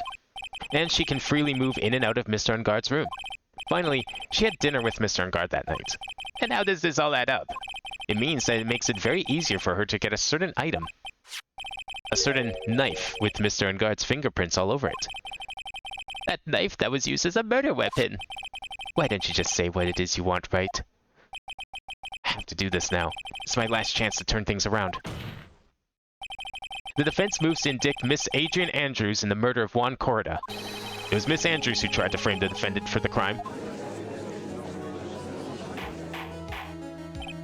Order! Order! Order! It looks like this child's hit a most unexpected development. Mr. Edgeworth. Yes, Your Honor. This court is issuing a subpoena for Miss Adrian Andrews. A verdict cannot be passed without first hearing her testimony. Alright, this is it. This is kind of bad for us. Huh? What do you mean? If Adrian Andrews is summoned to court as a witness, it means that the trial will go on for another day. One more day? Ah! If I don't get a verdict today, then Maya... Now then, we shall set Miss Andrews' testimony for tomorrow. What am I supposed to do? The judge is about to adjourn the court. Raise an objection, obviously. Now then. Please, Your Honor, continue the trial. You must pass a verdict today. I can't do that. We cannot hear Miss Andrews' testimony. She's not... I abhor wasting such valuable time. Edgeworth? Your Honor, I request that you please continue with today's trial. But we cannot continue due to this unexpected development. Unexpected development? I think you underestimate me, Your Honor. And what do you mean by that? That Mr. Phoenix Wright would slave his way to subpoenaing Miss Adrian Andrews is all happening according to plan. Even if Wright was a bit slow to catch on. What? Is this what he meant by helping out? That, you know, he kind of knew was going to try and get everything ready. He knew everything that was going to happen. Does he know about the kidnapping then? Oh, maybe Gumshoe told him. Yo, if there's one person that Gumshoe would trust, it's him. That makes a lot of sense. What is the meaning of your statement, Mr. Edgeworth? Miss Adrian Andrews is currently waiting in the prosecution's lobby. She is the next witness. Everything was planned out in advance by that man? Somehow I knew there was no way Edgeworth could overlook Miss Andrews. Looks like this battle's far from over. Exactly. Very well. We will call the next witness. However, before we proceed, we shall take a 10-minute recess. Please prepare your witness in that time, Mr. Edgeworth. The court will now take a 10-minute recess. This seems too convenient. Like, I know he said he was gonna help and everything, but... I feel like I'm being set up for something. I'm the one that's gonna get framed. For what? I don't know yet, but something. Dude, I can't believe that Adrian... No way. Not cool and collected Adrian Andrews. She is your manager. It would have been very easy for her to pull this off. The only person who had easy access to the knife he used at dinner was, well, her. So after the ceremony, during the break, huh? I was sleeping like a log the entire time. See, she could have also easily planted that blood-covered butt in your hakama. Because she was the one that came to wake me up? Then, dude, you're saying it was really her? Yes, she is the real killer. She was the one who murdered Juan Corda. But why? I thought she was buzzed with Juan. She has her own agenda. Her own agenda? What are you talking about? I'm sure you'll see by the time this trial's over. It'll be alright. I'll get you acquitted by the end of today. Give me a verdict that's refreshing like a spring breeze, okay, Mr. Lawyer Dude? Phoenix, you think her motive is related to Celeste Impact's missing suicide note, right? Yes. Miss Andrews depended on Miss Impact's and her strength and reason to live. But then Miss Impact suddenly killed herself. It sounds like she left a suicide note and the person thought to have hidden it is Juan Corda, the victim of this murder. And that's why I think that Miss Andrews got close to Mr. Corda, all to get the suicide note back. That sounds plausible. One thing bothers me. What? Who was it that first told us about their relationship? Better stated, Miss Andrews' dependency and issues with regards to Miss Impact's? It was Edgeworth. It looks like he's still the one in command of this ship. Don't let your guard down yet. Don't tell me Edgeworth is in cahoots with the kidnapper. Court will now reconvene. Now then, Miss Edgeworth, if you please. The prosecution calls the witness subpoenaed by this court. Miss Adrian Andrews, the person who discovered the crime in Mr. Juan Corda's room. Still carrying that card, eh? What is your occupation? I'm the manager of the defendant in this case, Mr. Matt Ungard. I see. Now then. Before we begin, Your Honor, I have one request. Yes, sure. What is it? I'm sure everyone in this room is wondering the same thing. I would love to find out more about my relationship with the victim. After all, it was the topic of a certain weekly magazine recently. No, I have no idea what you mean. I've never even heard of Gossip Land. If the judge was ever a prosecution witness, he'd do all my work for me. Yo, what if that actually happened, though? Is there one where the judge is a witness? I want to see that. Anyway, I was wondering if you could please tell us about your relation to the victim. Yes, I was seeing Mr. Corda. I was also aware of the rivalry that existed between Matt and Juan. But this is a private matter between Juan and myself. So it was a fry and bait matter, or was that bait and fry? Reminds me of fishing. But I didn't kill him. No one is accusing you of that. I think there's someone who would beg to differ. Yeah, come on, Edgeworth. Pay attention here. It's the whole reason she's in here to begin with is because I said so. I think we all understand your relationship with the victim now, Miss Andrews. Very well then. Witness, please testify to the court about what happened when you discovered the murder that had taken place.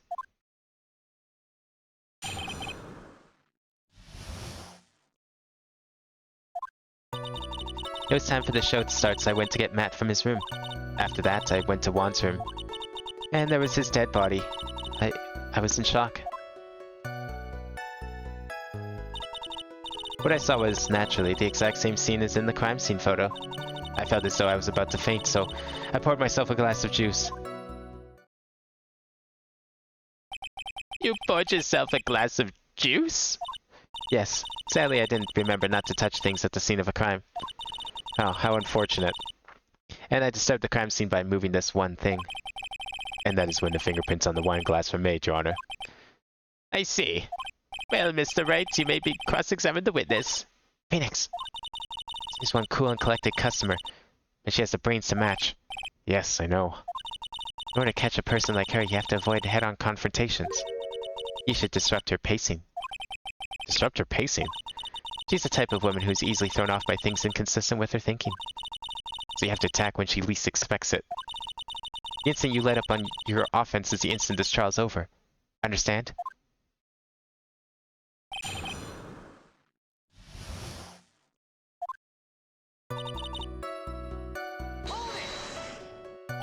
And what was Mr. Ungard doing at the time? He was taking a nap. He was worn out from his mini performance as the Nickel Samurai during the event. Mr. Ungard did say he was taking a nap. Then I guess you could say it could not have been taken out of... Then I guess you could say could not have been taken out of his room, yes? Excuse me? It? What are you... Right. I thought years of school would have taught you how to construct a sentence. If you can't make a sensible statement with this subject, then I'll make one for you. Watch. Did you, Miss Andrews, remove Mr. Ungard's knife from his room? No. Subject, verb, object, right? Did you skip basic grammar? The witness may continue. After that, I went to Juan's room. Now, if he was sleeping in the costume, though, how did she get the costume off of him? And why did you do that? As a friendly gesture, Juan was to make an appearance with the other heroes. So the show was supposed to be a show of friendship, huh? Is that the only reason? I beg your pardon? What are you implying? You had a certain goal in mind when you started to get close to him, correct? So perhaps you had a more personal matter to discuss with the victim? Sorry, but I don't have any such intentions in mind at that time. I can't get her to talk without a strong piece of evidence, I guess. Maybe continue now? Witness, what did you see when you got to his room? So maybe that's where we need to present the suicide papers. You were in shock. What? Was I not supposed to be? Miss Andrews is a very calculating person. And despite how close they were, I doubt she had romantic feelings for Mr. Corda. I bet that was her calculator on the floor then. How else could she be so calculating? Anyone randomly stumbling upon a dead body would be in shock. And you can't seriously expect that a young beauty like her would not be shocked. Somehow, I don't think beauty has anything to do with being shocked or not. I see.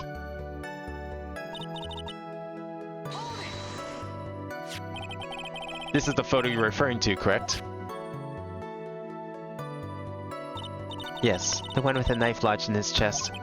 And the guitar case was like this too? Yes, it was open and empty, of course. And then, what did you do next, witness? You know, the first thing I would do if I saw a dead body is pour myself juice. Especially tomato. Definitely has to be tomato. Gotta remind myself of all that blood. Juice. Yes, there was a bottle of tomato juice on the table, so I helped myself. But you didn't drink any of it, did you? Huh? There is no lip marks left on this wine glass to suggest that anyone drank from it. I wasn't feeling terribly great, so I set the glass down without drinking it. Miss Andrews, I would like to confirm with you one more time. When you discovered the dead body of Juan Corda, you were in great shock. And that's when you poured yourself the glass of juice, correct? And what of it? My mind really was a complete blank at the time. Your mind was a complete blank. I didn't think that was possible for you. Aren't you rude today? I was so dazed that I made one careless mistake. That one thing. What one thing? Never mind. It's no big deal. What was she trying to say just now? Miss Andrews, I'm convinced that, as you said, you made a mistake at the scene of this crime. What I really want to know is what this mistake was. Actually, so would I. I'm sorry. It's kind of embarrassing. When I set the glass down on the dresser, I accidentally knocked the flower vase over. That's it? That's your one mistake, was just knock... So wait, you're telling me there wasn't a struggle then? Or why else was the makeup on the floor? I guess there could have been still. Flower vase? Are you talking about the one on the floor in the crime photo? Maybe it knocked over his makeup too? This mess of glass shards? It was originally on top of the dresser, but when I bumped into it with my elbow, it fell onto the guitar case. Why did you withhold such an important piece of information?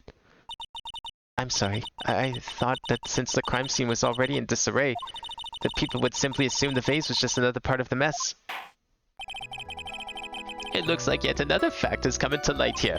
Please add this and anything else you have to reveal to your testimony.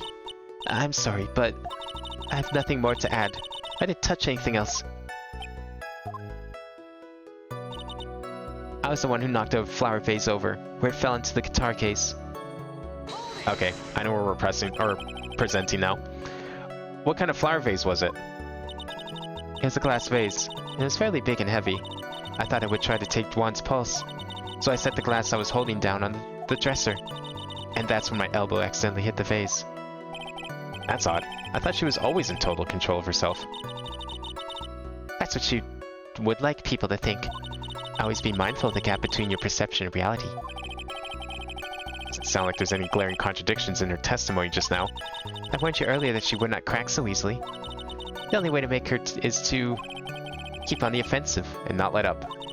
The only way you're going to catch her is with some very strong, decisive evidence. I have to find something. Just have to. For Maya's sake. Oh, don't worry. I think I know exactly where we're going. It's that new piece of testimony there. Definitely contradicts something else she was saying earlier. Let's see.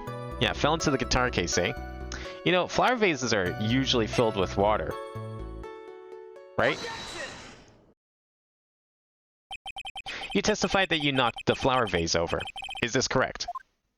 Yes. And are you sure it fell onto the guitar case? Is there some problem with what I said?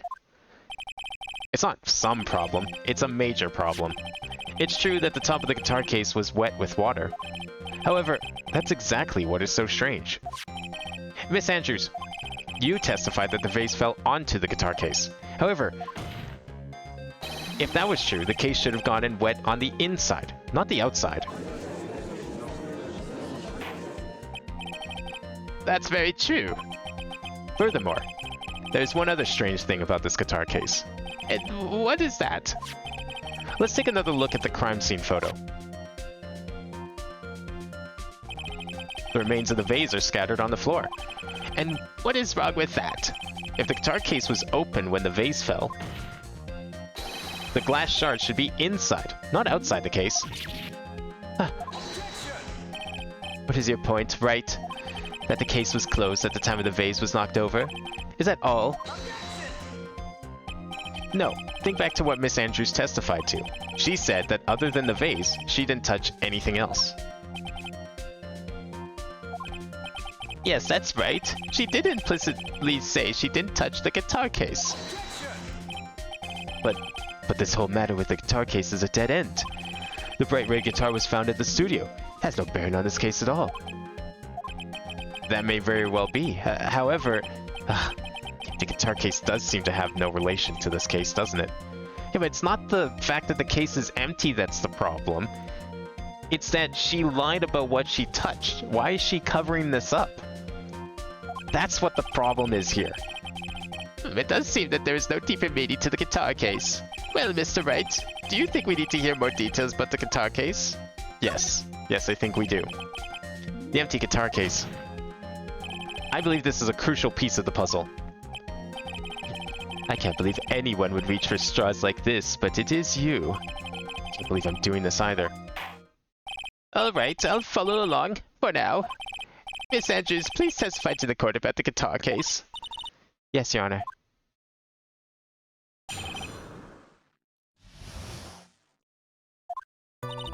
I don't remember too clearly because I was a bit dazed. I suppose I must have opened the guitar case after I knocked the vase over. It's not a big deal though, right? The case was empty after all.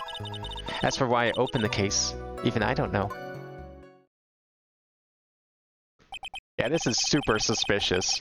Miss Calm, Cool, and Collected, not knowing why she did things like pour juice at a crime scene and open an empty guitar case. It looks like this really wasn't a very important point. Its wastefulness is such a familiar feeling by now that it's almost comforting.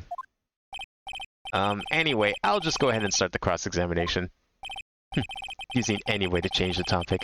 A convenient escape for a weak man.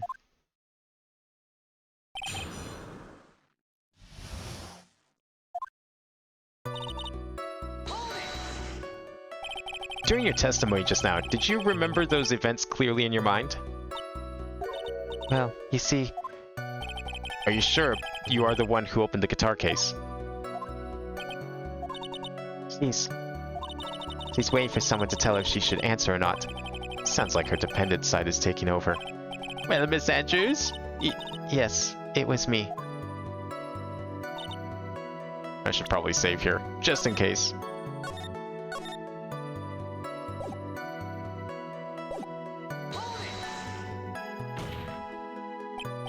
So, you opened the guitar case then? Yes, well, maybe.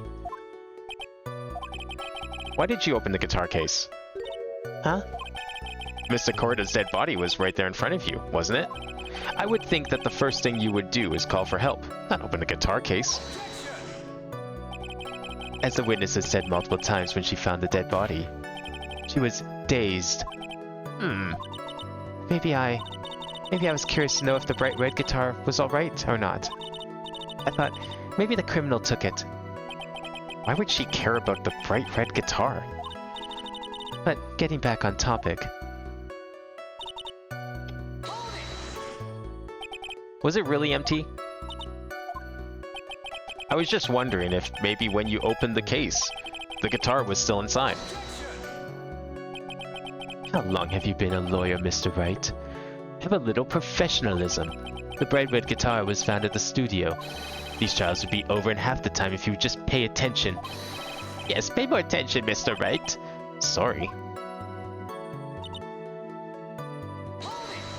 This is the part I find very hard to believe.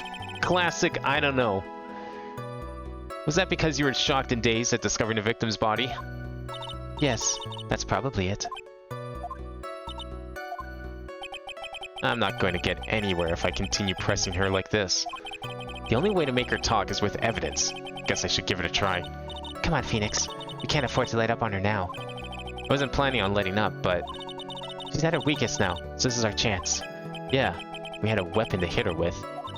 I'm sure a weapon is hiding somewhere in the court record, waiting to be found. Okay. Just save all the presses, but... I mean, I feel like this might have something to do with the suicide note. Like, maybe she was thinking it was inside the guitar? Do we need to, like, go down that path? Is that possibly what we should jump to? That seems like a pretty big jump, but... Because, like, we haven't even brought up the suicide.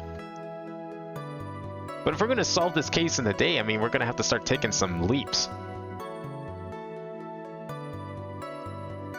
Okay, before we jump to that conclusion, is there anything else here that we could do?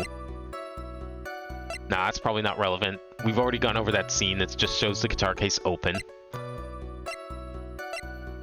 I think this has to be it.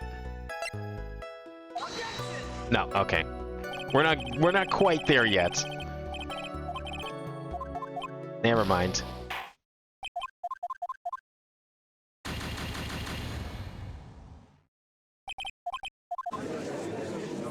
Okay, well, if we're not doing the suicide thing, why would she have opened the guitar case?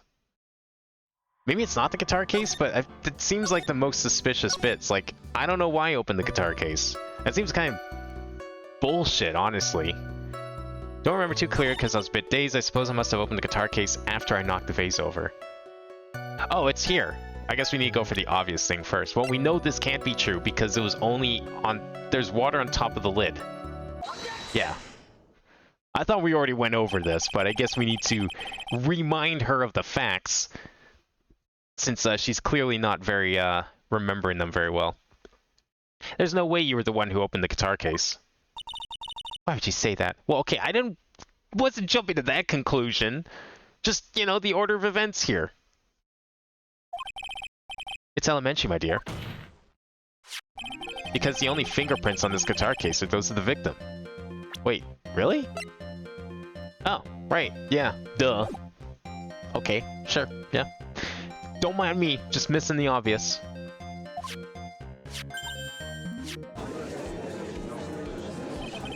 What is it, Miss Andrews? You shouldn't assume that it must have left prints just because I touched the case. Do you want to, like, indict yourself for some crime here? Because, like, you could get away with this if you just shut up for a second. Are you saying you did open the case? What do you mean? What if I were to tell you that I was wearing gloves at the time? Oh yeah, you were wearing gloves, eh? What kind of gloves were you wearing? Gloves? But why would you be wearing gloves at the time? It was the night of the award ceremony. So of course I dressed up for the occasion. Yes, now I remember. I'm almost sure I was wearing a pair of thin gloves. I see. Well, Mr. Wright, it seems the witness was wearing gloves at the scene of the crime. You were wearing gloves. Isn't that a little strange? Why is that strange? Do you have something that would prove I was not wearing gloves at the time? Are we gonna... Oh, are we gonna use the photo? Oh, but that proves that she was wearing gloves. Fuck, right. No, let's not jump to conclusion she had the knife. Well, okay, based on what was said earlier, if she was wearing gloves and opened the case, wouldn't the fingerprints have been wiped off because of gloves? Like, that was one of Edgeworth's arguments earlier. That if someone was holding the knife with gloves on, there would be 0 prints on the knife. Oh, that did take long. I think it's time for you to go home now, right? Before you hurt yourself, that is. Hurt myself? It's alright, Mr. Wright. You don't have to push yourself so hard. I guess I was trying a little too hard there. Now, if the defense has no further objections, let's return to the testimony. Well, hang on. Hold up. What do you mean, return to testimony?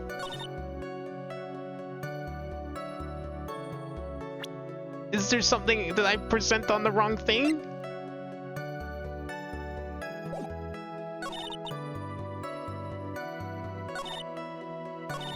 Okay, it has to be this, right? Like, we were definitely on the right track. This is the only possible solution.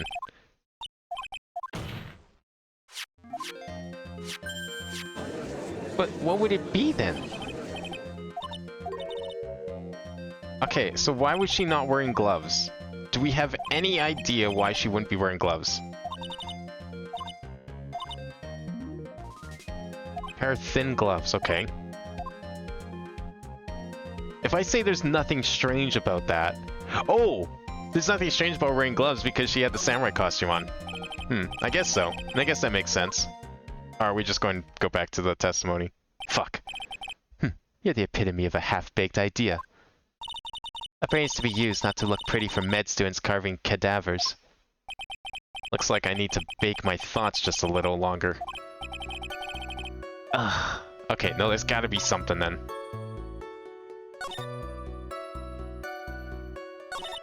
Like, there's nowhere else we could present, right? Case was empty, yeah, because the guitar is apparently at the studio. I mean, we don't have anything to argue against that. As for why I opened the case, even I don't know. Like... That one seems even more suspicious. I feel like that also has to be something, but I feel like we need to get something out of this first.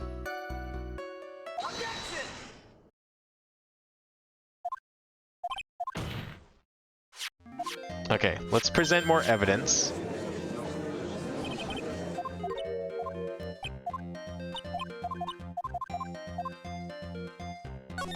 Alright. You're wearing gloves, is that a little strange? I'm gonna save here, maybe we can just, like, try a couple different pieces. I don't know what else there would be, though, besides the guitar. Something that would prove I was not wearing gloves at the time. Oh! Obviously! I have your proof right here. This wine glass. The wine glass? You left your fingerprints very clearly on this wine glass. Even if you took your gloves off when you poured yourself this glass of juice, wouldn't you think it was just a little strange? That you put your gloves back on just to open the guitar case?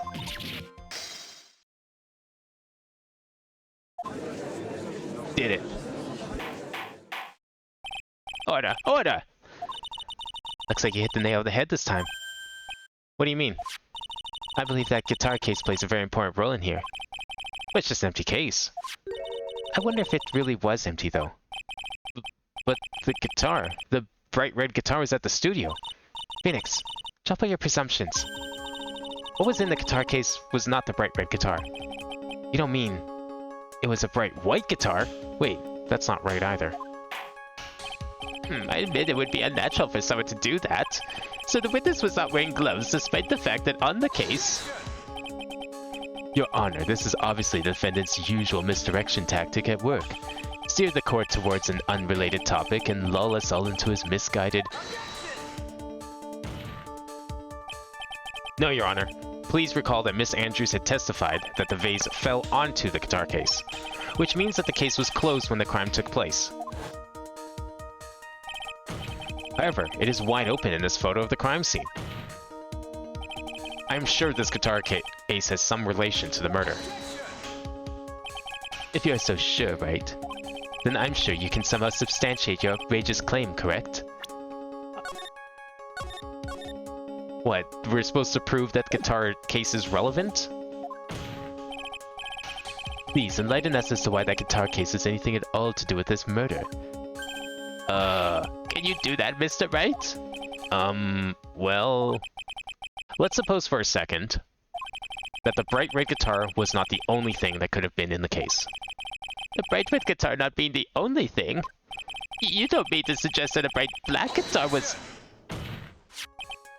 So you intend to push your theory that the case was not empty? Is that it, Mr. Wright? I would say something I didn't intend to prove. Deflate that head of yours. You haven't proven anything yet. Now then, let's have it. What was inside this case at the time of the murder? The time of the murder. What was inside the case?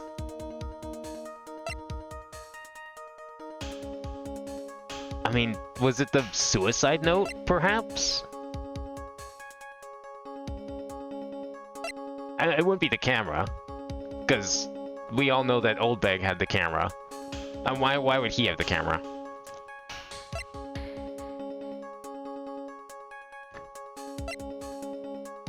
Here's Andrew's prints. Okay, I think we're done with that for now. Photo of Juan Corda's murder. It's gotta be the suicide note, but why would he have it with him? That makes no sense. Like, what else would he have?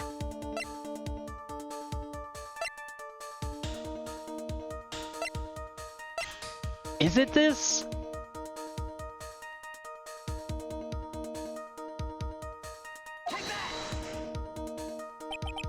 And why would something like that be inside a guitar case? Let alone this one? Why, Mr. Wright? Why? Well, I just thought it might have been possible. Yeah, I mean, it's a possibility, right? I have a suggestion. Why don't you put that void where your brain is supposed to be? Yes, and never bring it out again. Can't a foolishly foolish fool get some love? Prove that the guitar case was not empty at the time of the murder.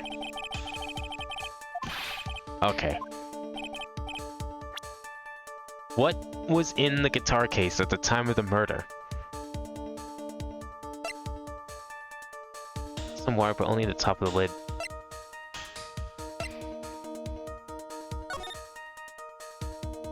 It wouldn't be this costume. Why would it be the costume? Nah, that makes no sense. I don't think it's the costume. It's not gonna be this knife. It's probably not this.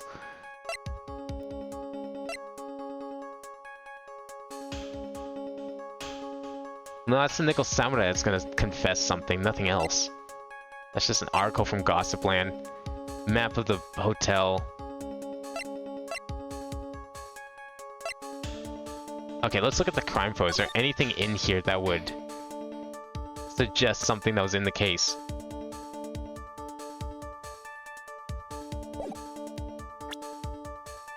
What was inside this case at the time of the murder? Is it a person? I don't think anyone's gonna fit inside there. Yeah, there's no way.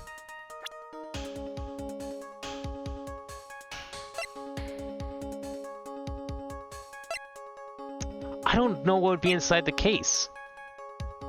Some water, but only the top of the lid. Okay, well that's probably from the vase, right?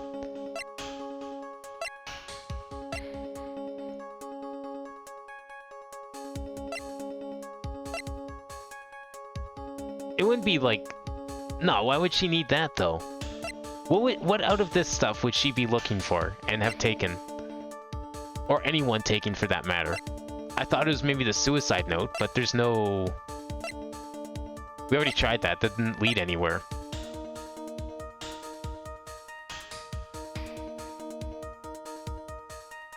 I mean, we have to go down this line of questioning because this is where we ended up. It was the only possible answer. We made it this far. Could it be the camera? But then that wouldn't make sense because like then she gets the camera and then somehow Wendy gets the camera? That doesn't make sense. And why would she care about the camera? Right? Magazine clipping. Okay, this is a mass-produced paper. Why would it matter that it's in there? A map of the hotel. Okay. I mean, the case can't be inside the case. The glass? Like, maybe this is referring to the tomato juice itself? Why would it be in the case? There's nothing in this photo that suggests anything in the case.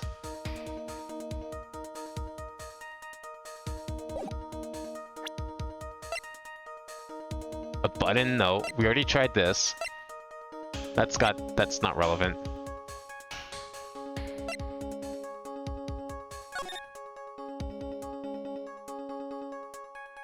It's gotta be this.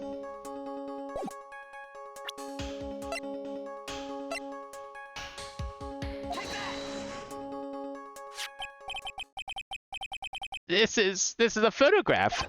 Yes, but what is important is what is in that picture, Your Honor. In this picture? It doesn't take a genius to see what I mean. What I'm proposing is, inside the guitar case was the Nickel Samurai, the hero's very own costume. It's the only possible solution. If we're saying that Andrews is the murderer, she walked into that room in her normal clothes, but then that means that she would have had to somehow walk out of that room in the Nickel Samurai costume. So where would she have gotten that costume from? There's only one possible place it could have been. That's inside that room. Why? Who knows?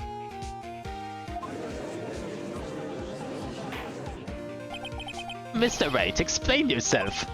Right, are you saying that the witness opened the guitar case to take out a costume?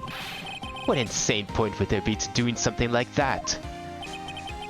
An insane point would be to wear the costume, of course. Miss Andrews put it on to hide her identity so she could make her escape. After all, you couldn't let anyone see you leave, could you, Miss Andrews? I refuse to accept your theory. Do you have anything to support such a preposterous idea? Just outside the door was an investigative photographer who was striving for a big scoop. And in the end, she managed to get this shot, correct? You made this photo? Order! Order! It looks like we've wandered into quite another mess again, haven't we? Nice job, Phoenix. Well, you know my strategy. Speak first, think later. So the real murderer is hiding inside a costume. Wait 1 second, Your Honor. The Nickel Samurai's costume would have been at Mr. Mattengard's. Why would something of the defendant's be in the victim's room? Inside a guitar case of all places. True. That is a little baffling. Mr. Wright, the court would like to hear your thoughts. What was this Nickel Samurai costume doing inside the guitar case? Okay, well, if he was wearing the costume while he was asleep, it must have been a spare costume, right? Mr. Engard did not take his costume off during the break period. In that case, the costume we are talking about was a spare one.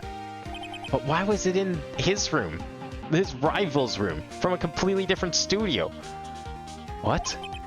And are you saying that on the night of the murder, there were 2 Nickel Samurai costumes at the Gatewater Hotel? Yes, that is what I'm saying. And how do you explain the costume that was inside the guitar case? It would mean that the victim himself had brought this spare to the ceremony on purpose. How did he get it? And what kind of ulterior motive did he have with it? But why? The victim, Mr. Korda, was the Jammin Ninja. Why would he secretly bring the Nickel Samurai spare costume with him? What could be the reason behind such a peculiar act? And therein lies the sticking point. What are you mumbling to yourself about now? Have you just been rambling all this time without any sense of inner monologue? Huh? No, I just... Mr. Wright, please explain yourself. Why do you think the victim had the Nickel Samurai spare costume? Phoenix, are you sure you can explain this one? Think carefully before you answer. And then answer with gusto. I believe in you.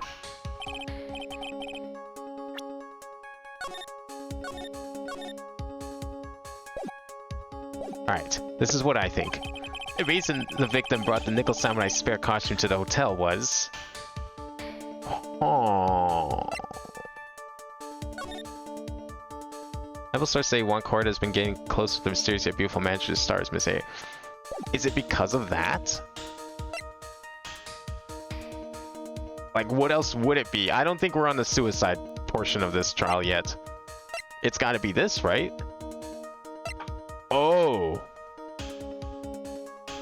It's because of that. Yes. On the night of the murder after the stage show, the Nickel Samurai was going to hold a special press conference. A press conference? Yes, the Nickel Samurai was supposed to confess something at this conference. I heard about this as well. For once, you're not making something up, right? But what struck me as strange was that Mr. Ungard himself said he had no idea he was supposed to be holding a press conference that night. But how could that be? The way I see it, that can only mean one thing. The conference was set up by none other than the victim, Mr. Juan Corda himself. The victim?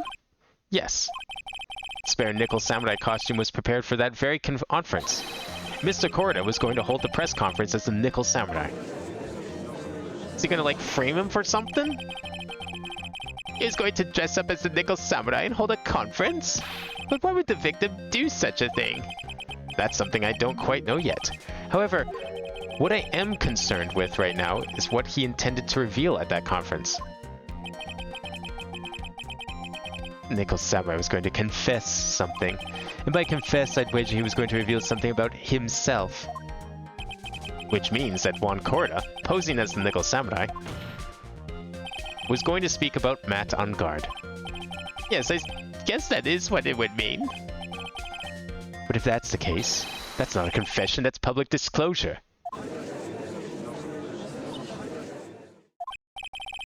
Miss Andrews?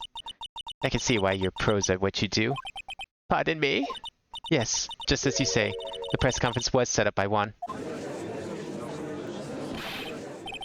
Miss Andrews, please offer us an explanation for this.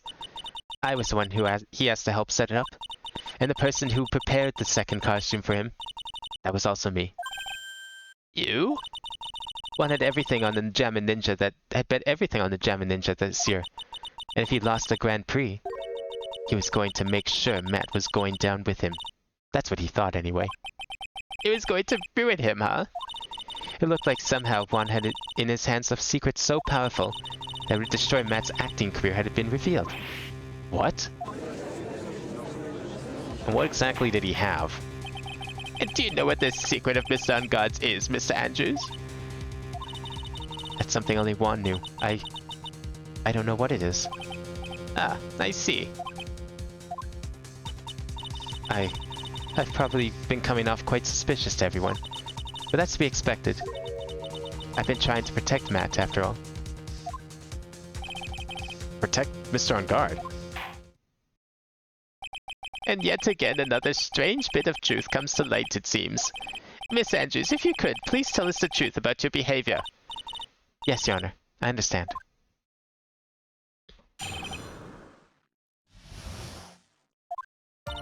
From the moment I saw the crime scene, I had a feeling that Matt was the murderer. Matt had to kill Juan no matter what. And he didn't have an alibi for what he was doing at the time of the murder. My thoughts were confirmed by the evidence, of course. The button and the knife. But I'm Matt's manager, so I felt I had to protect him. But didn't you say he was asleep? You're telling me he goes and kills a guy and then, like, goes off to get a 15-minute nap before a show? This does account for everything. Well, I am the logical type. I've finally seen her true self. She's more nervous than a scared rabbit. If the defense can find no fault in this testimony, I'm ready to make a ruling. Please keep in mind that advises you cross-examine, Mr. Wright. Looks like somehow everything is swung to the opposite end of the scale again. That just means I have to put my weight into this and turn her logic upside down.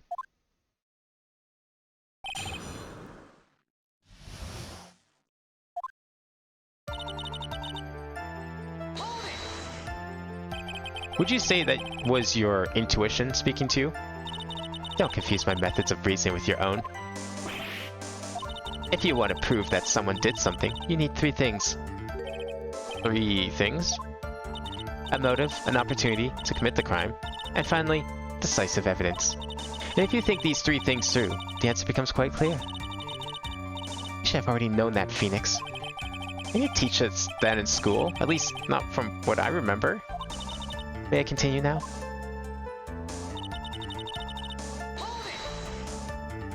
So would you say this need came from the press conference? Yes. Do you know why Juan chose that event in that hotel for that conference? Because that was when he could cause the most damage to the public's beloved Matt Ungard. And you know of this plan, didn't you, Miss Andrews? Yes, because I was the one who set up the conference and prepared the costume. But I'm sure Mr. Ungard himself didn't know anything about the press conference. Oh, really? Can you show me any proof that he didn't know about the press conference? Anyway, the important thing here is that this information was not in your testimony. Yes, I agree, Miss Andrews. Please correct your testimony, if you please. Grasping at straws now, aren't we, Mr. Wright? I know what his motive was, but I don't have any way to prove I'm right. Has Mr. Ungard done something to hurt or betray you personally? Why do you ask? You were the one who helped Mr. Korda with his press conference, and that event was supposed to bring down Mr. Ungard, yet you still helped out. The person on trial right now is Mr. Ungard, right? What the witness was thinking helping the victim with his plan is none of our concern. In any case, this means the defendant has had a motive to kill. Why do I keep doing this to myself?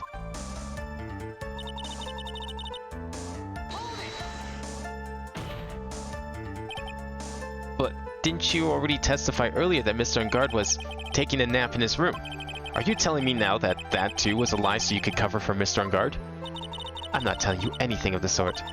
When I went to get him for the show, he honestly was sleeping. However, as to whether he was sleeping the entire time, that I cannot say. I was too busy setting up the stage at the time. I keep trying, but I can't find no flaws with what Miss Andrews has said. I can't say the same for some people in this courtroom, however. Judge is glaring straight at Mia. He's glaring at you, smart guy.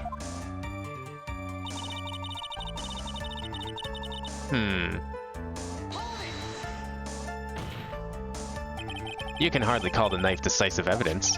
The fingerprints on the knife could very well be a clever camouflage. Then, what about the button? The button?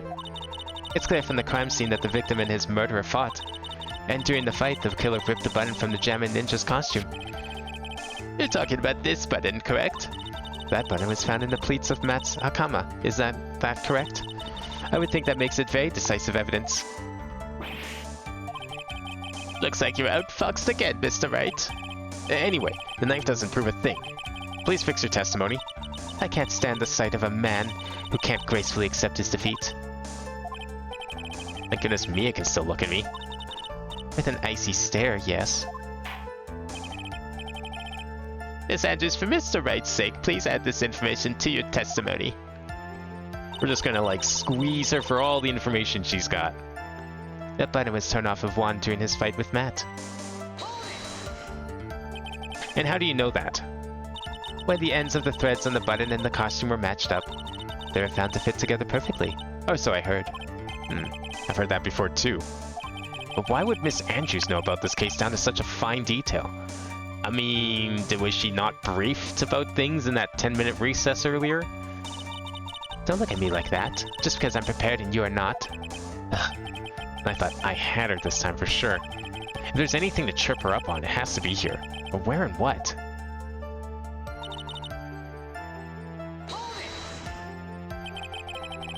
But what you really did was stab the guy in the back, didn't you? And at the worst possible time.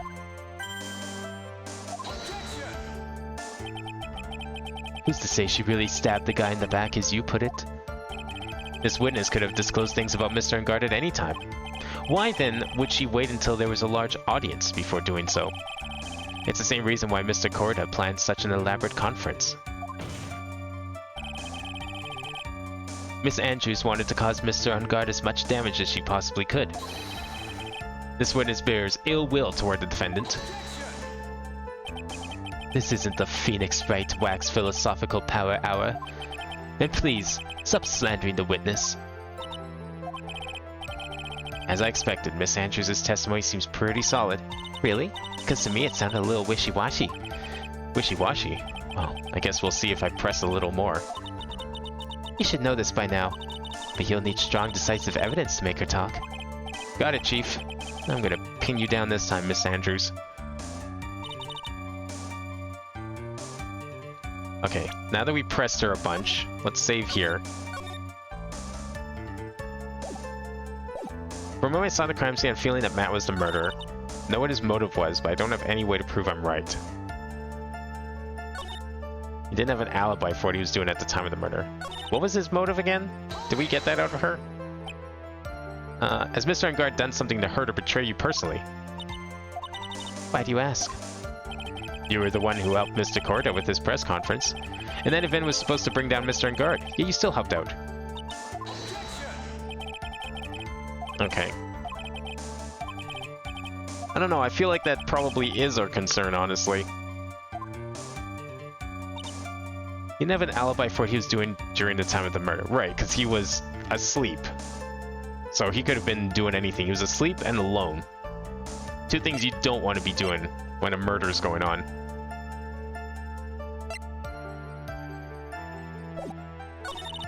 Button was torn off Juan during his fight with Matt. Okay, what do we know about the button? Ripped from costume, covered in Korda's blood, found in Unguard's Hakama. Wait, if it was torn off his costume while they were fighting, he wouldn't have died yet. He wouldn't have been injured, necessarily. Why would the button have blood on it then? Oh, okay. I'm overthinking it, I guess. Never mind, we'll just reload. Okay, so I don't know, I was overthinking. I was thinking like, okay, well, if they haven't fought yet, you know, or if they were fighting and it gets torn off during the fight and then he gets like choked and stabbed, why would the button have blood on it, right? Okay, no alibi. Button was torn off during his fight. Fell had to protect him. This has to be it. I'm Matt's manager, so I felt I had to protect him. Is there something in here about this?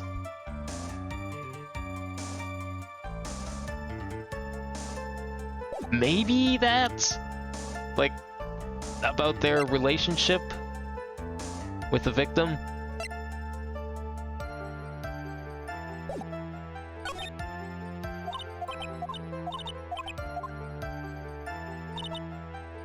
Feeling that Matt was the murderer. Know what his motive was, but I don't have any way to prove I'm right. I wonder if this is actually it. Maybe we have evidence.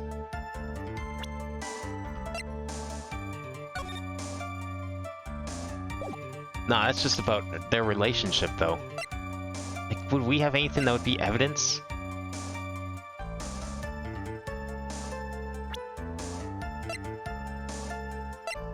Not really. You can have an alibi.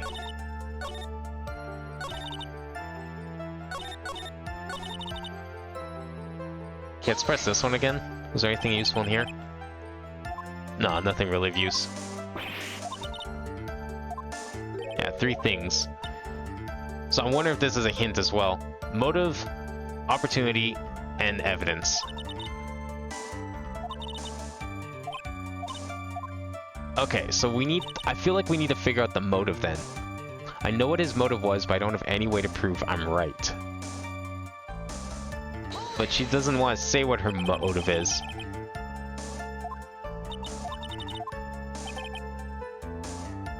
Yeah, you were the one to help Miss Korda with the press conference, and that event was supposed to bring down Mr. Engardia. You still helped out. See, the fact that Edgeworth is shying up this line of questioning is very suspicious. What the witness was thinking helping the victim with his plan is none of our concern. In any case, this means that the defendant had a motive to kill. Yeah, but we need to know what that motive is. I think that's very important. Have an alibi for what he was doing during the time of the murder. Because he was asleep. But he could have easily, like... I don't think we have any way to disprove that either.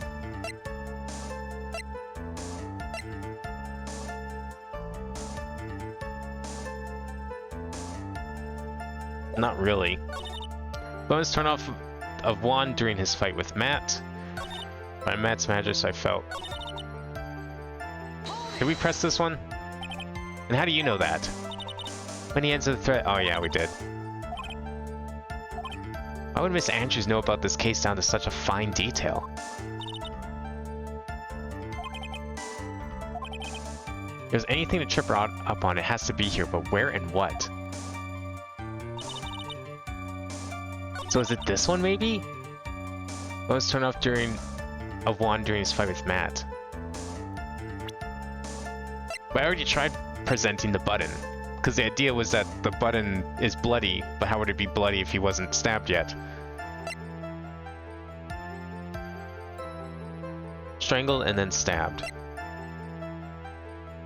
Where's the crime scene photo gonna be anything? No, probably not. Felt he had to protect him.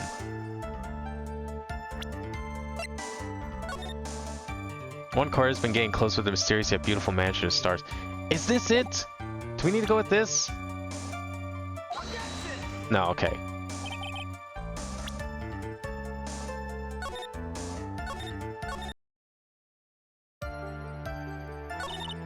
I know what his motive was, but I don't have any way to prove I'm right. That's the only other one that stands out here. Didn't have an alibi.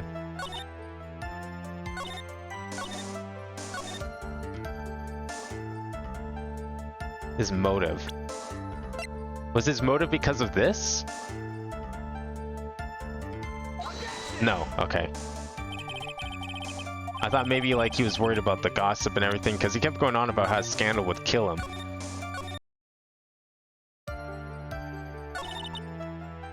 I don't have any way to prove I'm right. He didn't have an alibi.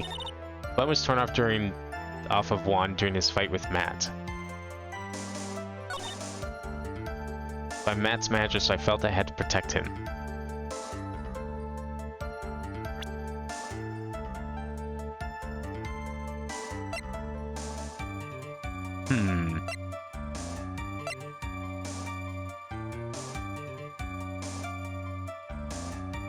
Is it... No, the suicide has nothing to do with Matt, though, is the thing.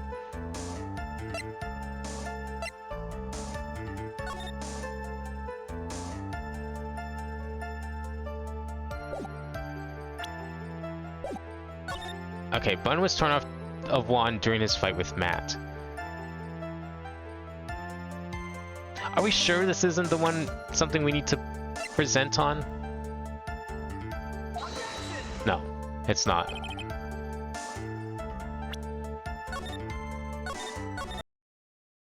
What is the logic I'm missing here? Because when I saw the crime scene, I had a feeling that Matt was the murderer. I know what his motive was, but I don't have any way to prove I'm right. It's gonna be either that one, because like she mentions having how you need like proof of and a motive to kill someone. He didn't have an alibi. Mainly because he was asleep, but he could have been doing anything, right? But didn't you testify earlier Matt Guard was taking a nap in his room? Yeah. And I went to get him for this show. He honestly was sleeping. However, as to whether he was sleeping the entire time, that I cannot say. Too busy setting up the stage at the time.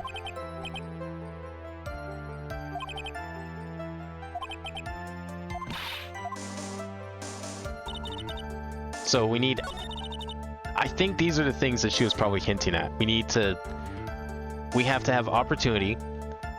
So we need to prove opportunity, or in this case, disprove opportunity. Disprove motive. And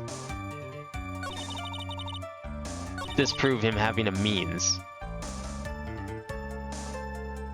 And evidence. We need evidence for both of those things. He didn't have an alibi, and she knows what his motive was. But Edgeworth won't. This has to be it, because Edgeworth is covering something up then. What would his motive been? Why would he want to kill? Why would she want to kill him? Well, we know what kind of why she wants to kill him. Don't have any way to prove you're right. Well, yeah, because he didn't want to kill him at all. Unless it's this. But he didn't know about it, so why would he want to kill him over it? Okay, I'm gonna look this one up. I feel like this is the probably the right one.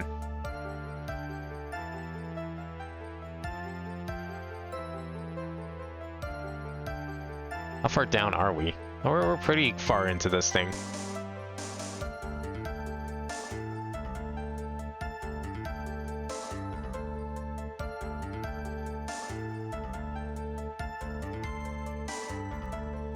Okay. Let's see here. So, button was torn off of Juan during his fight with Matt.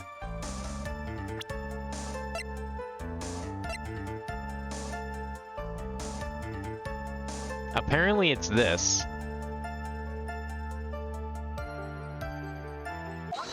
I don't really see how. I don't think I would have ever figured this one out. Apparently it's this, though.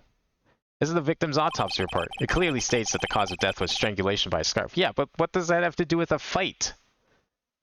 He was strangled. They were fighting, the button would have fallen off. This one I don't get. It's strangulation. The knife stab to the victim was done after the victim had already died. Well, okay, but wait, the button was torn off.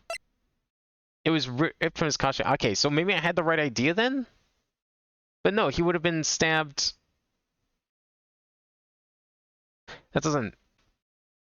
Yeah, he would have been stabbed and then the button would have fallen off. So I had the right idea. It's just that this is the answer, not this. I was on the right track.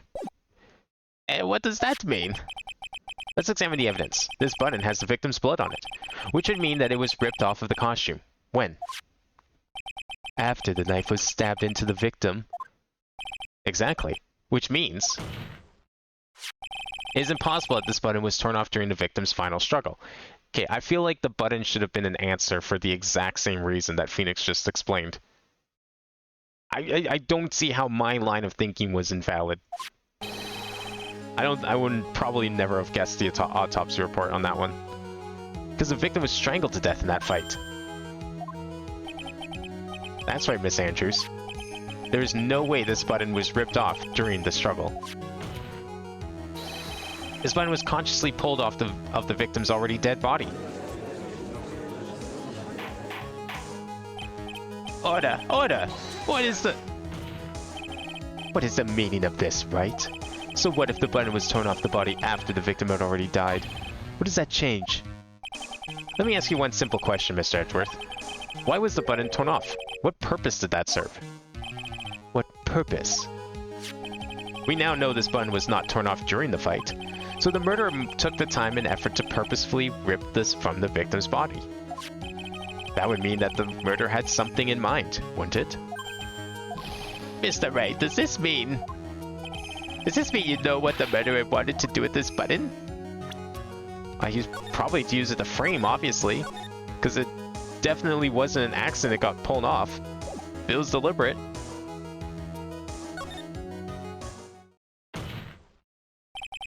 There's only one logical reason for doing something like that. It was to pin the crime on Mr. Engard.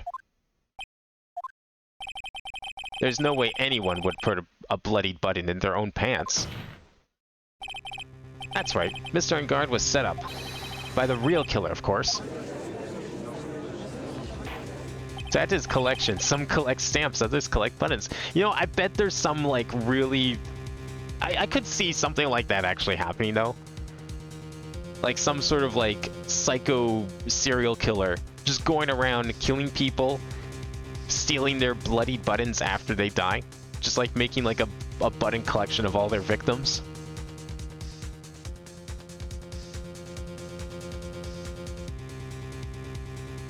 I mean, there are people that do that. I'm pretty sure there were serial killers that, like, collected mementos from their victims. Nothing as innocuous as a button, but it seems very probable to me. And the real murderer is... Well, Mr. Wright, who in the world is the real killer then? Finally. I can't believe I managed to bring this trial all the way up to this point. Phoenix, you can't let your guard down yet. Not till the very end. It's the parrot. I wish we could pin it on the parrot. The real killer, the person who planned to frame Mr. Engard is... Well, I mean... This is all we've been working towards, right? To pin it on her? That's been our whole task up to this point? Miss Adrian Andrews, I choose you. You are Mr. Corrida's killer. What? Save the claim and claim as Maya. Aw, shit, I should have done that, you're right. That would have been fucking funny. The kidnapping. No, I should have done either Maya or Edgeworth. I should have totally done Edgeworth. My last save's too far back, though. It's fine. Mr. Wright, this is a very grave matter. Do you have any evidence that supports your charge? Any evidence? All of the evidence points to Miss Andrews. What? How preposterous. You can't stick any of that on me. I can't, can I? Would you care to test me? Then what about this knife? The knife was used to stab the victim after he had already been strangled to death. It was used to throw suspicion onto Mr. Ungard, naturally. A knife covered in the defendant's fingerprints could only be taken from his room. And the only one who had dinner with him and knew which knife to take was you.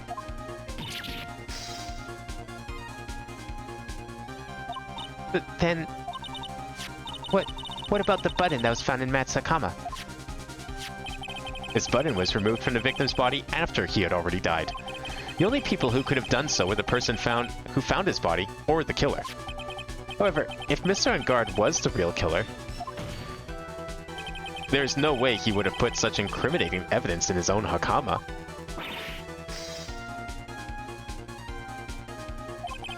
The only person who could have put this button into Mr. Ungard's Hakama is the person who went to wake him from his nap, which is you, yet again, Miss Andrews.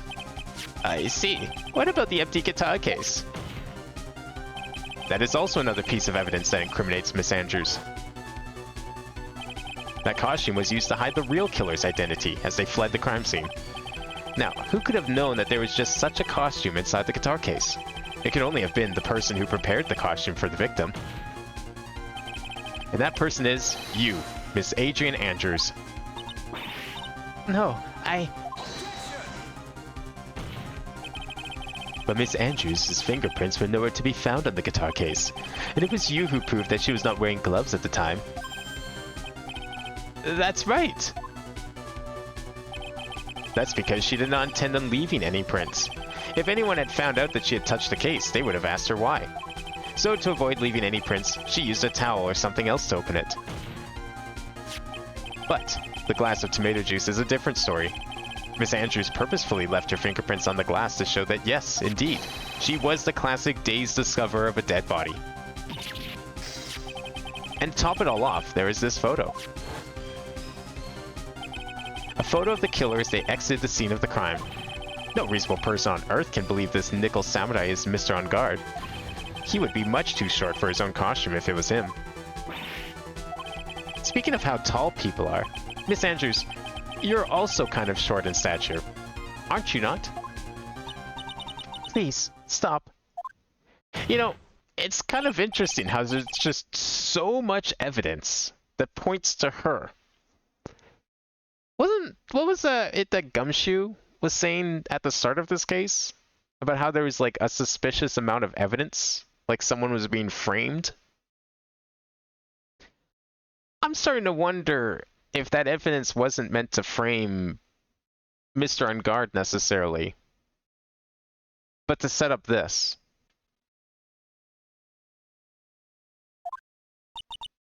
I've got her this time. Miss Andrews? I refuse to testify. What was that? There's a law. It says I can't be forced to testify about something if it can incriminate me. So you admit it then? Well, yes, you are absolutely correct, Miss Andrews. The law does provide us with a way to avoid self-incrimination by allowing a witness to not testify if the testimony can cause damage to themselves. What? Pleading the fifth is not something most people would think to do on the spot. You don't do that now when all the evidence points towards you. That just makes you more suspicious. Actually, thinking back to yesterday in Mr. Ungard's room. Adrian Andrews. Yes? Think hard about what we just discussed. Understood? All right.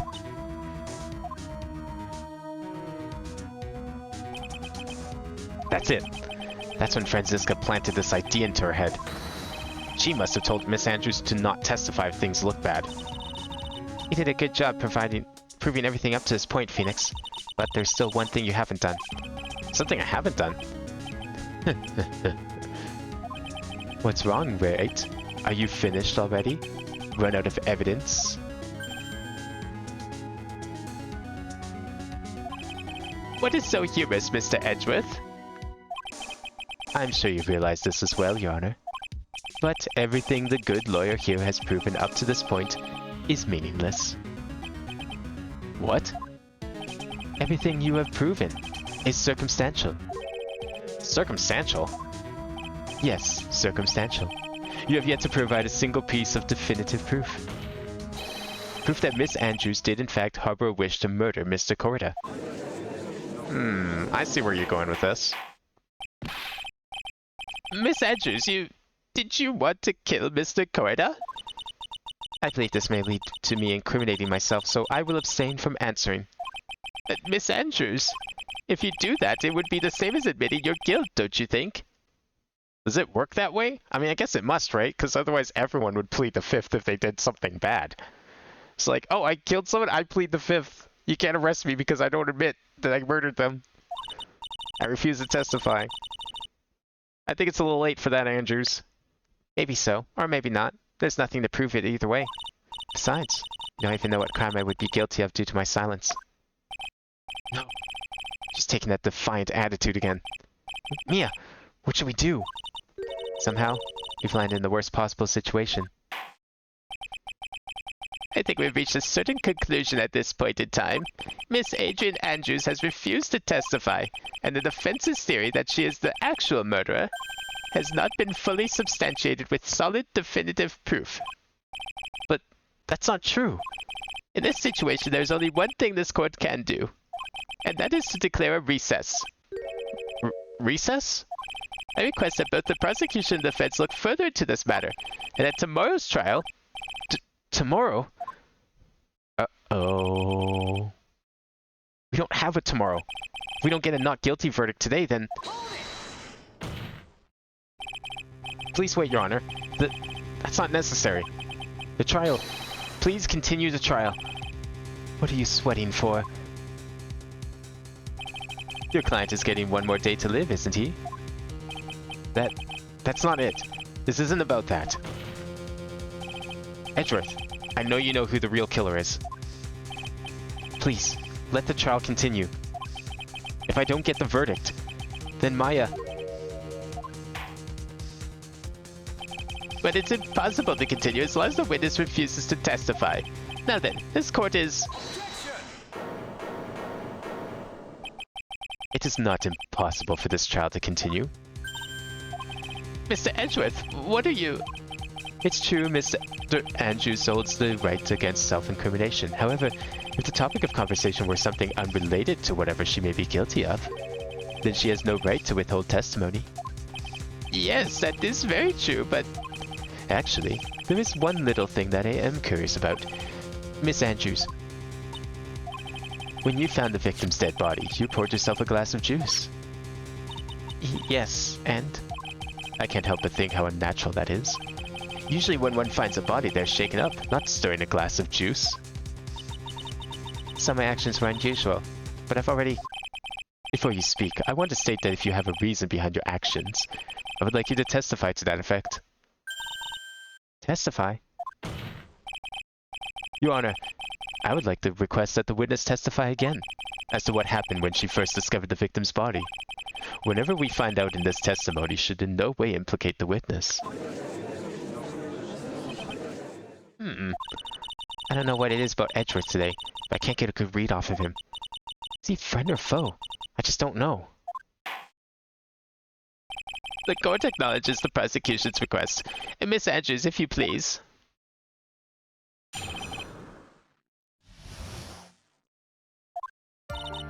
That glass of juice. I didn't really pour it for myself. I was surprised when I walked into the room and saw it in that messy state. And Juan, he was sitting slumped over and tired looking in the corner. When I saw him sitting like that, the thought that he was dead didn't cross my mind. To be honest, I thought he had just fainted or something, so I went to pour him some juice. When I realized that he was dead, that's when I knocked the flower vase over. And then you open the case for seemingly no reason, correct? You know, put on the samurai costume so that you could just get out of there without anyone thinking you killed him. Of course, that's definitely how it is. So you poured that glass of juice for the victim. Why didn't you say so in your earlier testimony? I didn't think I needed to include something so trivial. Phoenix, please be careful here. If you can't find anything wrong with this testimony, then there's nothing left. I know. Ezra, what the heck is he going on in that brain of yours? Now then, Mr. Wright, you may begin your cross-examination.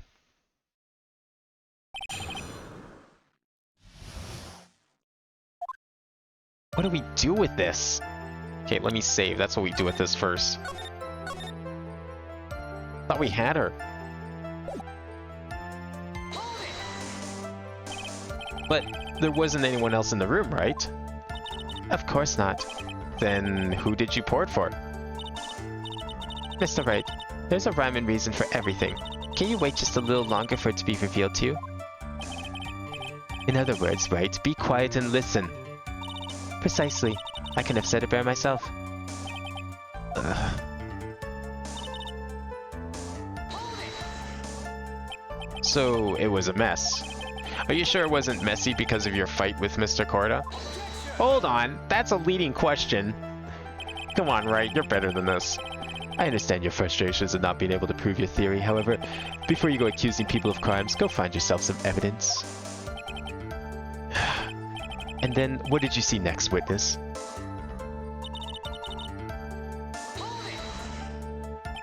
Slumped over. Yes, he was just sitting there, with his head tilted forward, eyes closed. He really looked like he was sleeping. Is it just me or did that right there sound a little odd? Is that the one we need? Then what did cross your mind? I thought maybe he had smashed everything up in anger because he lost the Grand Prix. And then felt tired after his rampage, so he decided to take a nap. In his chair? Not in his bed? Anyways, that's what I thought. I see, so you didn't think he was dead at all.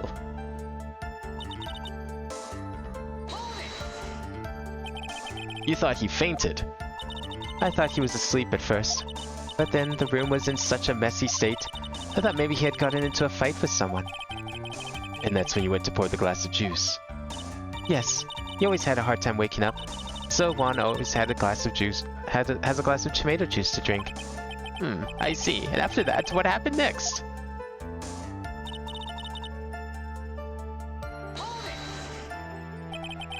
And how'd you come to realize that he was in fact dead? I shook him over and over, but I never got a response.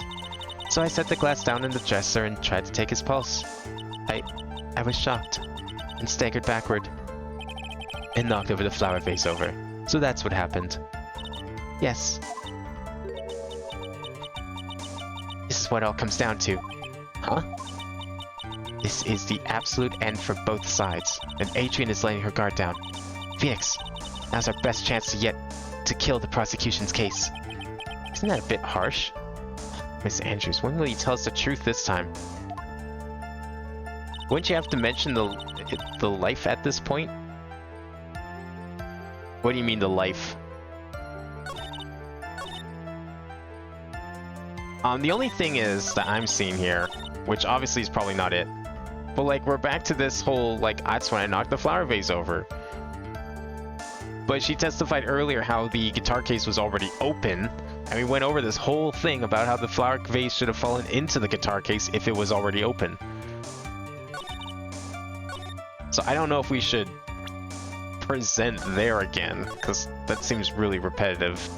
It's unlikely we're gonna go that way again. A knife sticking out of someone with blood on his shirt wouldn't be dead giveaways. Oh yeah, I see what you mean, yeah. If the knife was already there, yeah, why does she not see it? And like, him falling asleep in a chair? Come on. Who does that? Definitely not me. Alright, let's see. Realized he was dead, that's why I knocked the flower vase over. Thought he had just fainted or something, so I went to pour him some juice. So I'm saying like that, thought he was dead, but didn't cross my mind. Should we try that? The autopsy report? Strangled with a scarf, then stabbed with a knife? maybe the murder scene photo? I'm gonna try the murder photo. Oh shit, that was it! So you honestly didn't think he was dead when you found him? No, not at all. Even though this is what you saw when you discovered the body? What is the meaning of this? Isn't it obvious, Your Honor? There is a knife sticking straight out of Mr. Korida's chest. Anyone who saw this scene would have immediately thought that there was a dead man. That's... well, you see... I doubt the single person in the world would mistake this for someone who fainted, and then so nonchalantly go pour something to drink. Your point is... Miss Andrews, your testimony just now, it was all one giant lie. And your lie has proven one thing very clearly, that you are the real killer. Checkmate. So much for pleading the fifth. It looks like the defense has somehow brought the ugly truth to light. The defendant, Mr. Matt on guard, is not guilty after all. But that's impossible. You're wrong. Miss Andrews, try to have some composure. It wasn't me. It wasn't me, I tell you. It was Matt. I swear it. He's the one who killed Juan. But you were the one who refused to testify, and your reason for not doing so was that you might end up incriminating yourself. That's because... Miss Andrews, I will give you one last chance. What exactly are you hiding that may incriminate you? I refuse to testify. Well, if you refuse to testify, then this court has no choice but to, arrest you. There is no need for this court to continue any further. Mr. Matt on guard's innocence has been clearly demonstrated. Is it over? Have we found the truth at last? What's wrong, Phoenix? Usually the real killer confesses his or her guilt. Now that I think about it, this is the first time someone hasn't. I think someone really wanted Miss Andrews to take the fall for some sort of crime. Now then, I would like to hand down my verdict for Mr. Matt on guard.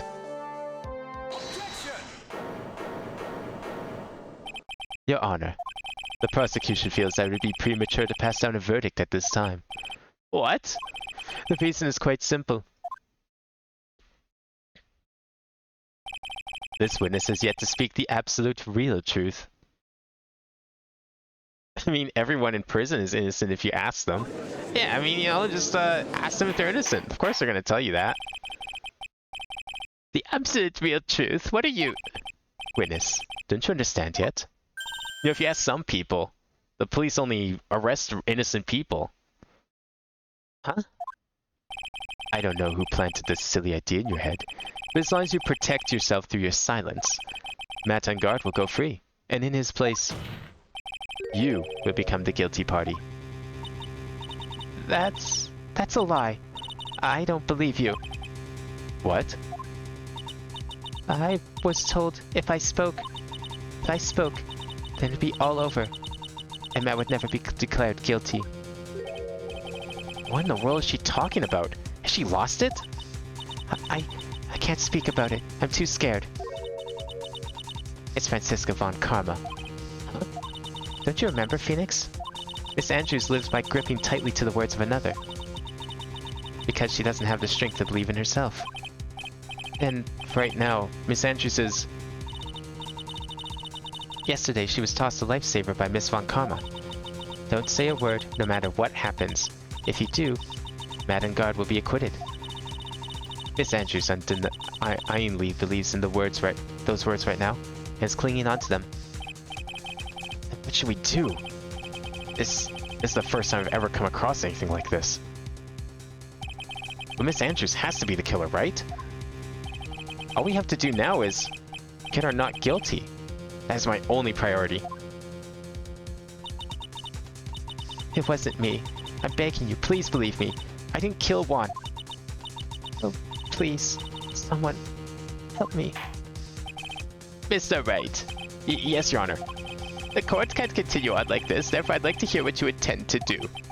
What I intend to do? What am I supposed to do? What am I supposed to say?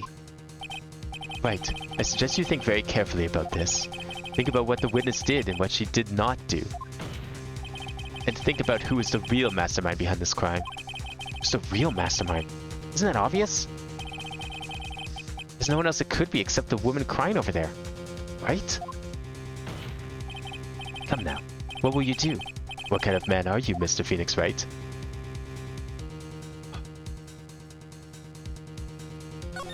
My integrity as a lawyer would be shot if I didn't force her to testify. We gotta find the truth after all. Have to win a complete acquittal today. There's no way around that. But I can't bring myself to do it like this. Not when she's making a face like that. Miss Andrews, I would like to know what you're really hiding. Mr. Wright, are you sure you know what you're doing? Sure, Mr. On Guard would get an acquittal, but in his place you would be found guilty. Is this how you really want this trial to end? Be quiet. How dare you? You're trying to trick me. That's enough. I commend you for trying, Mr. Edgeworth. However, it's clear that the defense's theory is the truth. You're wrong.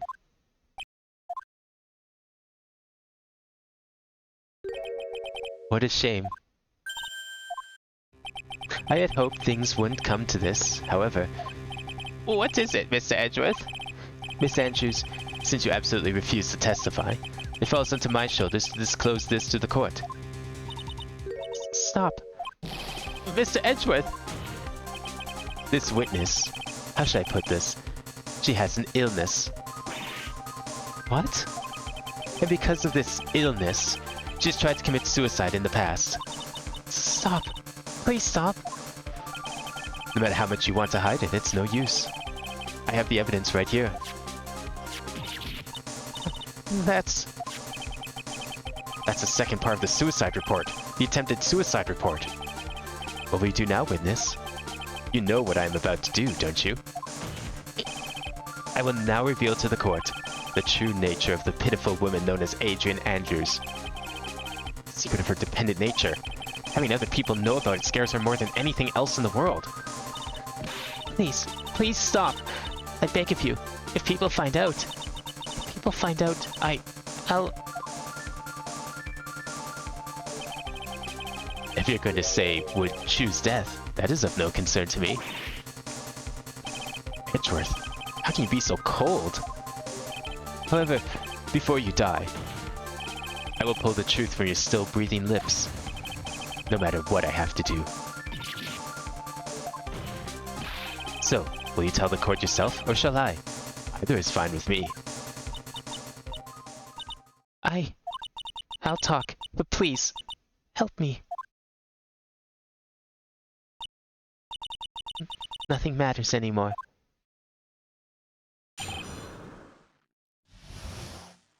Is this finally the truth? When I first saw him, I really thought he had fainted. Honest. When I realized he was dead, that was when I formulated my plan. Once I made sure there was no one in the hallway, I made a dash back to Matt's room.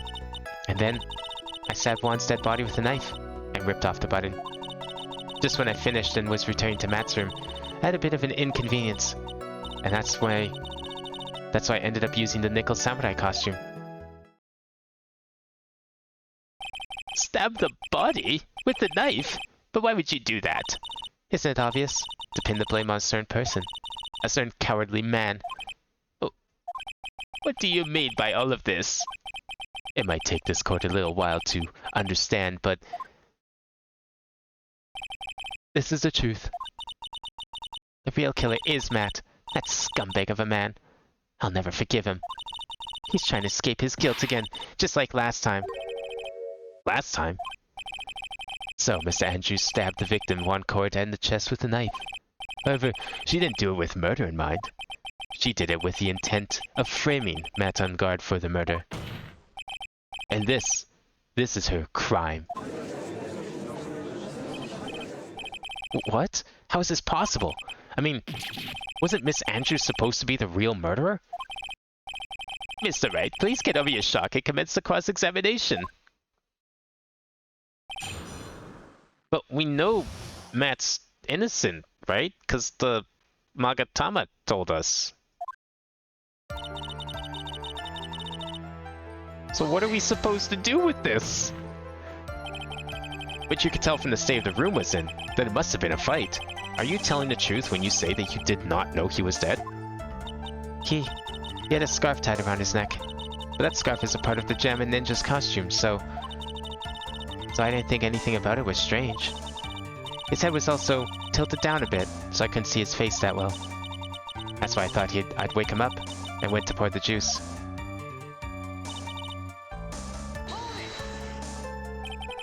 What is this plan you had? So did you just want to like frame Matt because you felt like it? There's got to be a reason for it. A good reason, not just like, yeah, this is my chance, now I can finally get rid of that man. I knew right away the murderer was Matt. I knew because one, he was going to expose Matt's weakest weak point to the world. So Matt did this to stop Juan, silence him for good. That's when I thought, I should forge some evidence and pin this crime on Matt. So the forged pieces of evidence were the knife and the button. The first thing that came to mind was to plant a knife.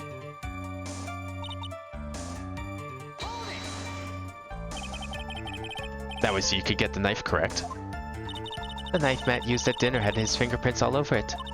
I thought if I used that, then the police would certainly turn their eyes towards him. Matt was napping with his costume on at the time.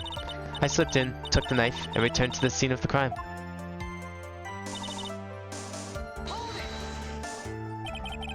So you were the one to stab the victim with that knife? It gives me goosebumps to think about it now. What a horrible thing I did. But at the time, I can control my own body. It moved on its own. Then, when I stabbed Juan's dead body, I suddenly realized something. If I used a button somehow, I can make Mac look even more suspicious. So you thought to rip one of the buttons off and then plant it in Mr. Unguard's Hakama? Yes, that's what I had planned to do. But things never go that smoothly, do they?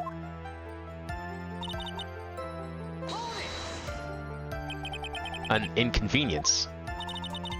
There's a woman with a camera at the ready, loitering in the hallway. I'm willing to bet my spikes it was Lotta. There was also a woman with a ray gun at the ready, pacing back and forth. That's Miss Oldbag for you. I had already been caught and made it up into a big scoop for a certain weekly tabloid once, so I can very well go out looking like myself and get caught again.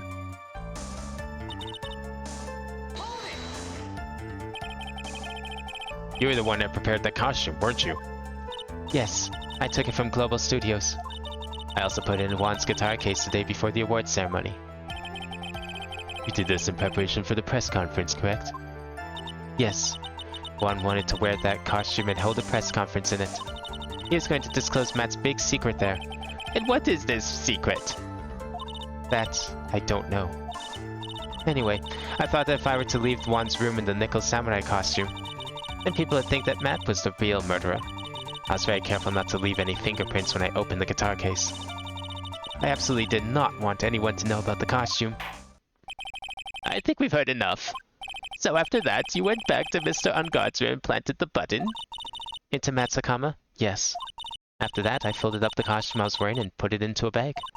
Then I snuck it out of the hotel and got rid of it. My word! What does all this mean?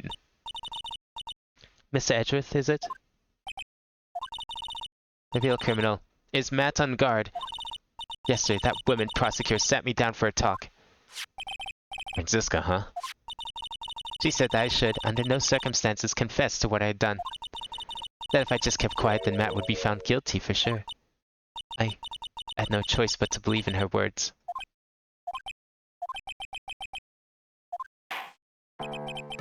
What this witness has done is clearly unlawful. However, as long as her testimony stands, we can be certain she is not the real killer. Damn it, we almost had it. Guess I should have shut up after all.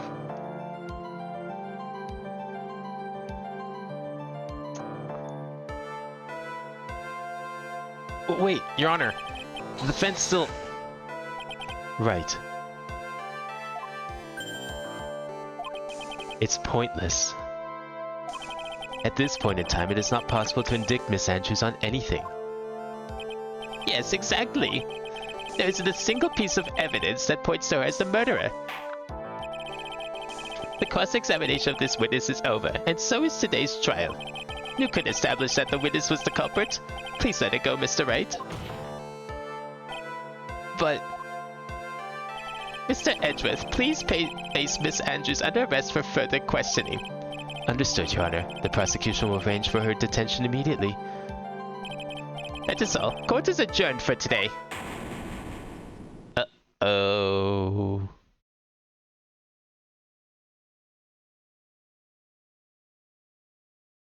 Huh. Well, that's a problem. Today's trial. It's over. And I didn't win an acquittal. Witness, would you mind if I asked you something? Edgeworth. What is it? Before you leave court today, I wondered if I might look at one thing. The card in your hand. It's had my interest for quite some time now. What exactly is it? Oh, this? Mr. Wright also asked about this.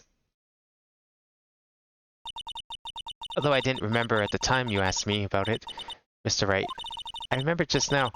I found this in the room on that day. The room? That day? Yes.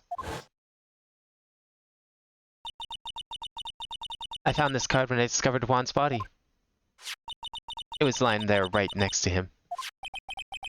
You found that card next to the victim's body? I suppose I must have unconsciously slipped it into my pocket. But it's not as if this card has any relevance to Juan's murder, right? Yeah, I guess not. But still a strange card if you ask me. As far as a clue to this case, I don't see why... Witness, that card. Give it to me. Hurry. Edgeworth? Do you have any idea what you have stupidly yet inadvertently done? This... I can't believe you hid this from me all this time. I didn't mean to. What is this all about? Never seen Edgeworth so emotional before.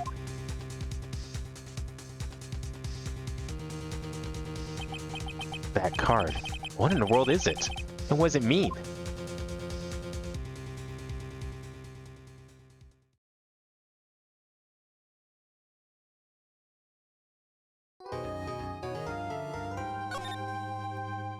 I'm sorry, I need to see where this is going. I can't stop now. That is not a cliffhanger even I'm willing to stop on. I mean, with Maya's life and hanging in the balance, Edgeworth knowing something about that card, the card actually being inside the scene of the crime. Mystic Maya, There, Pearls. I can't take it anymore. Look, it'll be alright. Everything may still work out. Hmm? The condition was that we had to get a not guilty verdict. And so far, the kidnapper has kept his word and hasn't hurt Maya. How do we know that? Has he contacted us? And he won't because Mr. Engard hasn't been given a guilty sentence yet. Yeah, but we only had one day. Cheer up. We don't have time to stand around crying. We have to get going. You're right. Mystic Maya's in much more pain than I am. Yes, that's right. Hey, you guys. Glad I got you, pal. It's the scruffy detective. Oh boy. Looks like Detective Gumshoe has been dubbed Mr. Scruffy Detective in Pearls and Book now. It's just plain old Mr. Dick Gumshoe now, and I came to talk to you, pal. But we're kind of busy right now. Wait. He actually did get fired. Oh. So what are you gonna do from now on? What do you mean, pal? Well, you've been fired, right? So, do you have a new job lined up yet? Oh, that, what am I supposed to do now, pal? I don't have anything coming in at all until my next payday. What are you talking about? You don't have another payday. I guess that means I'm just gonna have to work here at your place, pal. Say what? You'll be searching for things that'll prove Mr. Engard's innocence all day, right? Well, yeah. So yeah, I'm gonna help you, pal. I got lots of experience in investigating and watching over people's places. I'm great at making really simple meals, pal. I'll take care of it all. Come on, Mr. Nick. Let's let Mr. Scruffy Detective take care of things. Okay. By the way, what's your best dish? Instant noodles, pal. Why am I surrounded by people who only eat cheap, unhealthy foods? That's the first time I've ever seen Mr. Edgeworth act like that. Never thought he'd say something like he didn't care if Miss Andrews killed herself. He said that? That's horrible. But because of him doing that, we got the truth finally. The truth. Miss Andrews' last testimony.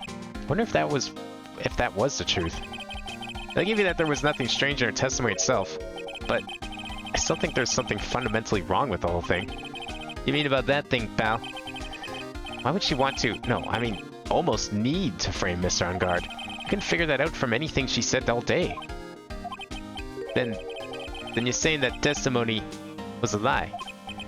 Not a lie per se, just felt like there's more here than meets the eye. But that's what Edgeworth like us to believe. That's such a dirty trick. Even that women prosecutor is better than that. And Ziska von Karma. Speaking of this von Karma, do you have any more information on her condition? Wasn't she shot this morning? This von Karma was shot today on the way to the trial by a pistol, pal. But she's going to be fine, right? I mean, Edgeworth said she was in a stable condition, but... Well, she was shot in the shoulder, so she's okay and still hanging in there. They should be done taking the bullet out, so she's probably resting at the hospital. Which one? What, are you gonna go visit her, pal? No, well, I was kinda thinking about it. Hey, you actually got a heart, don't ya? She looked like she was being tortured to death not being able to go to the trial today. So maybe it'd be good for her if you went and let her whip you in for a bit, pal. Let's go let her whip us, Mr. Nick. Now I'm definitely not going. Let's see. Name of the hospital. Oh yeah, the Hottie Clinic. Oh no. This really is the trial of, let's just put all of the most annoying characters in another case. Just the highlights, the best of the worst to hear. That name sends a chill down my spine. Well, I guess it can't hurt to stop by and say hi.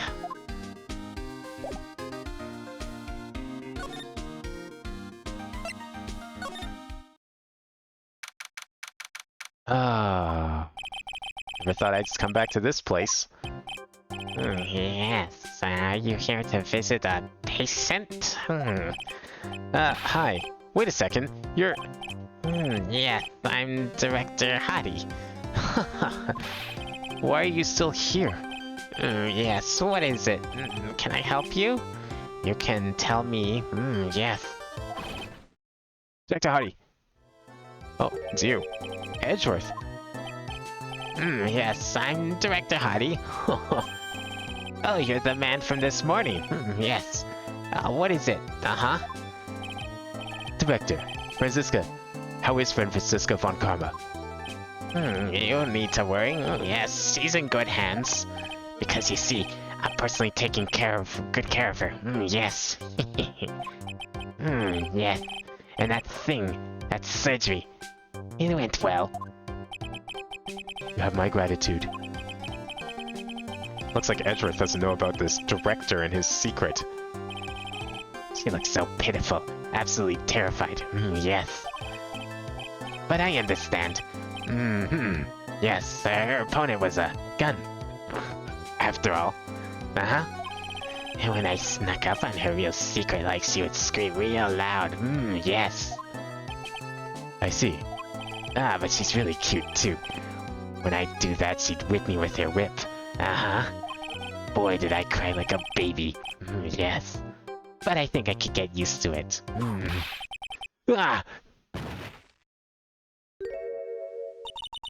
Go back to your room. You're so mean. So mean, my frisky Friska. But that's good to... Okay. Yes, it's time for my IV drops. Yes. And what are those tulips doing in your hands, Mr. Phoenix Wright? I knew I shouldn't have come here. I was shot in front of the courthouse in my right shoulder. But it is no big deal. This sort of thing happens all the time. I even had full intentions of running this trial this morning. But that would have been too much for you. There's no need to act tough in front of us, you know. Regardless, I was dragged here by that man over there. He was so unyielding. One has to wonder if he was simply interested in stealing my case. It was the only logical course of action given the bullet was still lodged in your shoulder. But by taking over the case, I found myself having to clean up after you and that irresponsible deal you made. I think I know what deal he's referring to. Miss Von Karma, you made a deal with Miss Andrews yesterday, didn't you? I don't know what you mean. In order to make sure you got your guilty verdict on Mr. On Guard, you told Miss Andrews to not testify in court today. I don't know what you're talking about. Do you have proof that I made such a deal? You're denying it? It looks like you were lucky, Mr. Phoenix Wright. If I had been in court today, this trial would already be over.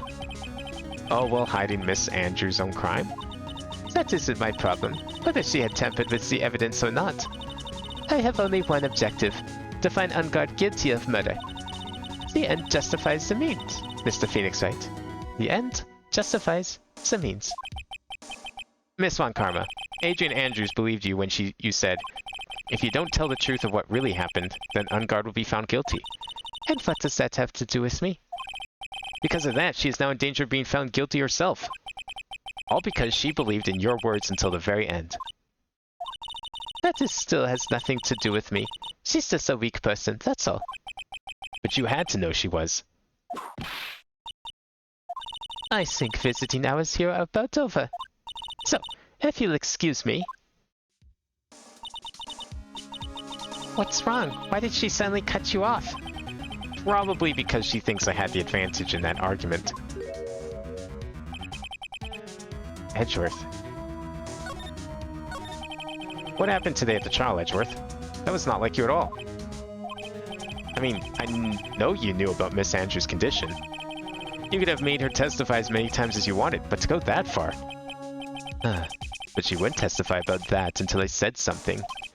Listen, Wright, the courtroom is a garden of judgment. I am putting myself on the line when I stand it there, and that is why I made the witness do the same. It's only natural. By the way, Edgeworth, you were really angry in court today. That's rare for you. Witness, that card. Give it to me. Hurry.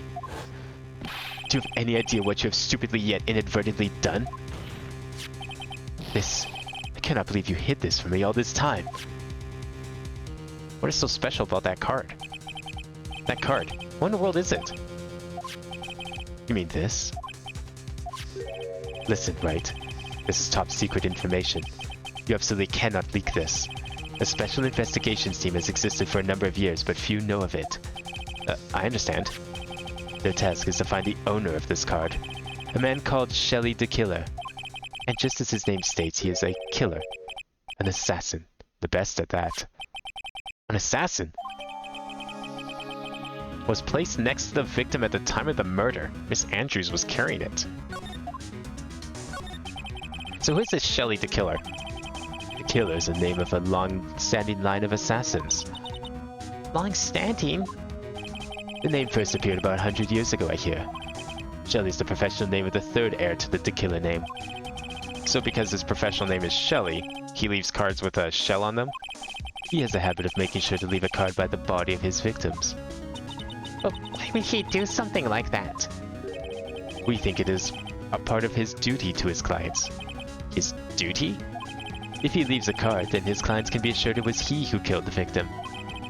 It also serves as insurance against any charges being pushed onto his clients.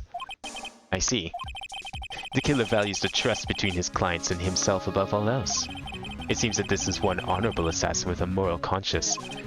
I guess that even honorable assassins can exist. I mean, it helps with business, you know?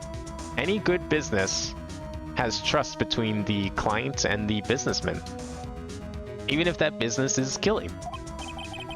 So you think this assassin, you think he's the one who did the killing in this case? It would appear that way.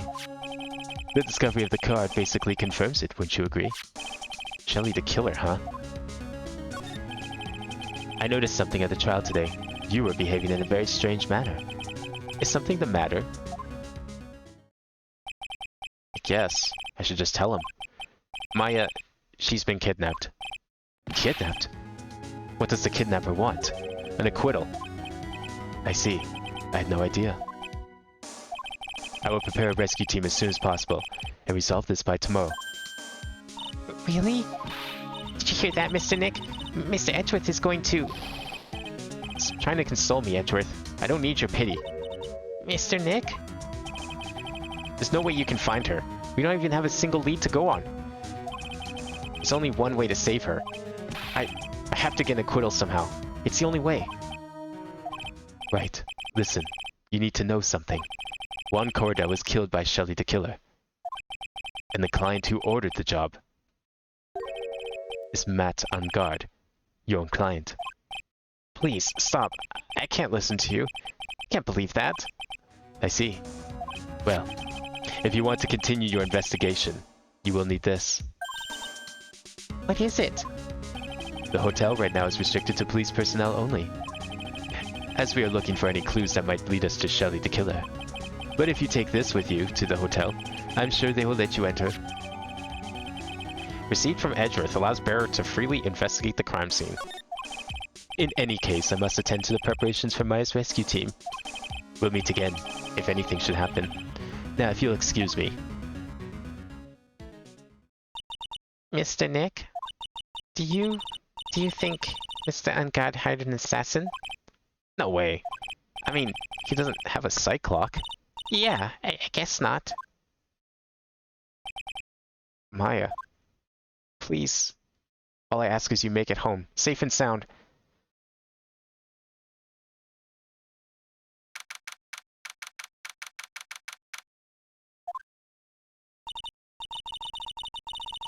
Alright, this is where we will stop it. It's not quite as much of a cliffhanger as before, but it is like 2 a.m., so...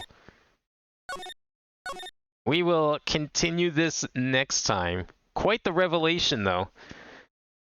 I mean, Miss Andrews not being the killer, being coerced into forcing someone else to be accused of a crime they didn't commit either.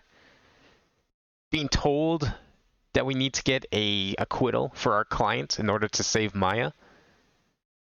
And then also a suspicious amount of evidence and a setup that seems very premeditated, but in a very specific way.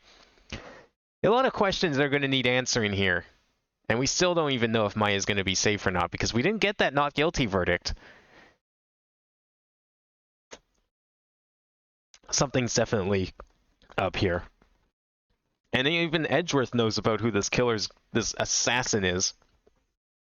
But it seems like there's even the possibility that our client might actually be guilty, which would be very strange because, I mean, surely we wouldn't be defending someone who's guilty.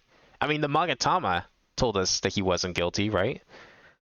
Well, we will find out these answers next time and finish up this case.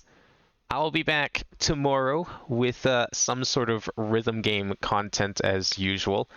Not sure what it is at the moment. I do have one.